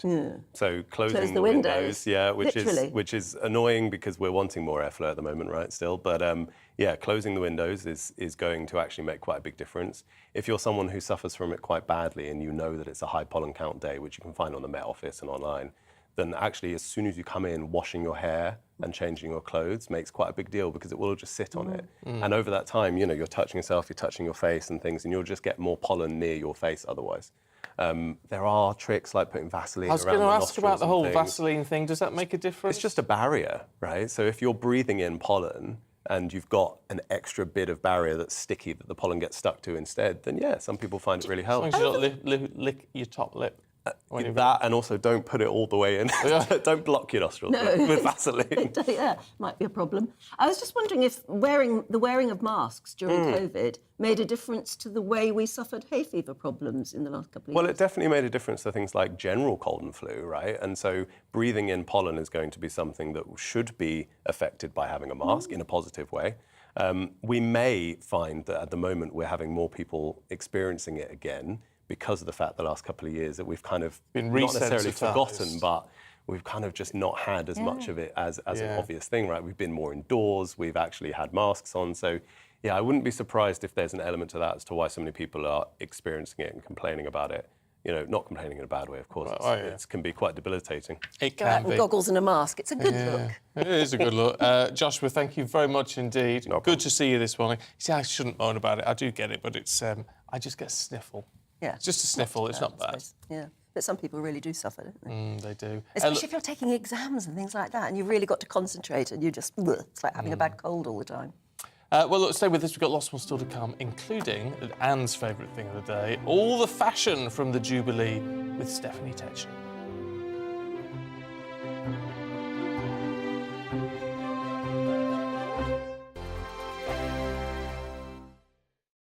We are GB News. We're right across this great nation. On TV, on radio, on digital. Absolutely everywhere. We don't talk down to you. We embrace all voices. With honest and civilised conversation. We're not part of the establishment. We're one of you. And we're only getting started. Join us on GB News, The People's Channel. Britain's news channel. Every morning from 6 o'clock, we'll wake you up with GB News Breakfast with all the stories you didn't know from the night before. So whether it's serious news, entertainment, or your own views from all over our great nation, we're here to kick off your day with a smile. The national media should be reflecting and reporting what's happening here. You will notice the northwestern accents.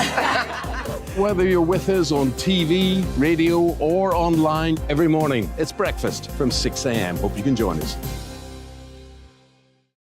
Join us for Ministry of Offence, the comedy panel show that's just like the news, in that the left fights the right and it doesn't really seem to matter who wins. We cover the big stories. It was in fact a troop of baboons and not angry vegans. I like that. And the really important stories. Fat naked cow gets stuck in swimming pool. It's a headline in a lot of local newspapers. We're on the same team, Nick. Yeah, but I'm just helping you. Join us for Ministry of Offence, Saturday nights, 8 o'clock on GB News. I'm Dan Wootton. Join me Monday to Thursday from 9 to 11 for the feistiest and most fun news debate on TV, where free speech reigns. I'll bring you a sharp take on the day's biggest stories, bombshell newsmaker interviews, and A-list guests.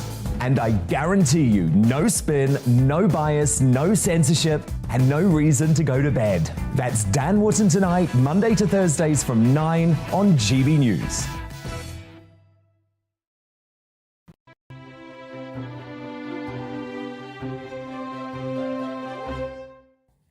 Let's rattle you through the papers at 8:39 this morning. We'll start with the Times. Quotes the Archbishop of York at the service yesterday, saying about the Queen, "You are still in the saddle." It's quite a nice turn of phrase, isn't it? It's a bit weird.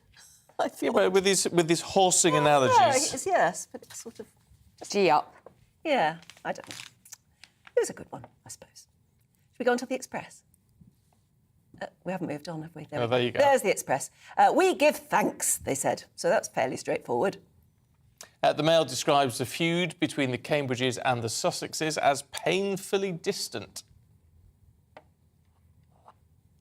And Boris Johnson on the front page of the Eye tells the Tories, without me, you lose.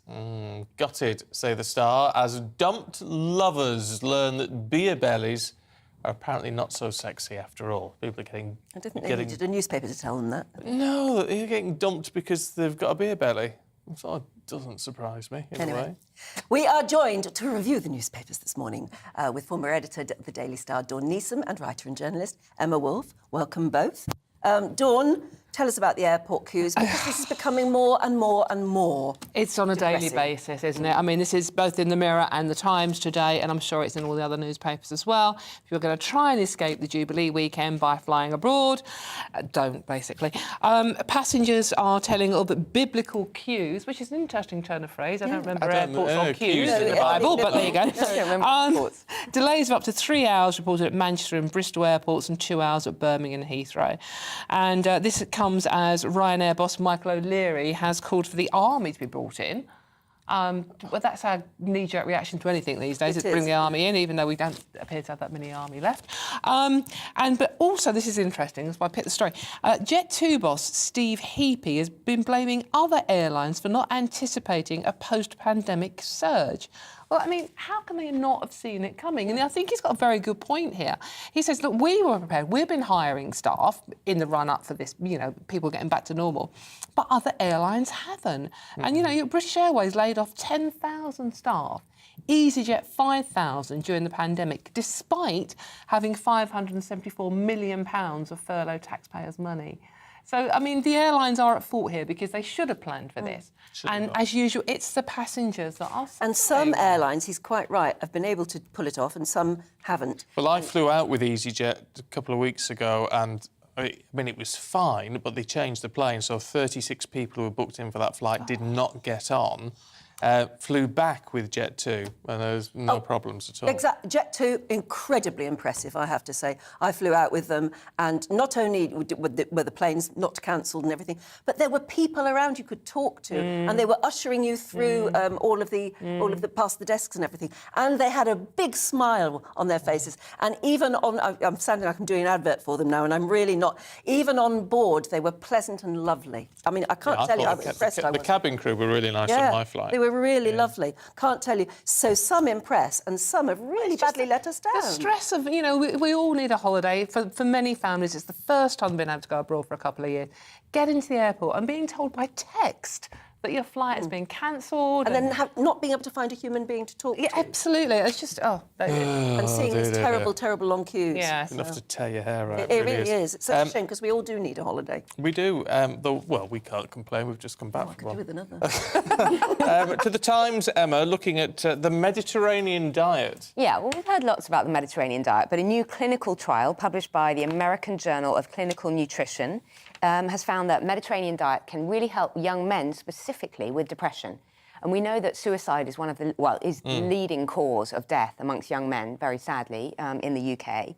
So this is things like fresh fruit, vegetables, fish and grains, has a really beneficial effect on mental health for young men specifically. It releases serotonin in the gut. It helps the gut to release serotonin, which is obviously the feel-good hormone.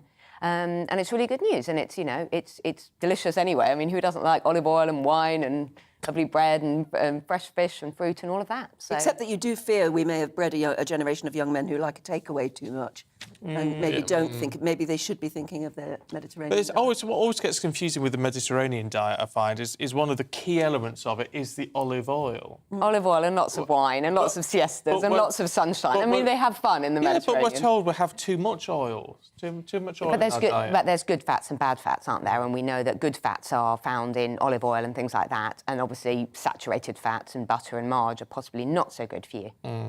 Oh, well. There you go, worth a try. Might have an olive later. Oh, yeah. An olive. I think it's more cake and scones, surely, isn't it, for the rest of the weekend? Well, that's the trouble. I never want to see a scone again as long as I live. I really A bit more stodge, and then we'll all get dumped by our partners. Yeah. Actually, I'm sorry, if someone dumps you because you've got a bit of a tummy, I know, they don't it's love silly. you very much. Well, they don't love you, no. A bit of a tummy is one thing, an enormous beer belly is another, though, isn't it? Yeah, but I mean, more to cuddle? Or you just stay single like me, and then you don't have to worry about a beer belly. Quite right. Me too. Dawn, tell us about rats. I love this story. It's quite tricky in the papers today to find a story that isn't about the Royals and the Platinum Jubilee. Understandable. So I've gone for The Sun, page 22 of The Sun, and these are rats being trained to help earthquake victims. And this is happening in Tanzania, by the way. But the lovely lady in charge of it is Dr. Donna. She's from Glasgow. And basically, these rats are sent down with little rucksacks on their back and a little microphone to people that are trapped underneath the rubble of an earthquake to locate them and then sort of so they can communicate, the people that are trapped, communicate with the rescue teams on the surface. I think what a great idea. It is fantastic. It's quite astonishing. I mean, it's a fun story. They've got a really lovely little picture of a rat wearing they're meant to be intelligent. Oh, they are very intelligent rats, yeah. So you can actually train them to do this. You can train them to do it, and this is it's called Operation Hero Rat. And they've got a lovely picture of a little rat in a little rucksack. It's quite a big rat, actually. You get a very bad rap under rats. Yes. I mean, they They're can vermin. spread it. Well, they're considered vermin, but so they are very intelligent. And they're actually quite clean. Yeah. They are quite clean. Pet rats are meant to be fantastic. I quite like a pet rat, actually. There you go. If you've got one, GBviews at GBnews.uk. Well, there are plenty looking around my dustbin half the time, so you're most welcome to it, but they don't look very trained. No, they won't be trained. Maybe you want to try. Well, maybe. See, if you've got lots of mess around your dustbin, you've got to tidy it up. A bit more housework, Anne. Oh, do you know the rats we had actually gnawed through the plastic of the wheelie bin to get in? Oh, blimey. You see, housework is in the star, Emma, and, well, what a surprise. Women do more than men. It is, and this is one of those polls, Stephen, that is no surprise to absolutely any... Well, no surprise to members of the fairer sex, I would say. This poll finds that women are doing twice as much housework as men. So out of 80 average household jobs, women are doing about 56 of the household jobs. And the jobs that we're doing are things like... That is a good headline, by the way. If you're listening to us on the radio, the headline from the Daily Star is surely not. That's a good one. It is. And the chores that we're doing are things like feeding the babies, grocery shopping, dusting and washing the floors. And the things that men like doing are chopping firewood, shoveling snow, changing the car oil, and their favourite job is shopping for treats for the kids. So those are the things they like helping with. But those first three things only happen about twice a year. Well, exactly. Don't they? Well, look, they don't have to do much. Wood these days, I'm sorry. No, nobody chops wood. You only change the oil in the car very infrequently. And you barely shovel snow. And who shovels snow anymore? Well, ladies, if you want to volunteer to clear the paths, feel free. Are you volunteering? Well, I have to do it. The council clear the paths most of the time. Men aren't really out there with their spades. I think they're choosing the jobs that don't come up very often. One of the good things I think now, with cooking and chefs becoming more trendy, a lot of men are doing a lot more cooking. And I must admit, without my husband, I would probably very much starve to death. He does all the cooking, buys all the food, Who does the washing up after? Who cleans up? Dishwasher. Yeah. But he won't let me stack it because he's OCD about that, and men have this thing with dishwashers. Got to be stacked correctly. What's that about, Stephen? Because it's the only way they get properly clean, and then it's how you empty it afterwards. Right. And apparently you shouldn't anymore rinse off before you put it in the dishwasher. Oh, I never did. Because that's wasting water. Right. Yeah. Never did. It's a boy thing. What's the point of washing your pots before you put them in the dishwasher? What's the point of that? It's like cleaning up before the cleaner comes. Absolutely. Yeah. Well, look, we are out of time. Dawn, Emma, thank you both very much indeed. Good to see you. And what time is it? 8:48. Jolly good. Just checking. Now, UEFA has apologised to Liverpool and Real Madrid fans over distressing events at the Champions League final in Paris last weekend. Fans were pepper sprayed and tear-gassed outside the Stade de France. In a statement, UEFA says no football fan should ever be put in that situation. The Foreign Secretary has reaffirmed the UK's support for Ukraine, warning Russia's invasion threatens world peace and economic stability. Marking the 100th day of the war yesterday, the Foreign Secretary said the UK remains determined that President Putin will not succeed. Rail passengers in Scotland and the north of England are being warned of significant disruption to services over the bank holiday weekend due to a strike by workers. Members of the Rail, Maritime and Transport Union at TransPennine Express have walked out over pay, and anyone heading to Jubilee celebrations is going to be urged to find alternative transport. About 3,500 post office workers will be striking during this Jubilee weekend over pay. Workers at Crown post offices will walk out today. Those working in administration and supply chain networks will strike from Monday.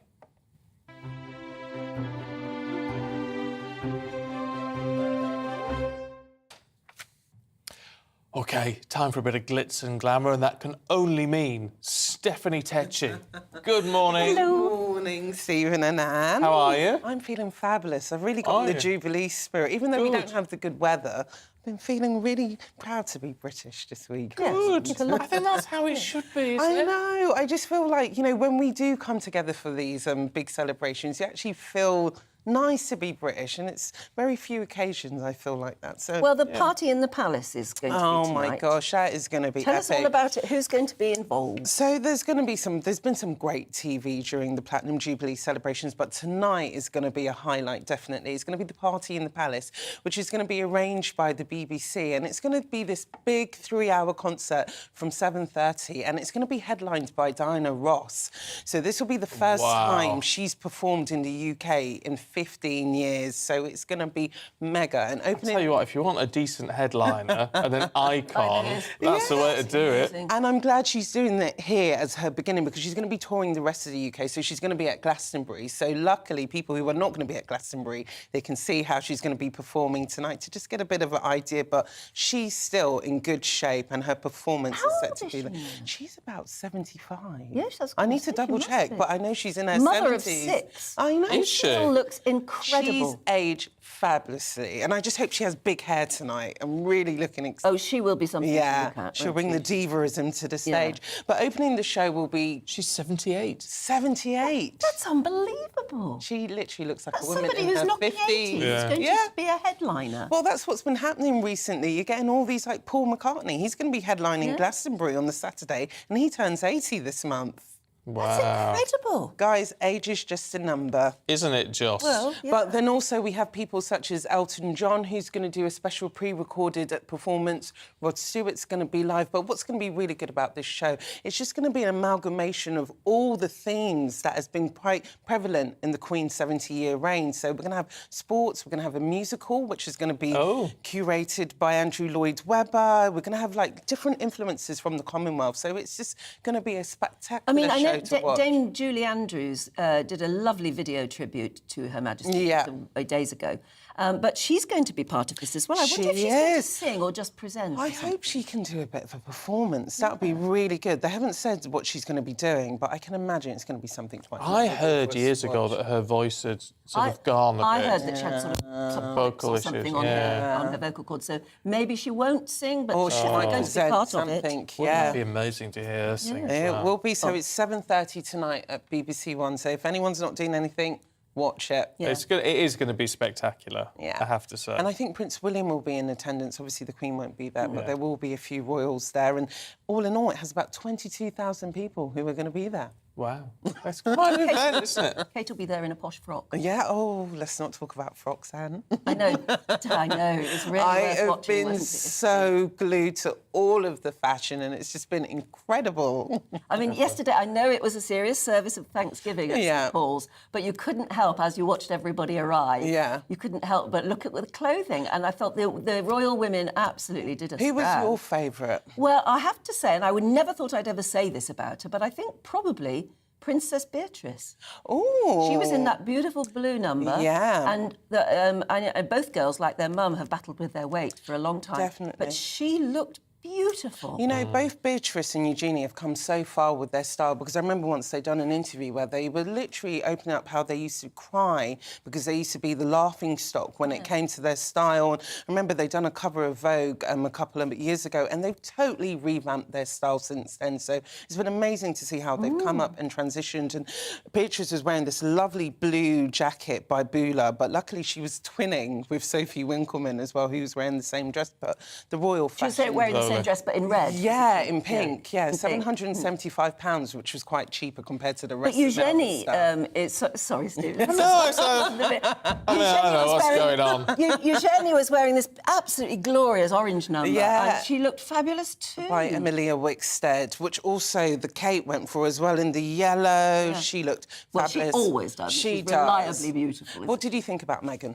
Meghan in the all white is your... First sorry, of all, Stephen. Yeah, sorry, Stephen. I thought Meghan looked terrific. Yeah. And she was, although she looked wonderful, she was very understated, which is interesting. And I wonder if she did that deliberately. She could have gone for an incredibly bright colour, been making a big Hollywood statement, and she clearly chose not to. Simple but effective. That's what I would describe her style, because she was wearing Dior, so she looked very classic from head to toe. And I think if she went for a bit of a dramatic statement, again, she knows that she would have stolen some of the headlines. Sticking with the royal theme, Yeah. what is Prince William's favourite Christmas song? All I want for Christmas is you. True. Really? Love it, yeah. Yeah. Mariah Carey, it's his favourite Christmas tune, and it's fantastic. Can you believe Mariah's been sued for this song? What? 28 years later since its release, we've had someone coming out, Andy Stone, who is claiming that he co-wrote the song years before it came out, and he never gave Mariah permission to put it out. So she's been sued for £60 million.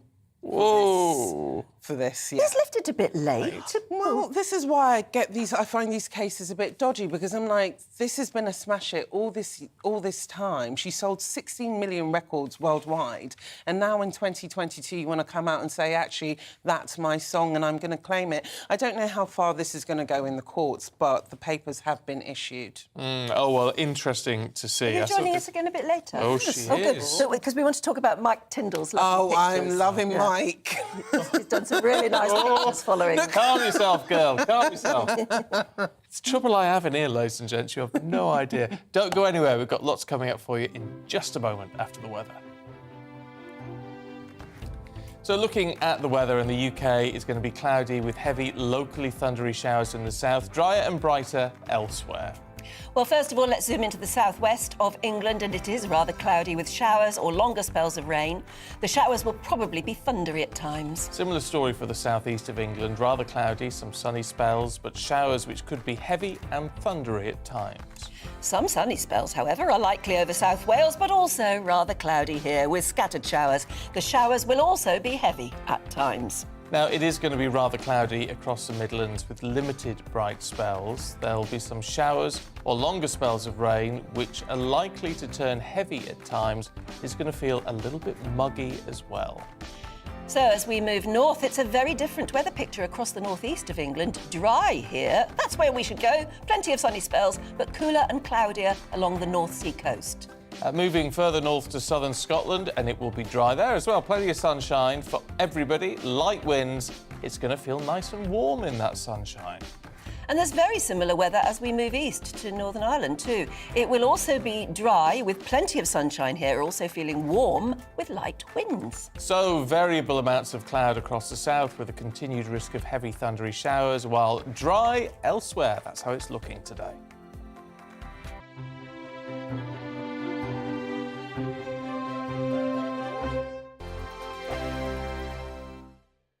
We are GB News. We're right across this great nation. On TV, on radio, on digital. Absolutely everywhere. We don't talk down to you. We embrace all voices. With honest and civilised conversation. We're not part of the establishment. We're one of you. And we're only getting started. Join us on GB News, The People's Channel. Britain's news channel. Every morning from 6 o'clock, we'll wake you up with GB News Breakfast with all the stories you didn't know from the night before. So whether it's serious news, entertainment, or your own views from all over our great nation, we're here to kick off your day with a smile. And the national media should be reflecting and reporting what's happening here. You will notice the northwestern accents. Whether you're with us on TV, radio, or online, every morning, it's breakfast from 6 a.m. Hope you can join us. Join us for Ministry of Offence, the comedy panel show that's just like the news, in that the left fights the right and it doesn't really seem to matter who wins. We cover the big stories. It was in fact a troop of baboons and not angry vegans. I like that. And the really important stories. Fat naked cow gets stuck in swimming pool. It's a headline in a lot of local newspapers. Yeah. We're on the same team, Nick. Yeah, but I'm just helping you. Join us for Ministry of Offence, Saturday nights, 8 o'clock on GB News. I'm Dan Wootton. Join me Monday to Thursday from 9 to 11 for the feistiest and most fun news debate on TV, where free speech reigns. I'll bring you a sharp take on the day's biggest stories, bombshell newsmaker interviews, and A-list guests. And I guarantee you, no spin, no bias, no censorship, and no reason to go to bed. That's Dan Wootton tonight, Monday to Thursdays from 9 on GB News.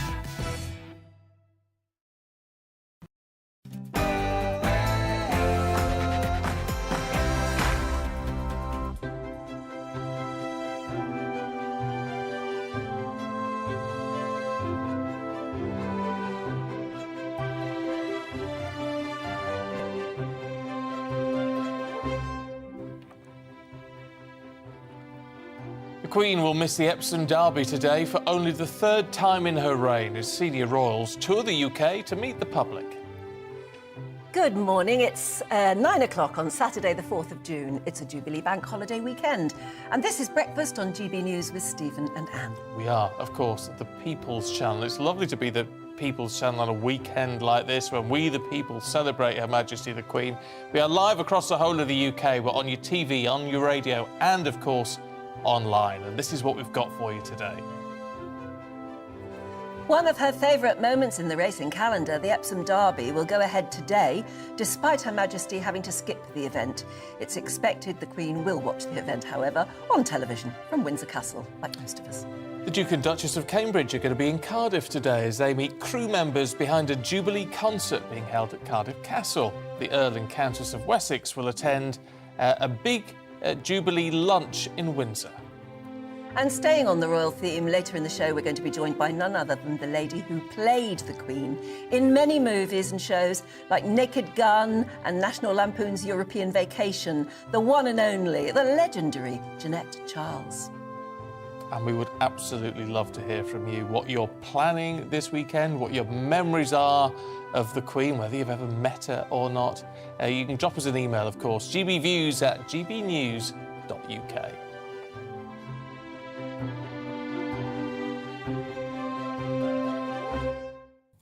I met Jeanette Charles quite a few times Have you? as well. Oh, my goodness, yes. I mean, when you think of it, I must have interviewed her as the Queen, from the early 1980s.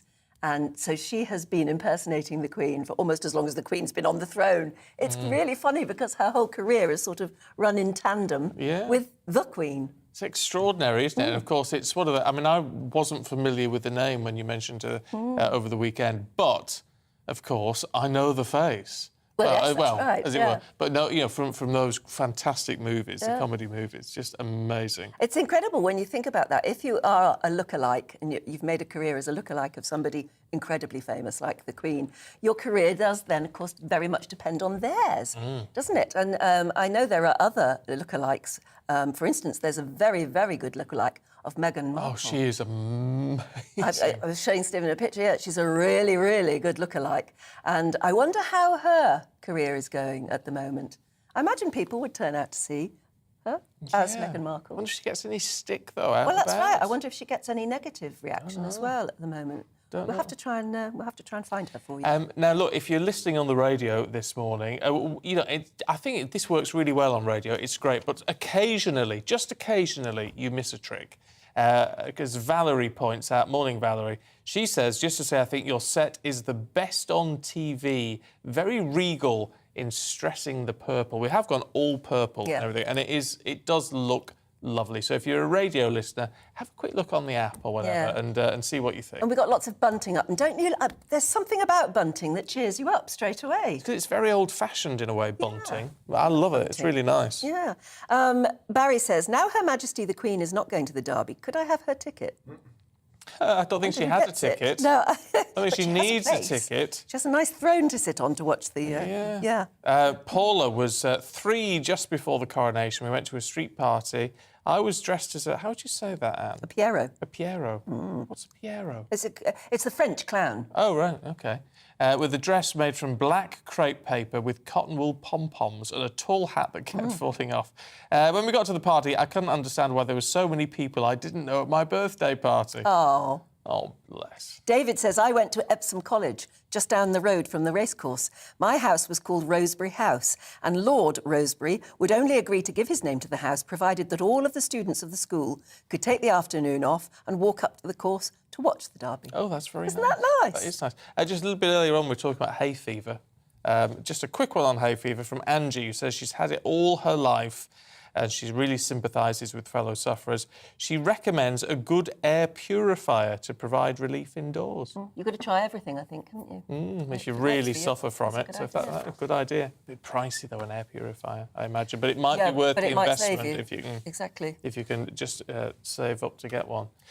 So, as we all know now, the Queen is not going to attend her favourite horse racing event today, the Epsom Derby, but will be watching it on TV because she loves her horses. She does, of course. Of course, the monarch, who is 96, in case you need reminding, was not at the Thanksgiving service at St Paul's yesterday. She had some discomfort after watching the fly past on Buckingham Palace. But later this evening, the Prince of Wales and the Duke of Cambridge will take centre stage to pay public tribute to the Queen during that star-studded Jubilee concert in London. And that's going to happen at Buckingham Palace, which is where our royal reporter, Cameron Walker, is hanging on in there praying for no rain. Hello, Cameron. How's it going so far? Are you watching? Is there any sign of, things getting organised yet? There certainly is. There's been people out and about. We've seen police sniffer dogs checking all the seating. We've also seen stewards in big fluorescent orange coats trying to keep out of the rain. The sun is just trying to peek through here outside Buckingham Palace in preparation for that concert. So hopefully it stays that way. It is incredibly windy though. But again, we're hoping it's going to calm down before this evening. But tonight, the concert outside Buckingham Palace, we are expecting the Prince of Wales and we are expecting the Duke of Cambridge to appear separately on that stage to pay tribute to Her Majesty the Queen. And we also have a whole host of celebrities who are going to be performing. Queen, funnily enough, are going to be headlining the show. They are going to be starting it. Diana Ross, we're expecting an appearance from, as well as some other celebrities. Sir David Attenborough, we're expecting to feature, as well as Emma Raducanu, the tennis player. So a whole host of British stars to look forward to, and the Eurovision runner-up, Sam Ryder, as well. Her Majesty the Queen herself, we understand, is kind of unlikely to attend this event. It goes on very late, and she has, of course, pulled out of the Epsom Derby this afternoon. It's the third time she has missed the event during the course of her reign. Princess Anne, her daughter, the Princess Royal, will be representing her there.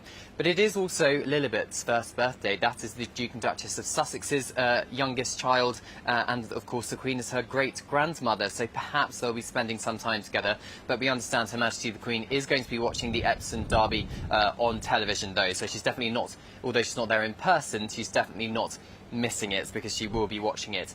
And then tomorrow here at Buckingham Palace and indeed in central London, we're expecting a magnificent pageant going from Westminster Abbey and ending up at Buckingham Palace. And to go back to the weather theme, it's not looking great weather-wise for that occasion. But we might perhaps see a glimpse of Her Majesty the Queen yet again to round off the Jubilee Bank Holiday weekend. Across to that. Cameron, thank you. Catch up with you a little bit later on. Let's talk to Ian Pelham-Turner, a royal photographer who's here in the studio with us. Good to see you. Good morning, good morning, good morning. What do you make of what we've seen so far? Because it strikes me as being quite remarkable, really. I like it in some ways. I'm furious about what's happened to Meghan Markle. Why? Really, why? I think this is the most terrible thing that the royal family could have done. When I looked at it the other day, I look at Meghan Markle and really she's the doyenne of a lot of communities in Britain. And I work with a lot of communities as well as part of the work that I do. And when she came to Britain, first of all, the whole of Britain lit up. Their faces lit up because at long last, they had someone that had value. And then when she left, I saw the faces drop again. And I've got advice for the Queen at the moment. Do you know what I think the Queen should be doing? This big stick that she's using as her walking stick at the moment, herd them all into Buckingham Palace and sort them out. Because I think at the moment, I work with channels across the world, I can see the effect of what's happening at the moment as well. And I want Britain to work, I want Britain to win, and I certainly want the royal family to win as well, because they're going to be one of the biggest, advantages of what's going to be happening in the future. For our country. But isn't there a sense that what has happened with the Sussexes has been down to them? They decided to go and they've decided to sort of spill the beans, if you like. To a point, and I don't agree with everything that they've done, but I look at what's happening at the moment, I'm extremely disappointed. I'm extremely disappointed, and I look at what's sort of going... What's disappointing you?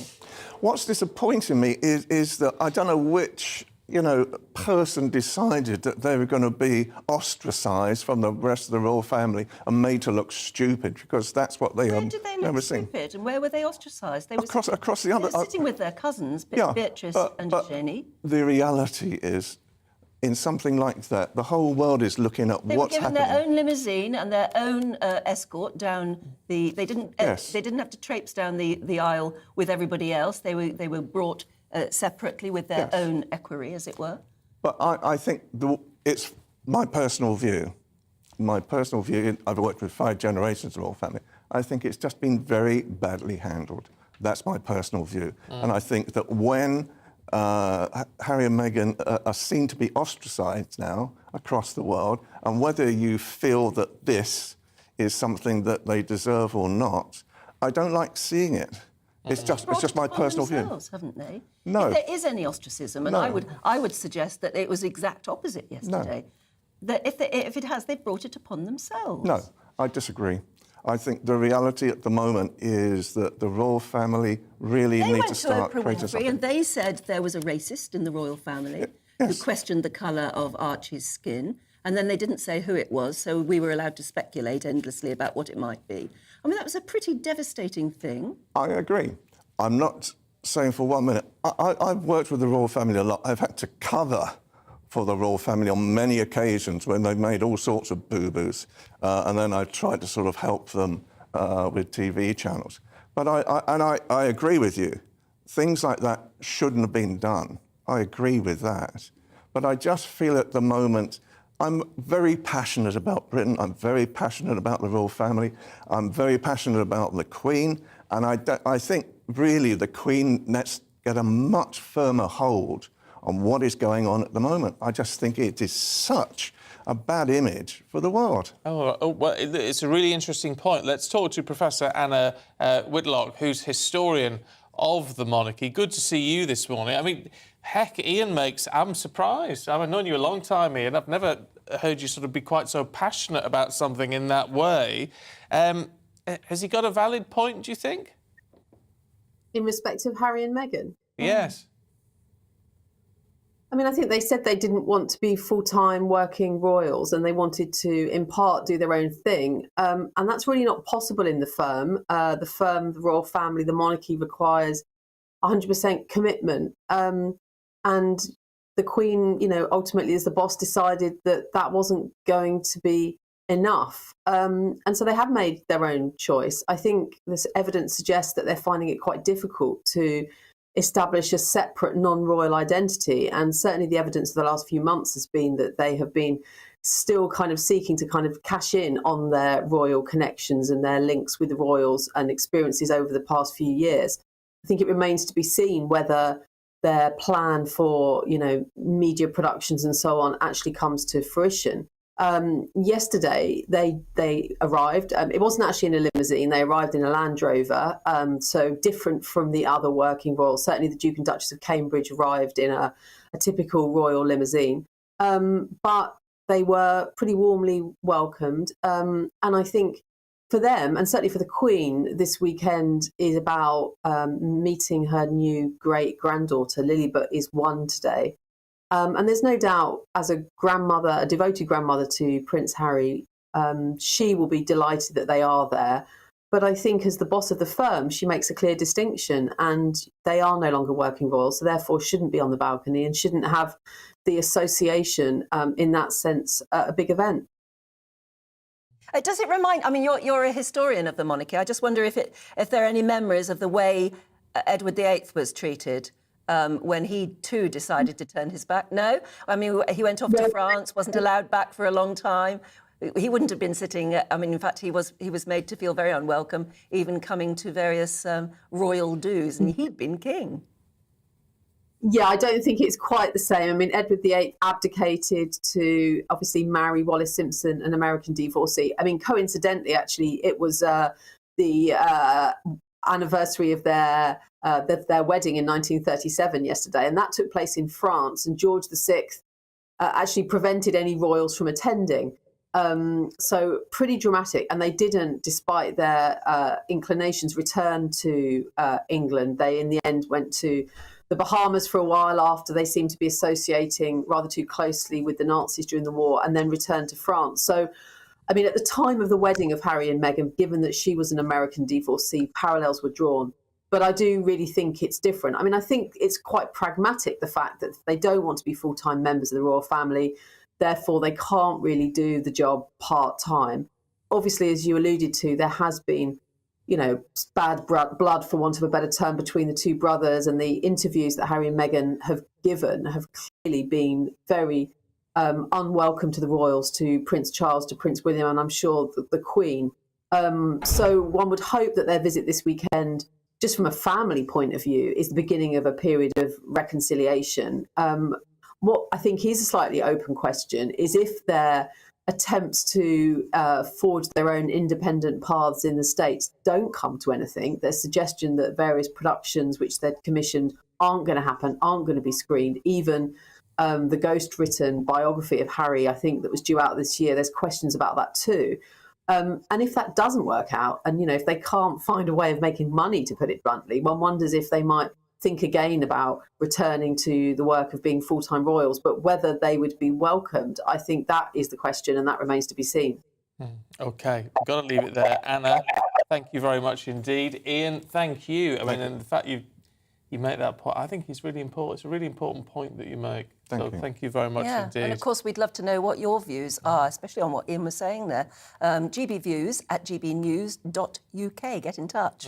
Now, as we mentioned, of course, it is Epsom Derby Day. Huge crowds, 125,000 expected today. Yeah, the one person who will be missing, that everyone will notice, is the Queen, of course. We are told that she's going to stay at Windsor Castle and she's going to watch it on the telly. Yeah, so instead of the Queen, we sent Paul Hawkins to check things out for us today. Morning, Paul.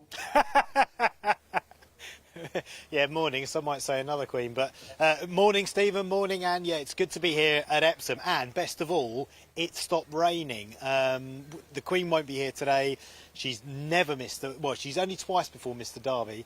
But let's find out more about the Derby, why it's so important. We can speak to Nevin Truesdale, who is the Chief Executive Officer of the Jockey Club. Nevin, really good to talk to us this morning. Thank you for speaking to us. First of all, for those who don't know anything about racing, we know the Queen loves it. She's not going to be here, but what's so great about the Derby?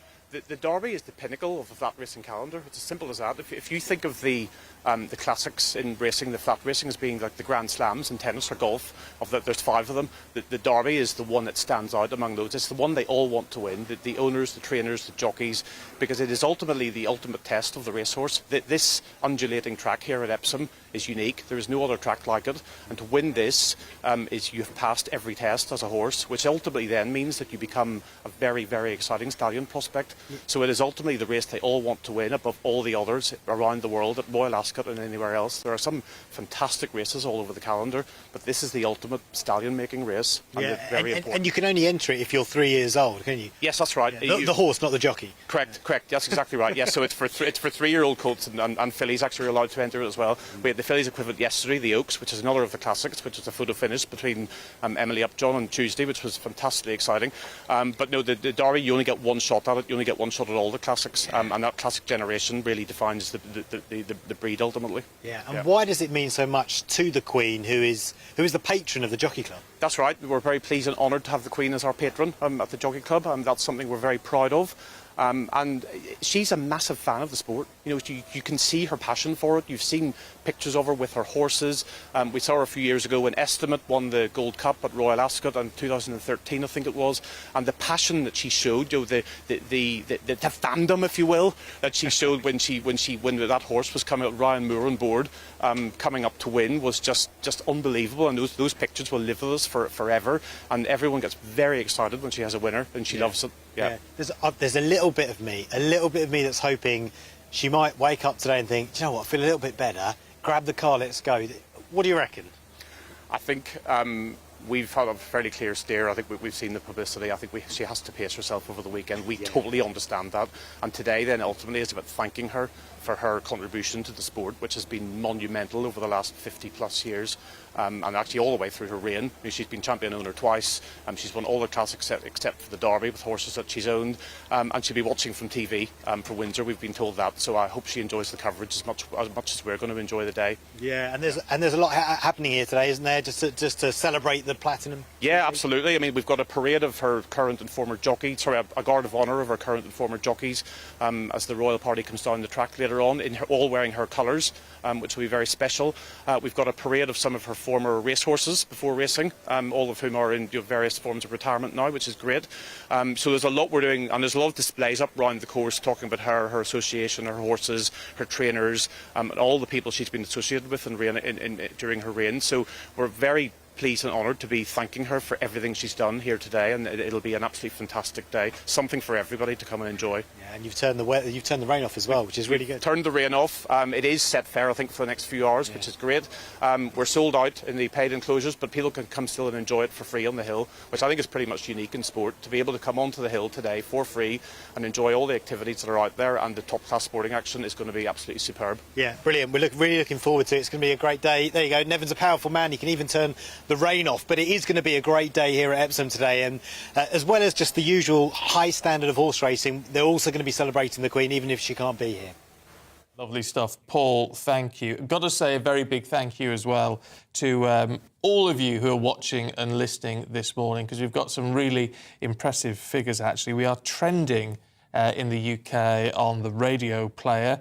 We've got a Saturday morning record on YouTube this morning, and on television we've got actually too many places to mention that are really sort of spiking in viewing figures, but in particular Glasgow, Birmingham, Manchester, Norfolk, London, Belfast, Cornwall, Bristol, Swansea, Cardiff, just absolutely all over the place. And it's lovely. We are so grateful that you're joining us here on GB News. Thank you so much. And if you are one of those people watching us on the telly or on YouTube, maybe from all over the world, get in touch and tell us about you and where you're watching us from, because we love to hear that. gbviews@gbnews.uk. Yeah, plenty more to come, including we'll meet one of the most famous impersonators of Her Majesty the Queen. So looking at the weather in the UK, it's going to be cloudy with heavy, locally thundery showers in the south, drier and brighter elsewhere. Well, first of all, let's zoom into the southwest of England, and it is rather cloudy with showers or longer spells of rain. The showers will probably be thundery at times. Similar story for the southeast of England, rather cloudy, some sunny spells, but showers which could be heavy and thundery at times. Some sunny spells, however, are likely over South Wales, but also rather cloudy here with scattered showers. The showers will also be heavy at times. Now, it is going to be rather cloudy across the Midlands with limited bright spells. There'll be some showers or longer spells of rain, which are likely to turn heavy at times. It's going to feel a little bit muggy as well. So as we move north, it's a very different weather picture across the northeast of England. Dry here, that's where we should go. Plenty of sunny spells, but cooler and cloudier along the North Sea coast. Moving further north to southern Scotland, and it will be dry there as well. Plenty of sunshine for everybody, light winds. It's going to feel nice and warm in that sunshine. And there's very similar weather as we move east to Northern Ireland too. It will also be dry with plenty of sunshine here, also feeling warm with light winds. So variable amounts of cloud across the south with a continued risk of heavy thundery showers, while dry elsewhere. That's how it's looking today.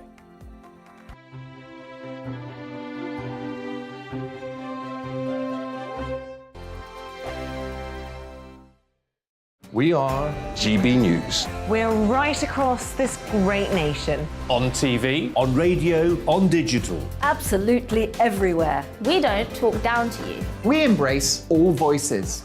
With honest and civilised conversation. We're not part of the establishment. We're one of you. And we're only getting started.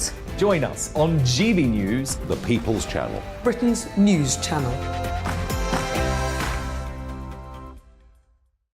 Every morning from 6 o'clock, we'll wake you up with GB News Breakfast with all the stories you didn't know from the night before. So whether it's serious news, entertainment, or your own views from all over our great nation, we're here to kick off your day with a smile. And the national media should be reflecting and reporting what's happening here. You will notice the northwestern accents. Whether you're with us on TV, radio, or online, every morning, it's breakfast from 6 a.m. Hope you can join us.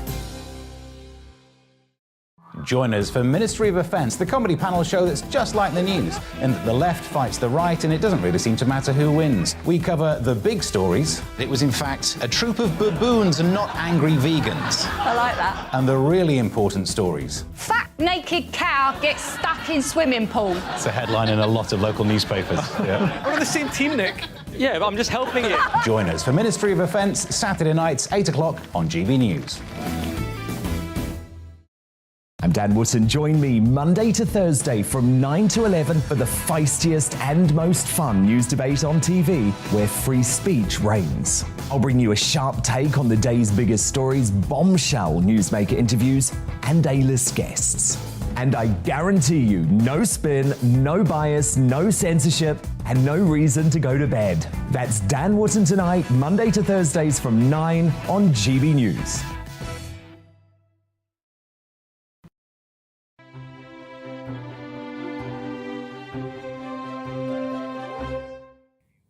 So it's day 3 of the Queen's Jubilee celebrations, marking those glorious 70 years on the throne.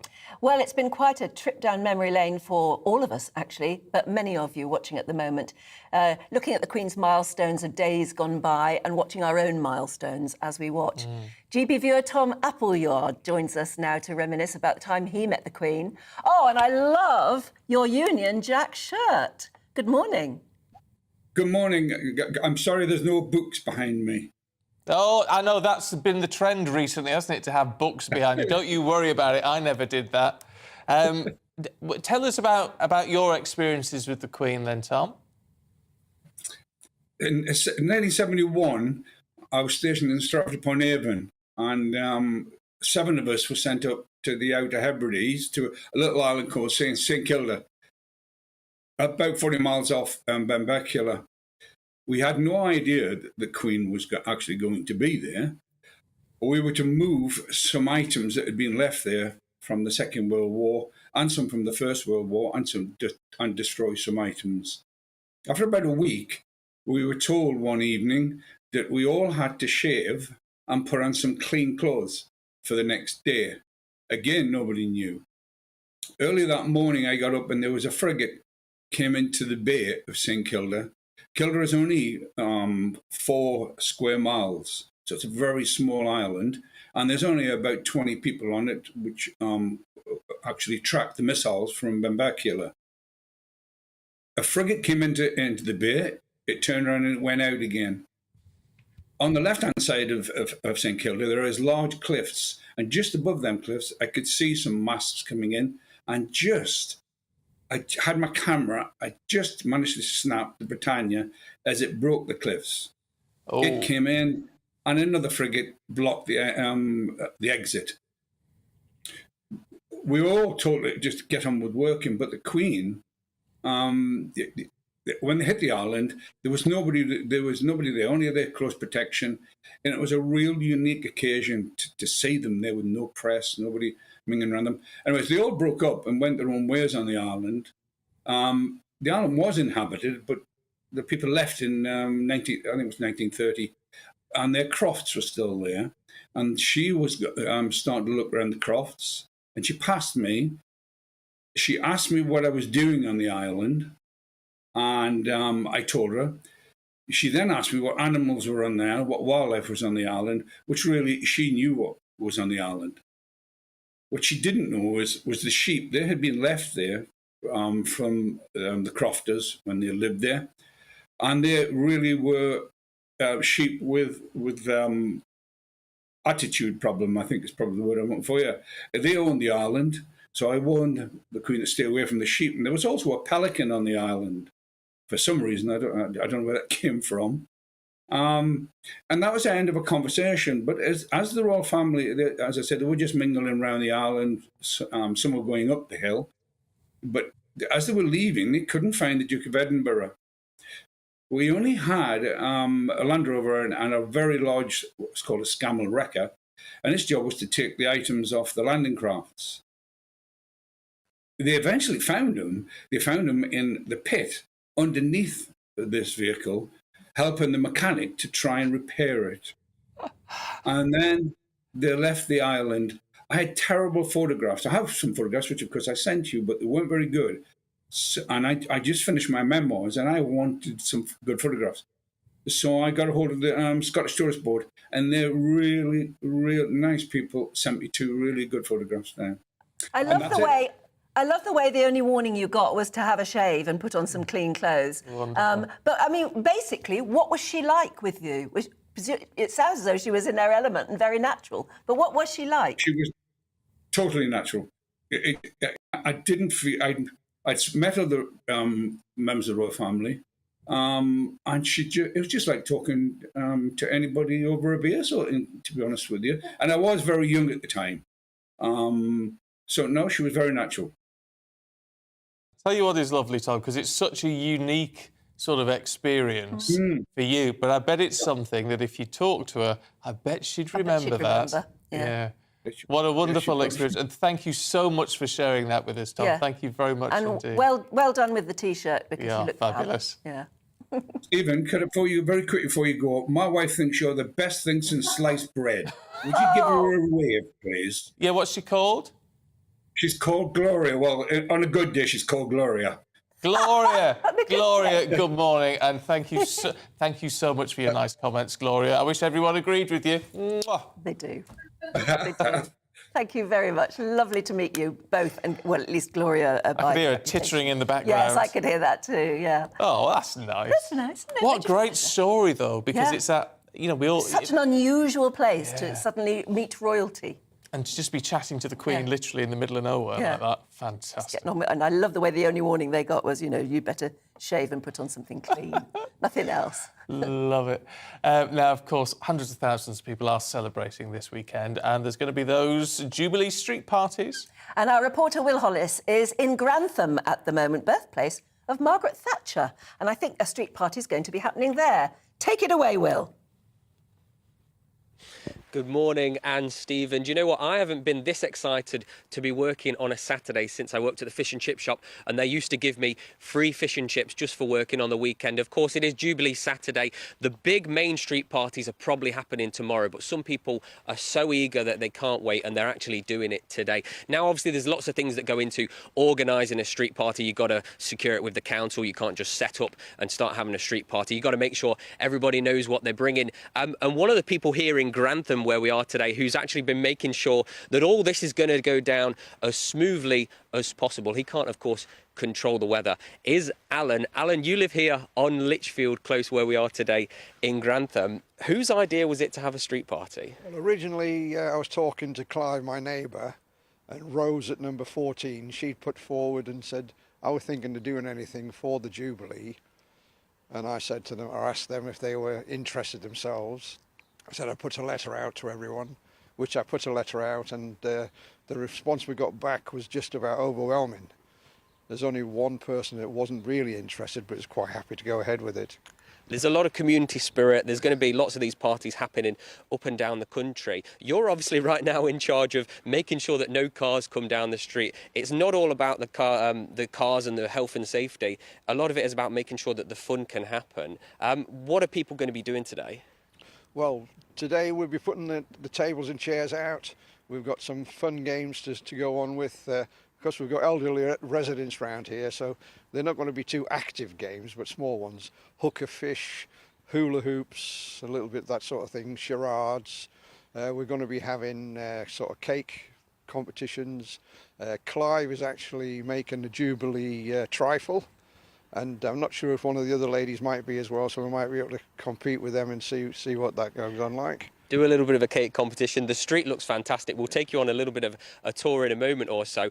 Big problem today for a lot of people, mainly in the south, is going to be the weather. Really cloudy today in Grantham. How are you feeling about it? Well, already there's little bursts of light coming through there. We're expecting it by lunchtime to clear up okay. Tomorrow, I think, I'm afraid, might not be so good for those people who are having their parties. But I think for this afternoon, might be a little bit cool, but it should be okay. You've gotten really lucky if there is going to be rain tomorrow, because you've put it today and hopefully we won't get any today. We're going to give you a big tour of the whole of Lichfield Close later today. But for right now, we're going to help Alan here set up, get some tables out, get some music going and really get this party swinging. Lovely stuff, Will. Thanks very much indeed. Still quite early in the morning, I think, for a lot of people, isn't it? It is. It is. But I'm sure they'll have a good time a little bit later on. Stay with us. We've got plenty more to come, including a guest who really is a pretender to the throne.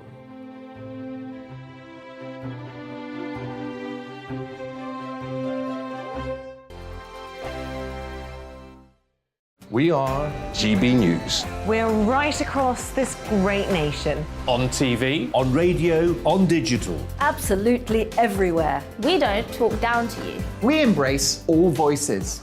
With honest and civilised conversation. We're not part of the establishment. We're one of you. And we're only getting started. Join us on GB News, The People's Channel. Britain's news channel. Every morning from 6 o'clock, we'll wake you up with GB News Breakfast with all the stories you didn't know from the night before. So whether it's serious news, entertainment, or your own views from all over our great nation, we're here to kick off your day with a smile. The national media should be reflecting and reporting what's happening here. You will notice the northwestern accents. Whether you're with us on TV, radio, or online, every morning, it's breakfast from 6 a.m. Hope you can join us. Join us for Ministry of Offence, the comedy panel show that's just like the news, in that the left fights the right and it doesn't really seem to matter who wins. We cover the big stories. It was in fact a troop of baboons and not angry vegans. I like that. And the really important stories. Fat naked cow gets stuck in swimming pool. It's a headline in a lot of local newspapers. Yeah. We're on the same team, Nick. Yeah, but I'm just helping you. Join us for Ministry of Offence, Saturday nights, 8 o'clock on GB News. I'm Dan Wootton. Join me Monday to Thursday from 9 to 11 for the feistiest and most fun news debate on TV, where free speech reigns. I'll bring you a sharp take on the day's biggest stories, bombshell newsmaker interviews, and A-list guests. And I guarantee you, no spin, no bias, no censorship, and no reason to go to bed. That's Dan Wootton tonight, Monday to Thursdays from 9 on GB News.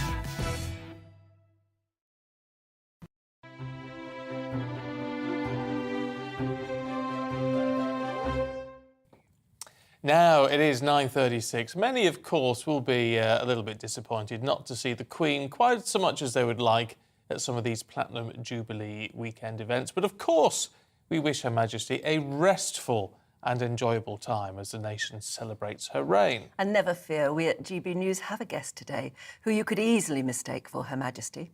Just look at her going. She often is mistaken for Her Majesty. In fact, she's often played her in lots and lots of movies like The Naked Gun, National Lampoon's European Vacation, Austin Powers, things like that. Fantastic. She is legendary herself. She joins us this morning. She is Jeanette Charles.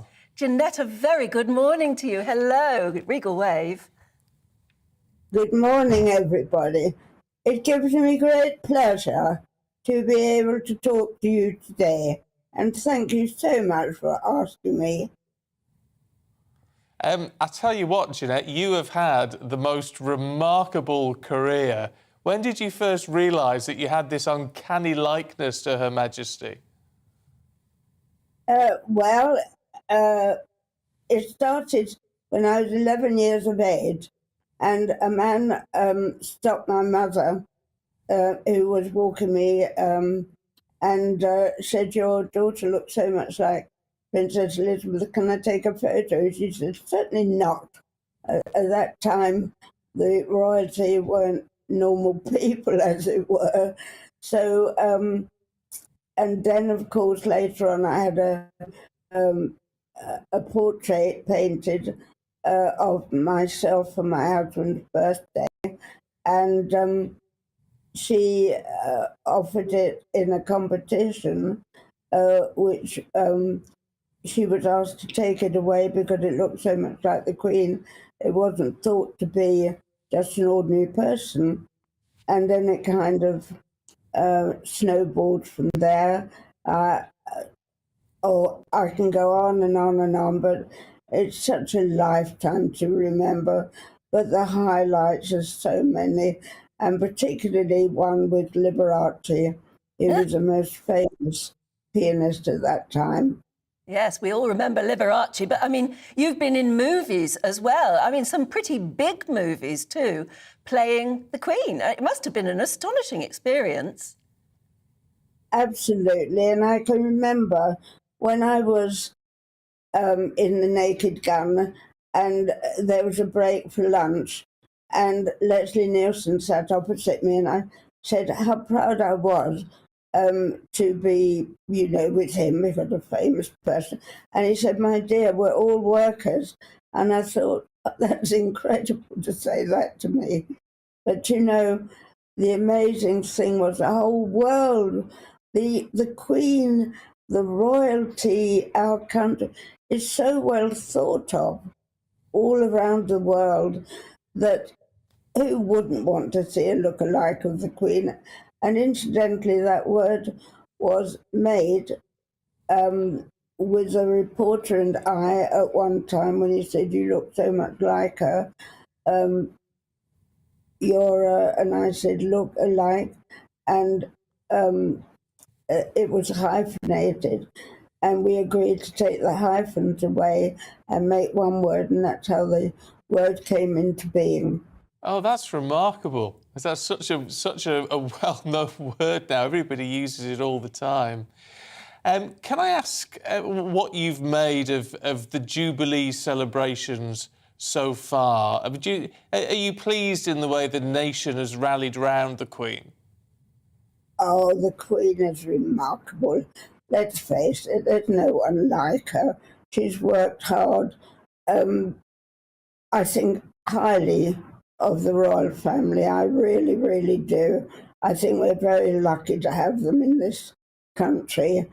But, you know, because I was wanted all over the world to give after-dinner speeches and to just really be seen. It was remarkable because they couldn't, of course, have the real Queen, but just the fact that I was so, what can I say? I had so many agents that wanted to be my agent. I had so many people who wanted to interview me, and so on. My life changed. But there was one country I wouldn't go to at that time of my life. That was about, I don't know, the middle of my career, to India, because there was an epidemic. And my husband said to me, "I don't want you to go over there." And I said, "No, I won't." And I didn't. And so I missed going to India. But who didn't want to see the Queen? The look-alike, absolutely. As it was. Well, I mean the Queen, as they couldn't have the Queen. Jeanette, so it was my... Jeanette, have you ever met the Queen or any other member of the royal family?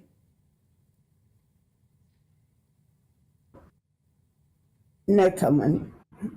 Oh! I have, of course, I am in the Guinness Book of Records. I've also had a book out, which sold widely, and I can go on and on and on, but I don't want to bore you. My life has been one of incredible, what can I say, interest and activity. There's so many. Well, I was on even Blue Peter, which was years ago, and I don't know, my mind's... Well, look, we're running out of time anyway, Jeanette, but it's just so lovely to see you. I met you many, many, many years ago, and you've had that wonderful career that has been so thankful to the Queen. Yes, do give us another royal wave, and we will just say thank you so much, and goodbye, and keep well. Yeah. Thanks, Jeanette. Thank you. Thank you. Remarkable. Yeah. Remarkable. Well, there's another older lady who's doing very well. Yeah, for her age. she's 94 compared to the Queen's 96. Remarkable. Doing extremely well, yes. And I'm so pleased to have talked to her after watching her as a youth in all those all those cult movies yeah. and things. She would always turn up. Yeah. Fantastic. Absolutely fantastic. Thank you very much, Jeanette, for joining us. Now, there are rather few people around today who will be able to cast their minds back to the day of the Queen's coronation in June of 1953. Of course, Jeanette will have been able to. It were a simpler time then. The country was still finding its feet, of course, after the turbulent years of the Second World War. There were very few cars on the road. And television, well, it was only just invented. Very, very few people could afford one. Well, it sounds like a page from a history book. It is, in fact. But for one group of friends in Castle Donington, the memories of coronation are really just as fresh as the day they were formed. I remember taking my daughter down to my mother's, who had bought a television just for the occasion, and a street party where the streets were cut off, no traffic. Well, of course, there weren't that many cars and all that around, and there was dancing and singing and, well, just a happy day. The neighbour's house was filled to capacity with people all trying to look at this tiny little square glass screen. You know, that was fascinating. In the regiment, I was so proud to be put into the senior regiment of the British Army, which the lifeguards are the senior regiment, and that was fantastic. That was the only thing that we all had great coats, and we did quite a bit of moaning because we'd still got the buttons on of the King, and we all wanted the buttons replacing, but they hadn't made them, I think, by then, by the time I finished did my national service. But that was one thing we did want. I saw the coronation on the television. It was a 9-inch frame. But it wasn't our television, it was a friend of mine, and it was their television, and the house was full. Everybody was watching the television, and I can remember them covering her up or getting her ready to pour the oil over her. I can remember that ever so funny. The whole school went to the cinema. We saw the whole coronation, but in colour, which was a novelty, a wonderful novelty. After watching it at home, well, in the neighbours, it was all little in black and white, you know, so that was quite interesting. It was after the war. It was sad that the King himself had died. And I just enjoyed the day, and it's memories that you keep all your life. It makes me feel a bit younger, looking back at when I was young, seeing it. It was very nice. I think she's wonderful. I've always thought the world of the Queen. I'm a complete and utter royalist. I am, and yeah, she is a remarkable woman, and let's hope that she just keeps going on, at least to be as old as her husband was, maybe a bit older. And I'd like to be the same.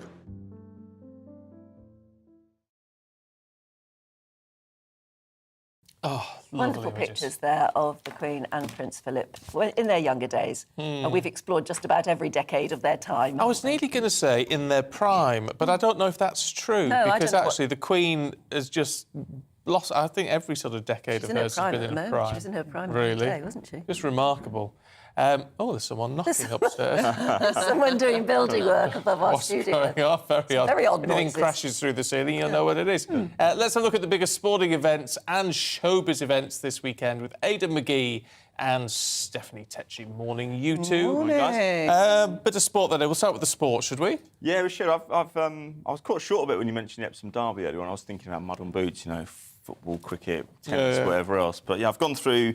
We mentioned how in 1992 I backed party politics because it was a few days ahead of the general election. I won £15. It didn't change my life. I've been through some of the lists today. If you want to do that theme and capitalise on the fact that it's the Jubilee, even though the Queen, we understand, is not going to be there, but Desert Crown is available at 13 to 8. I don't know what Paul Coyte's put.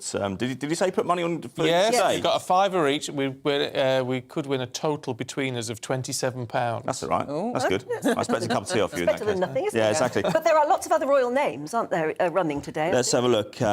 Royal patronage. Yes. Royal patronage. 23 to 1.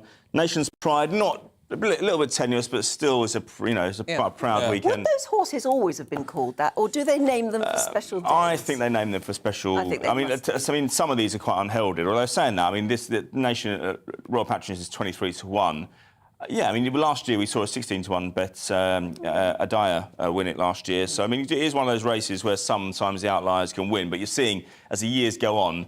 I mean, 20 years ago, you get on the Grand National Day, for example, you just get complete unknown horse winning it because it's so haphazard. Yeah. But the horses are getting higher calibre now. The jockeys are getting higher calibre. But none of the horses running today are the Queen's Own. No. Which is a shame. It's a shame. Because that would have been lovely. There was going to be one, but I think it had to great pictures of her enjoying the race in I think it had mobility issues as well, so it didn't run today. I know, exactly. But, so 125,000 people expected today. That's going to be quite something. And by the look of it, everybody seems to be optimistic that it won't actually rain. So no, that's true. That's the problem we've got in the cricket today as well. 11 o'clock start. I don't think we're going to see much play. I went out to get an omelette earlier on, and it was very, very drizzly, and we're only an hour away from the start of play. Yeah. Do I still have time to place a bet? Because you do. Yeah. Well, there's five classics. It's not just about the Derby. There are other races as well. So if you want to win a fortune, then get online in a minute. Okay. There you go. Rich by the or spend a fortune. Yeah. What have you got for us this morning, showbiz wise? Tonight it's all about the Platinum Party in the Palace, which is just going to be this epic star-studded affair. We've got Diana Ross, who's going to be headlining. I think that's fantastic. It's going to be her first time performing in the UK in 15 years, so it's set to be an incredible show. Wasn't there some sort of incident that happened about 15 years ago, and she said she'd never come wasn't back? It? She got frisked by a security guard. Was Diana Ross? Yeah. I showed you the footage from USA 94, didn't I? Yeah. So we were looking earlier on at the start of USA 94 World Cup. She was part of the opening ceremony. It's a huge global event. And she had to kick a ball in the goal net from 5 yards. Yeah. And it was part of the routine. And the idea was when she hit the net, the goal breaks in half. Oh. Problem is that from 5 yards, she went and she toe poked the ball and it went wide. But the goal still broke. Oh no! Oh no! I'm amazed she recovered from that. Quite a funny we had a good laugh, didn't we? Oh. But I mean, she is the Queen. Yeah. I mean, it's going to be. I mean, look at her with the hair and all. It's going to be fantastic. Look isn't at it? that. I hope she performs "I'm Coming Out." That is my favourite. I hope she performs that. But also, But what age did we reckon earlier? She's 78. She's 78. Yeah. Incredible. I mean, it's just incredible that she's still going so strong, really. There will be also a pre-recorded performance from Elton John, and then also there'll be some other famous faces like Sir David Attenborough, David Beckham, a musical that will be curated by Andrew Lloyd Webber. So, Julie Andrews? Yes, I can't wait. We don't know whether she's going to sing or just sort of be nice be there. So it's going to be a full-on fest. It's going to be on BBC One from 7:30 tonight. Queen as well, we should say. Yeah, Queen is going to be opening the show with Adam Lambert. That's the main event TV-wise tonight, is it? Yeah, I definitely think it is. 3 hours worth. Do you know, all these older women who are just keeping going into mega ages. Yeah. When, time was you were old at 60. Now they're still going and still strutting their stuff. I was watching Gogglebox the other night, and Sheila Hancock's on there. I mean, she must be up to 90s. Yeah, it was bright, sharp as a tack, brilliant, and a brilliant contestant or participant. It was fantastic to see. Well, I think the good thing about this day and age is age means something completely different. It's like 70 no longer means you're old. 70 means like you still got life in you, and if you still want to work, you still want to perform, why not? Yeah. Well, I've been told 44 is the new 25. So. Oh, well, that's quite right. Feeling 25 today. I tell you who I would love to see, and I said if she ever went on tour again, Tina Turner. Oh. I would give my eye teeth to see Turner. There's one of our executive producer, Christian, he grew up in Cardiff.